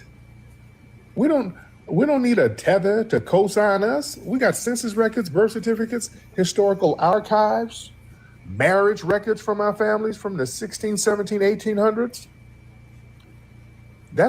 We're standing on that. These documents record facts, not subscriptions. You can't opt out of that. You understand? And these people try to confuse politics with genealogy. People use the term subscribe. You subscribe to a political movement. You subscribe to a magazine. This is genealogical clarification. You were born with that. You see, you can't opt out of your ancestors' experiences, whether somebody likes the term or not. If your ancestors were enslaved in the United States, they carry that legacy. You can't unsubscribe to historical conditions that produce your damn bloodline. We come from a bloodline of riders. That woman comes from a bloodline of fleers. Come on, let's deal with that. Let's deal with that, ladies and gentlemen. Yeah, don't let these people come over and try to shame us because they fled and they want us to be a generic African because they fled. You want to try to trivialize our ancestry? We're not going to do that. And throwing around the word xenophobic, trying to shame us into identifying as generic Africans, that's a control tactic. Listen, every group on the planet, they have a right to delineate themselves. They have a right to define their boundaries. They have a right to advocate for specific interests of their lineage. When we do this, the outsiders, they feel threatened because, see, that cuts off their unrestricted access to foundational Black American cultural capital, our political power, and our resources. It's interesting, y'all told me that woman worked under Obama. That's very interesting. The head tether in charge. Yeah, that was the head damn tether in charge, and we ain't going for that no more. That Obama Kamala Khan, those days are over. Yeah, those days are over. We're asking questions now, and a lot of these people feel a certain way about it. Yeah, you're not going to use your melanin to slide up and then try to misrepresent us. See, they got this thing where they want to come in the room, and if we're generic Africans, they can come in and be authoritative over us because they're like, well, look, we're the real Africans. So we can come in here and just dictate how everything is going to go. And that game is over. That game is all the way over, ladies and gentlemen. You see? So it's a brand new day. We're not falling for the shaming tactics no more. And there's a threat, really a real threat of foundational Black American unity, which is what we're having. A defined specific lineage that creates a strong, unified bloc. And that bloc can be utilized politically, socially, culturally, economically. They like to keep us fractured, confused, and hidden under a generic umbrella that benefits outside political interests. You know what I'm saying? And those days are over. Who was it? Hello. Wait, we got that our brother? What's up, brother? There you go. How you doing? No battle. How you? Good to see you, brother. We ain't seen you in a minute, but no battles right now. Not right now. Lord, not right now. Not right now. God, shout out to him. Like I said, not right now. God, I don't feel like dealing with it. Oh, goodness. Not right now. All right, y'all come on in this room. Y'all tap them hearts, man. Let me get the family on in here. Let me chop it up with y'all. Hop on in here, family. Let's see what's on your mind. Yeah, all that spinning. I'm not in the mood. When he started doing all that spinning, I'm just not ready. Not to. Now, who is this? Now, this looks like a woman, but hold on. Oh, they got music on. Hi. Hello. Hey, y'all got that music on. Let me take that music. No. Y'all don't call me with that music playing. All right. Don't call me with that music playing. All right. All right. Okay, let me get some of the family in here. But yeah, we're standing on FBA lineage business, and that's the new norm, man. We're standing on it. There's nothing wrong with that. We're not going to be shamed out of it. We're not going to be shamed. See, they want us to be the mules of every damn body. Historically, we fought for civil rights that benefited all immigrant groups and all these other people. So these people want to guilt trip us so we can keep fighting for everybody else's global issues instead of prioritizing our own lineage. Damn that. Man, we don't owe nobody nothing. We don't owe nobody a damn thing. And ain't nobody gonna come shame us over nothing either. Hollering about some unity and you coming from a place where everybody's bopping each other upside the damn head with tribal beefs and want to holler at us about unity. And we ain't even dissing you. And I don't have a problem unifying with you. You're gonna respect this FBA damn lineage. Let's be clear. When people talk about unity, we don't have a problem with unity. We're just telling you, yeah, if you sit here next to me, you're gonna respect this lineage.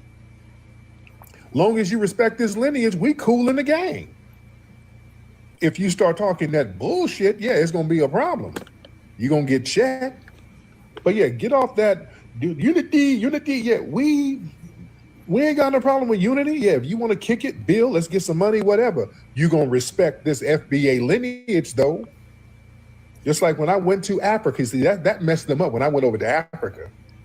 Oh, the Tethers was so mad because that collapsed all of their little jive-ass talking points. I went over there, had a good time, and I stood on FBA business. I was on FBA lineage business. I went over there trying to find myself as a lost African, none of that shit. I went over there on some FBA shit and had a good time.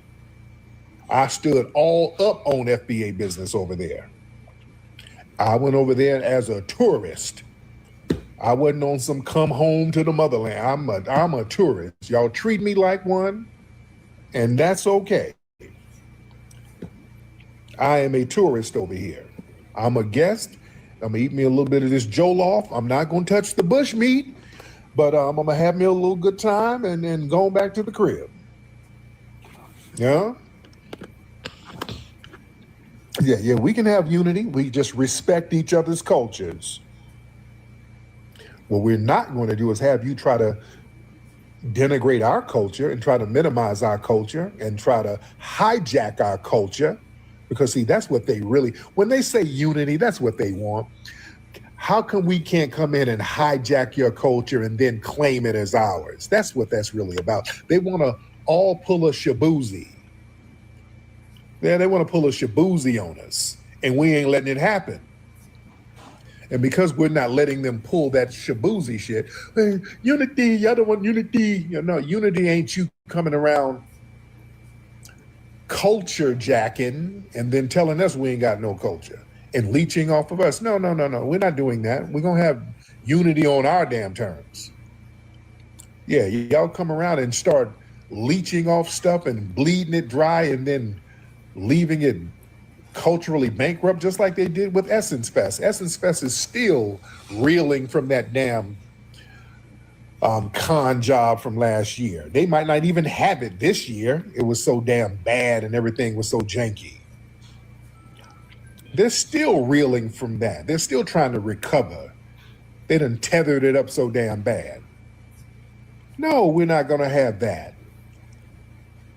We're not going to have that at all. All right, let me get I heard they owe all types of money. They done tethered that thing all the way up. Man, we're cool on that. See, it's up to us to protect the integrity of the culture. That's what we can't let everybody come on in and try to act as representatives. That's why FBA gatekeeping is very important, ladies and gentlemen. That's why it's so important. All right. Let's see who we got. Y'all hop on in. Let me talk to the family here.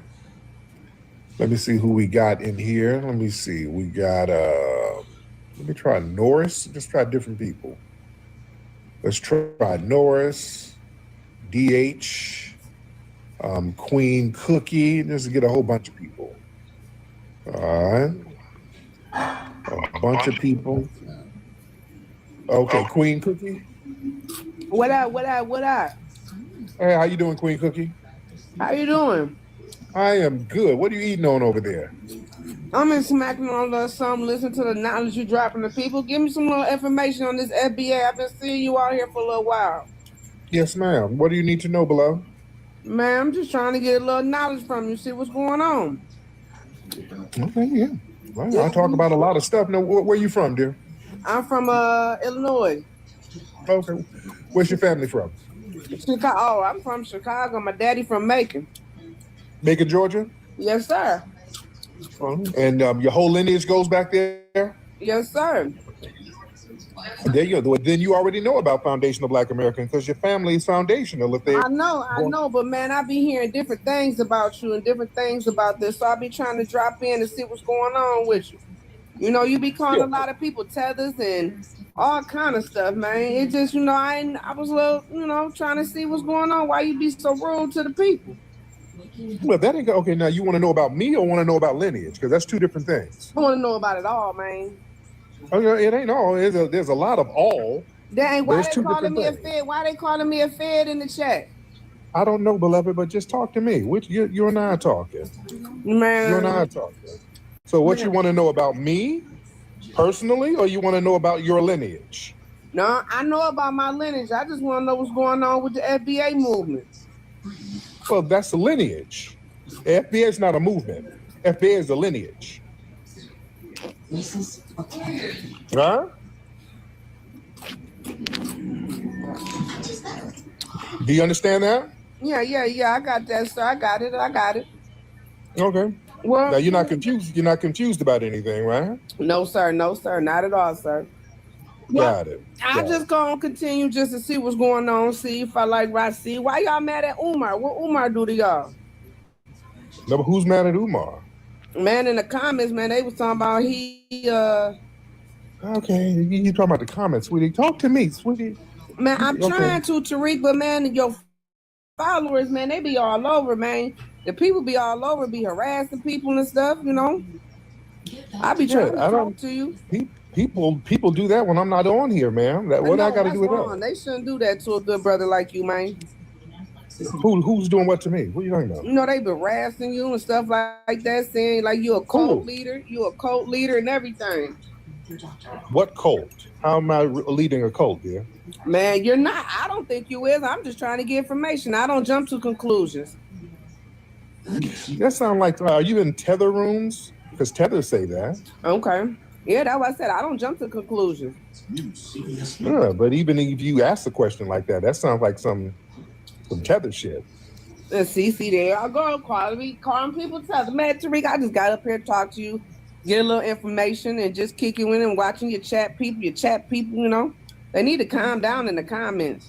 Mm-hmm. But yeah, you just kind of, they're probably getting in there because you're just kind of saying shit that sounds a little oppy. So they're probably looking at you funny style. You sound a little oppy, but she got out of here when I said that. Yeah, man, that was some oppy shit. You ain't slick. She's trying to be slick. I'm just letting her talk. With that fake Ebonics accent, she's trying too hard. She sounded real oppy. I'm just letting her keep on talking. She got up out of here. Yeah, you sounded real oppy just by the way you're trying to ask the questions. Yeah, we saw you. All that, yeah, mine. I'm trying, ma'am. The fake forced accent you're trying to do. I'm trying to let you keep talking. Yeah, that was frustration. All that smacking and all that. Yeah, that was a fake little accent that she was trying to take on. Yeah, I saw you. All that smacking and all that. Yeah. Yes, you're talking about she's from Chicago. They don't be saying Maine like that in Chicago. I'm just trying to. I'm trying to see the angle. All that mine. They don't talk like that in Chicago. They don't act like that in Chicago. Huh?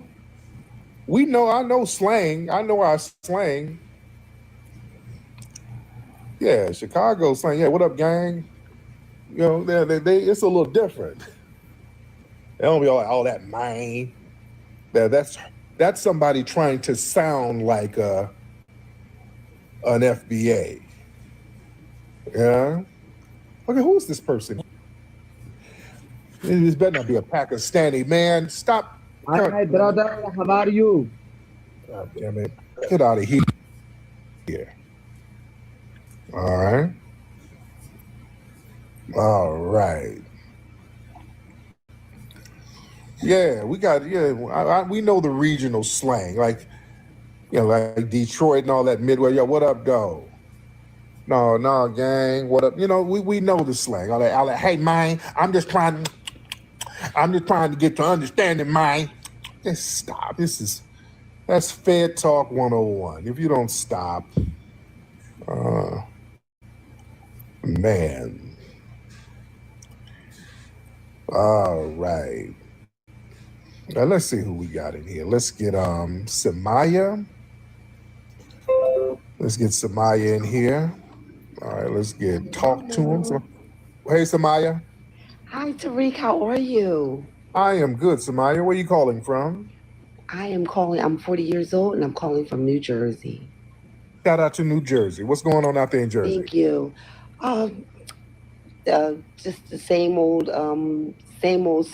Everybody's just trying to, stay under the radar pretty much around here. I've been staying under the radar, actually. Okay, why are you staying under the radar, dear? Well, I do a lot of I work with children and youth, and I work very hard with the courts and the judges. Yeah, okay. So I'm into a lot and volunteer, with the elderly and everything. So, just very aware and lineage, all that. And so, this is the time. I'm just kind of staying under the radar. Can't go to sleep, got to go to work in a couple hours. Oh, okay. Well, good luck to you, beloved, and thank you for calling in, dear. Thank you so much. Let's talk to him. How you doing, Tariq? What's up, brother? Is that your smoke alarm back there, brother? Yep. But I got a question for you, Tariq. You got to change that battery, but go ahead, brother. What do you think of the recent attacks on Iran? Yeah, man, I talked about that earlier. That's very unfortunate. I hate that we're getting into war because there's going to be a clapback. So people are going to try to get their damn lick back. And we got so many people over here from... Okay, brother, damn. Okay, hold on. Talk to him. Is that you making all that noise? No, it's not me. Okay. I muted the other guy. Okay, my bad. But yeah, I think it's unfortunate. Now, where are you from? Talk to him. Yeah, I hear an accent. I'm an Eritrean. Eritrean. Got it. Yeah. All right. Are you out here in LA or where you living? Missouri, St. Louis. Missouri. Okay. I got we Tethers have a song for you, Tariq. Oh, the Tethers got a song for me? Yeah. How's the song go? Tariq, are you listening? Africans are coming for you. They'll get you into walking on the Tether Wonderland. Oh, so the Africans are coming for me. Y'all coming for me? Nah, bro. We too busy, bro. We running the country, bro. Running from the country? That's what you mean? Running from your country? Nah, running from this country, bro. Running from your country. That's what you're running. You're running from your country. No, bro. Literally, Reds just turned off his page because of me, and I'm gonna turn off your page too, bro. I got that power. Well, you gonna use your musty power? I'm Rohan, bro. I literally banned Red from TikTok, bro. I'm gonna do that to you too, bro. No, you're not gonna do that to me because I got the most popping spot on here. You see how that works? Now fix your alarm, man. Fix your damn alarm, Rohan. All right. Okay. Let's see who we got. Yeah. Don. What's up, Don? Yo, Don? Okay, What's Don. going on, brother? Peace to the family. I'm sorry, I have my mic muted. Hey, what's going on with you, Don? Oh man, I was just vouching for you, man. We definitely ain't walking around here in Chicago talking about no Maine. You'll catch somebody talking about church, what's up, church, or something like that, but no, ain't no Maine going on. Right, yeah, I knew she was faking the phone. Yeah, but how you doing out there, brother? Man, all is well, man. I seen the recent post you made on Twitter, and I commented and dropped the link on my YouTube talking about them illegal, well, not the illegal, but immigrants driving these 18-wheelers and the dangers on the road of that. Wow, yeah, man. Oh God, man, these people are just putting everybody in danger, man. Man, and we need to look into these corporations once again, because they cutting corners, hiring these people, can't even read the road signs, and they out here killing people on the road. So y'all check me out on Don 773 TV, because I definitely know I'm trying to bring light to certain situations. No doubt, man. Thank you so much, Don. All right. Yeah, y'all use the right Twitter terms, TikTok terms. But what he's talking about, I posted a video. It was some civilian stopped this lady driving looked like an 18-wheeler. She's driving a damn truck at night with no lights on. And the dude was like, hey, what then? She's like some foreign lady, I don't know, like from Africa, the Caribbean, somewhere. And he was like, man, what, ma'am, how come you ain't got no lights on? I can't find the lights. I can't find the lights. She told me she couldn't find the lights. She don't know how to turn the lights on the truck. You're like, how'd you get a CDL? And she showed up the CDL, and it's clearly these people are getting these fake CDLs from somewhere. Look like she had on flip-flops too. Man, we've seen several situations where these people, these non-FBAs are coming over here with these bootleg CDLs and just unaliving people, causing massive accidents, man. That's a problem. That's a major damn problem, man. Yeah, they're getting these little janky CDLs. Clearly there's a little scam going on. Yeah, Latinos too. Yeah. The East Indians, a lot of them. See, that's why don't let nobody come over shaming. Yeah, I came over with, I did hot whack, and man, these folks they scam their way into certain positions with no real qualifications. Let's keep it real. There's always some little scam going on that puts everybody at risk. Yeah, I'm dealing with one of my doctors now. I got this janky doctor who don't know what the hell she's doing. My insurance company subscribed me to that, and I'm calling them tomorrow to get another damn doctor, because she's one of these people who clearly got a fake degree somewhere. She don't know shit. I got a janky ass doctor from where's she from? The Middle East? She's from somewhere, and that woman don't know her ass from a hole in the ground. Nothing. You know? She's probably Indian.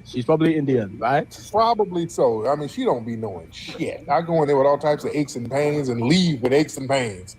Don't know shit. What's up, brother? What's up, Maxwell? How are you? Yeah, I'm doing fine. today. Yeah, so I just wanted to come up. I seen you were live. I just wanted to say, I'm not really agreeing with the rhetoric you are spewing. I don't really agree with FBA. What's the rhetoric? That the Africans come here and undermine you people. Why you got a fake? That accent is fake as hell. Your accent is fake? Why you got a fake accent? My accent is not fake. My accent is not fake. I'm from Nigeria. I'm just no, here. You're not. No, you're not. This Rohan.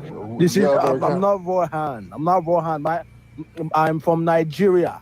I'm not. What tribe are you from? What tribe? I'm Igbo. You're not no Igbo. I'm Igbo. I'm from Anambra State. I'm Igbo. Please. Right. What part of Nigeria did you come from? From Southeast. I'm from the southeast of Nigeria. So what's the country? What's the state? Yeah, what's the area? So I'm from Anambra State. I'm from what used to be called Biafra. So if you actually go and search up Biafra, you'll be able to see exactly where I'm from. Yeah, you up here Googling stuff right now. I'm not Googling. I'm Nigerian. I'm from Nigeria. I'm an Igbo man From Anambra State, Nigeria, Right. southeast. We gonna get okay. You Google why you just got dropped. All right. You know, erasing history is something that you have to do when it comes to conquest, domination, and destroying a people. If people knew who they were, what they were, and what they were capable of in the past, they will understand what they have a possibility or a likelihood of doing in the future. Foundation of Black Americans, we've always had a culture of resistance. We cultivated a culture of resistance on this land, and we've been resisting ever since we've encountered European domination. But nothing was really popping in Europe until the transatlantic slave trade, and that's where they amassed a lot of wealth. One thing that I think is unique about our culture as far as how we resist, how we fight back, is just the environment we were put in from day one. Being only 13% of the population, the white supremacists were very meticulous about keeping that population at a certain amount. There was never a period when we did not resist the encroachment of the white man. They have a natural behavior of authority no matter where they go. That's why they'll step up in front of us in the line at the store. We're not important. They don't even see us. We've never been able to excel. We've never been able to relax. We've never been able to just be, which means that existence is resistance. It must be something in our DNA, our historical background, to when something doesn't sit right with us, especially spiritually, in our souls and in our spirit, we just say no. We live resistance. You know, from the moment we're born, we're in resistance. And it's handed down generation to generation. And so I think that cultural resistance is actually in our DNA, in our epigenetics, and then it blossoms out into the culture. So there's almost nothing in America that we do, from song to dance to politics to the way we talk, the way we dress, having coded languages considered to be slang today. Everything about Black American culture is a form of resistance. Of course, they want to always downplay our contributions to the global tapestry because they continue to act like our number one export in this country is not Black innovation. Everyone understands that our resistance has been the cornerstone of what foundational Black Americans have always done. We are the life that breathes everything into this nation. The further back you go, the further Black you go. It's just simple like that, brother.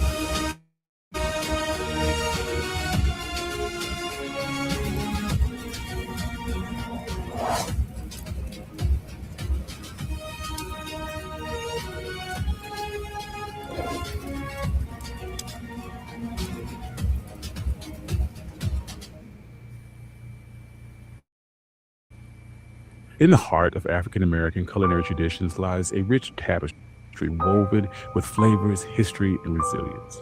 It's a cuisine born from struggle and survival and tells a story far deeper than its delicious dishes. It's a story that stretches across continents and centuries, from bustling markets of West Africa to sprawling plantations of the American South. So join us today while we chronicle the history and legacy of soul food. And if you like stories like this, you can find more stories like this at onemichistory.com. And if you like audio only episodes, you can find my podcast wherever you get your podcast. But without further ado, let's get started.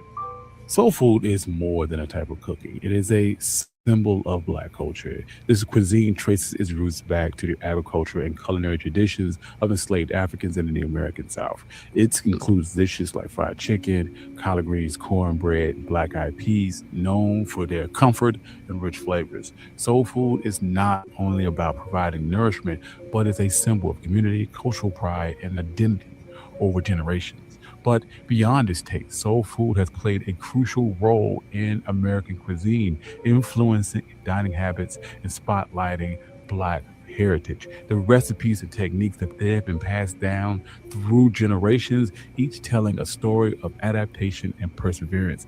As soul food spread from its southern origins, it became a cherished part of America's diverse culinary scene, inspiring chefs and food lovers everywhere. Let's start at the beginning.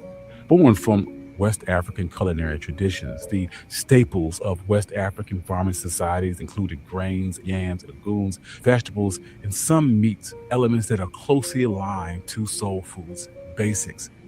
Western African regions had preferences for different starches, including rice, millet, sorghum, and yams. Fishing was crucial along the coast and interior rivers, contributing significantly to their diet. Traditional West African cooking methods included frying, smoking, baking with ash, roasting over a fire, and boiling in water, many of which are staples of soul food today.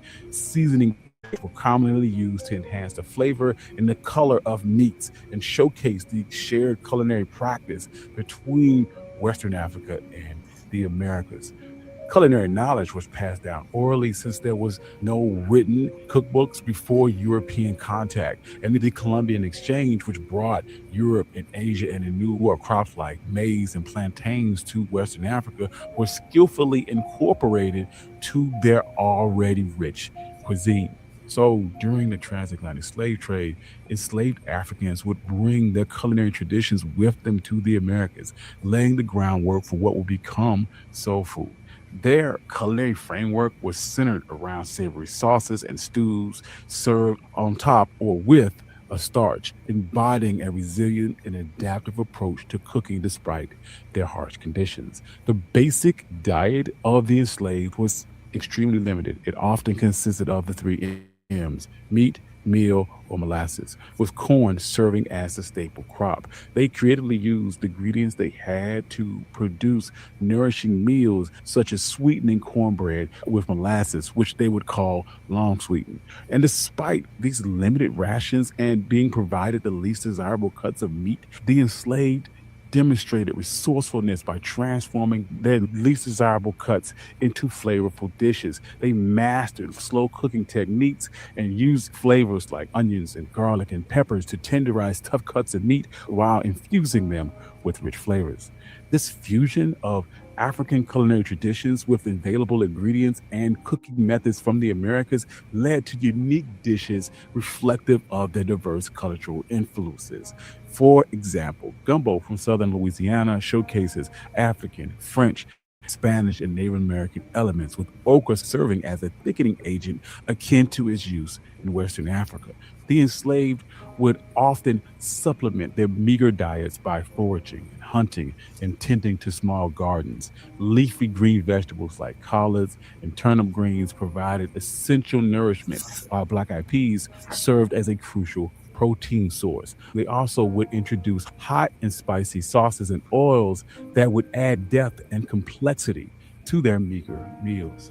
After the Civil War, newly emancipated African Americans adapted their traditional diets to the changing post-emancipation landscape. Many became sharecroppers and rent farmers, which influenced their access to food.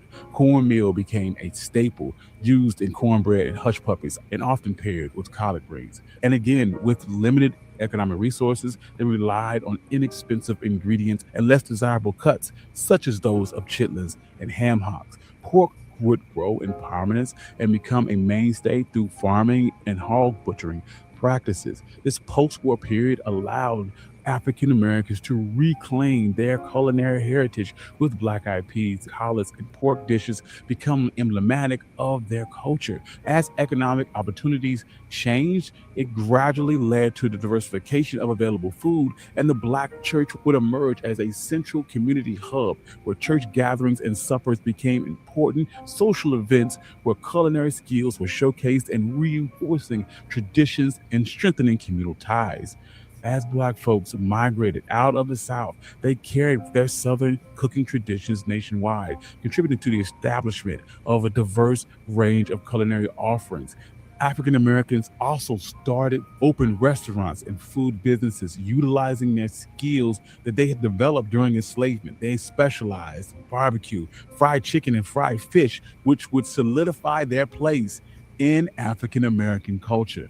This movement sparked an evolution of soul food as these migrants adapted traditional soul food dishes to their new urban environments. Fish fries became popular in an area abundant with freshwater fish like the Great Lakes, while interactions with different ethnic groups introduced new techniques and new ingredients to the cuisine. The urban influence led to the development of down-home cooking, a culinary expression that helped African Americans maintain their connection to their roots. Street vendors and Black Black-owned restaurants played an essential role in providing familiar Southern favorites, helping nurture a sense of community, while grocery stores began stocking Southern foods. So as we move forward into the civil rights movement, this is where you would see the emergence of the term soul food, infusing traditional Southern cooking with racial pride and political significance. This new label symbolized a step away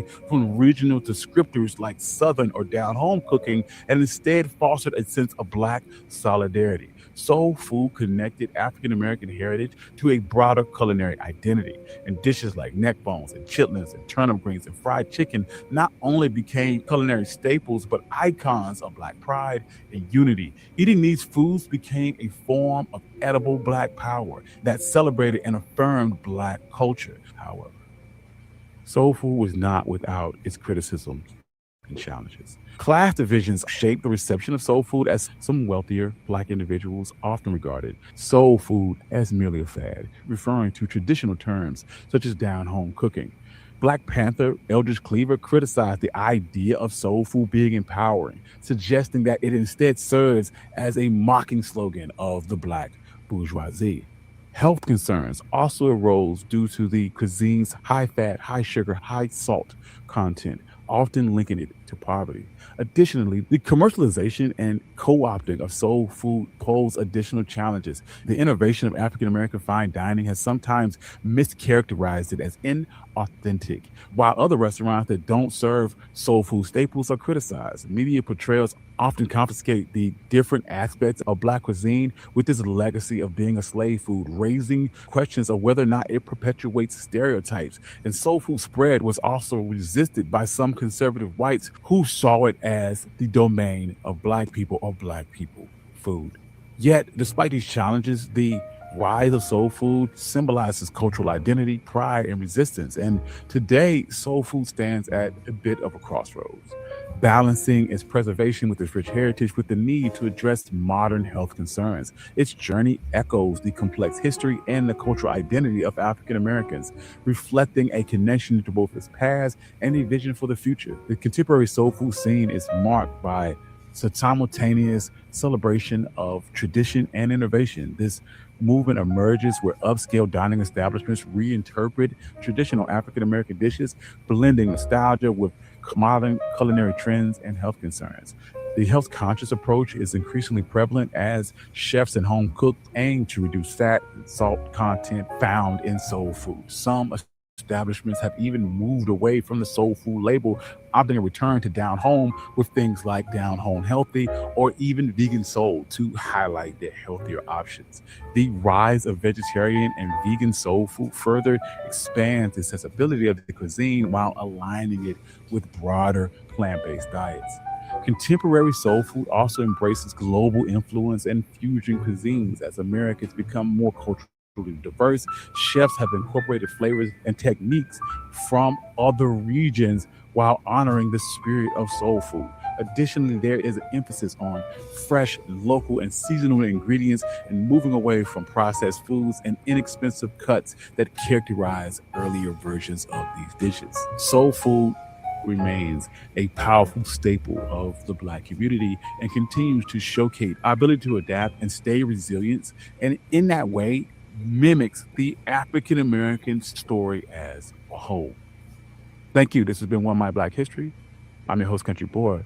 If you like stories like this, you can find more stories like this at onemichistory.com. If you like audio-only episodes, you can find my podcast wherever you get your podcast. I'd like to thank all my financial contributors. Without you, none of this could be possible. I love you all. Peace. Thank you. This has been One My Black History. I'm your host, Country Boy, and this is the story of the Black chefs that shaped American cuisine.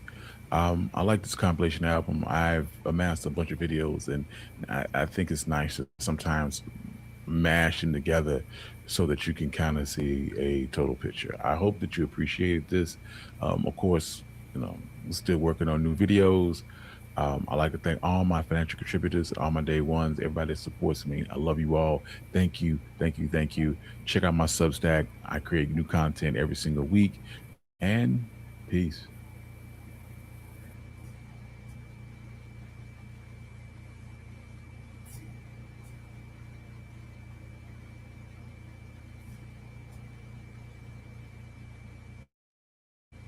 was just looking at our clip, and one thing I didn't express well enough is just how gracefully you've grown up, and I'm so proud of you, and you're so beautiful. I'm serious. Thank you so much. Now, you were acting up on the carpet last year. You acting up today?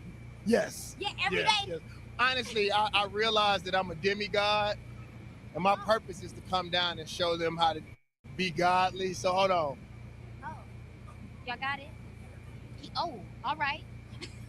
How does it feel being here tonight? How important is it for our community to celebrate each other? So I do want to say this, and you all spread this. I'm tired of black folks not clapping for each other. This is the place where we're supposed to feel like we can fly.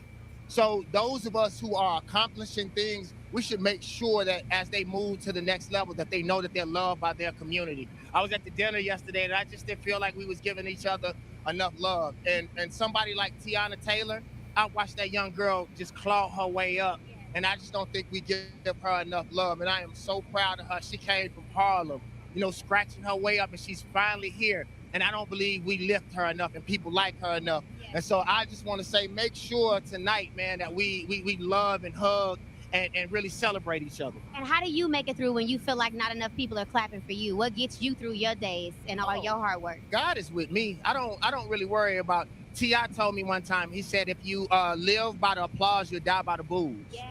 You know, so I know internally what I've gone through. Just, you know, 2 years ago, I went through the worst depression that I've ever gone through in my life. And just the fact that I can sleep again, just the fact that I'm breathing, just the fact that I'm healthy is enough for me. So I'm not really worried about humans, but I know other people are not at that level yet, and they may need it a little bit more. But hearing you speak today, that's going to motivate them to step into that. Thank you so much for your time. It's so good to see you. Don't be interrupting my interviews. But this is what, hold on, wait. This is what I'm talking about. All of this money right here, all of this. You see right here? Can I be stylist? Look at that. That's so much money. Working as a stylist. He's so fashionable. He's so fashionable. No. He gets it. I love you had more, such but I a love you great more. message today. Don't look for the applause from other people. You know where you need to get it from. But if you don't get it, just know that you're blessed to even be here, y'all. Yes, and I love you, and I'm proud of you, baby. Thank you for stopping by. Enjoy your night.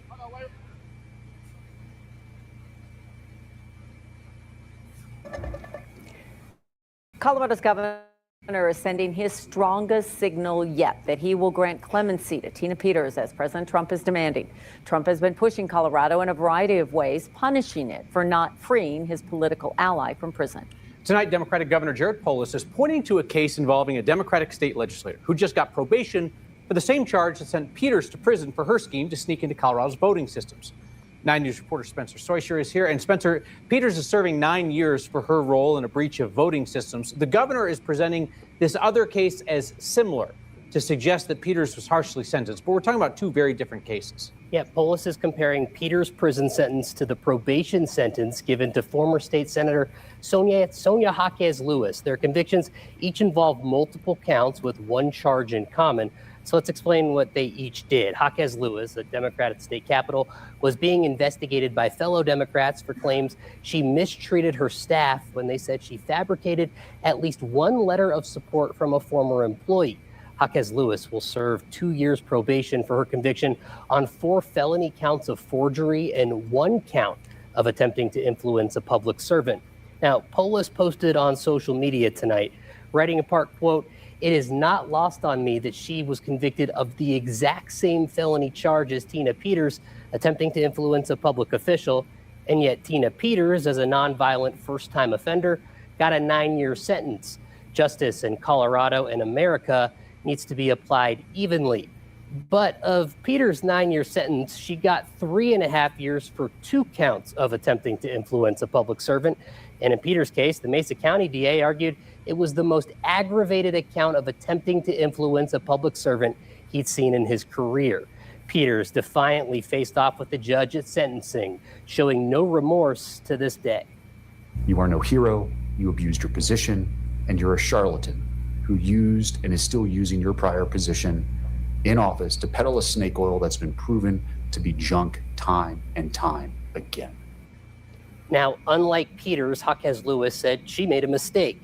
Peters maintained she did nothing wrong. President Trump has promised retribution against Colorado for keeping Peters in prison and has withheld disaster aid, announced plans to pull a military facility and science lab from the state, and vetoed a clean drinking water project in retaliation.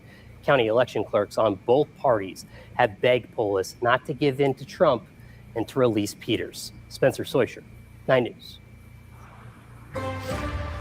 Finally, it rained. Yeah, we saw rain. We're not used to that this time of the year. The rain, though, starting to taper off. We are tracking another system later in the week. 9 News Chief Meteorologist Kathy Sabin is here, and maybe what we used to seeing in March, snow. Wouldn't that be something? Kim, the models are suggesting maybe 2 to 3 inches of snow in Denver by the end of the week. They keep moving back and forth, but things look good in that regard tonight. And when you see a picture like this in March, our snowiest month, we desperately need the moisture. And we did get some today. Denver, about 1/10 of an inch. Other areas along the Front Range, 1/4 inch to almost 1/2 inch of rain. Not a big snow producer in the mountains, not a super cold storm, but 2 to 5 inches of snow. And that snow still coming down over the southern foothills and over southern I-25 corridors like Monument Hill and the Palmer Divide down toward Colorado Springs. There's still some good rain going on down south outside of Castle Rock and West Creek and Woodland Park.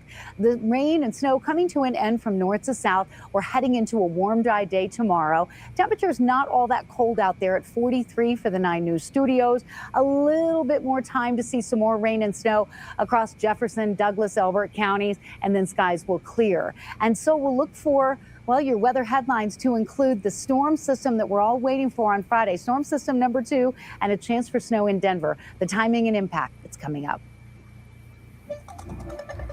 Primary season is now underway, and while there are races in Arkansas and North Carolina tonight, what happens in Texas could be the best indicator of what lies ahead in the 2026 midterms. The GOP Senate primary down there tested MAGA loyalty. Democratic Senate primary featured 2 rising stars. 9 News anchor Phil Lipoff is along, and we still don't have a general election matchup set tonight, Phil. No resolution to anything just yet, Kyle. Let me explain. The confusion in Dallas County is a big part of this, where the first polls closed at 8 p.m., but a judge ordered polling locations in the county's Democratic primary to stay open 2 hours longer after Democratic Party officials said thousands of voters were turned away because of confusion about where to vote. So now let's get to the races. Among the highest profile are the 2 competitive Senate primaries in Texas. Let's start with the Republicans. Incumbent Senator John Cornyn in a tight primary challenge from State Attorney General Ken Paxton and Rep. Wesley Hunt. Even though Paxton has positioned himself as a hardcore MAGA candidate, President Trump did not endorse anyone in this primary. Neither Cornyn nor Paxton got over the 50% needed, so there will now be a runoff between the two. On the Democrat side, turnout was huge, but right now it's too early to call because State Rep James Tallarico has about a 5-point lead over Congresswoman Jasmine Crockett. But after a judge extended those voting hours in Dallas County, Attorney General Ken Paxton, running on the Republican side, asked the Texas Supreme Court to temporarily order that votes cast by people who were not in line to vote by 7 p.m. when polls were originally set to close should be separated out. Now, what does that mean? Not sure just yet. It creates uncertainty over whether those ballots.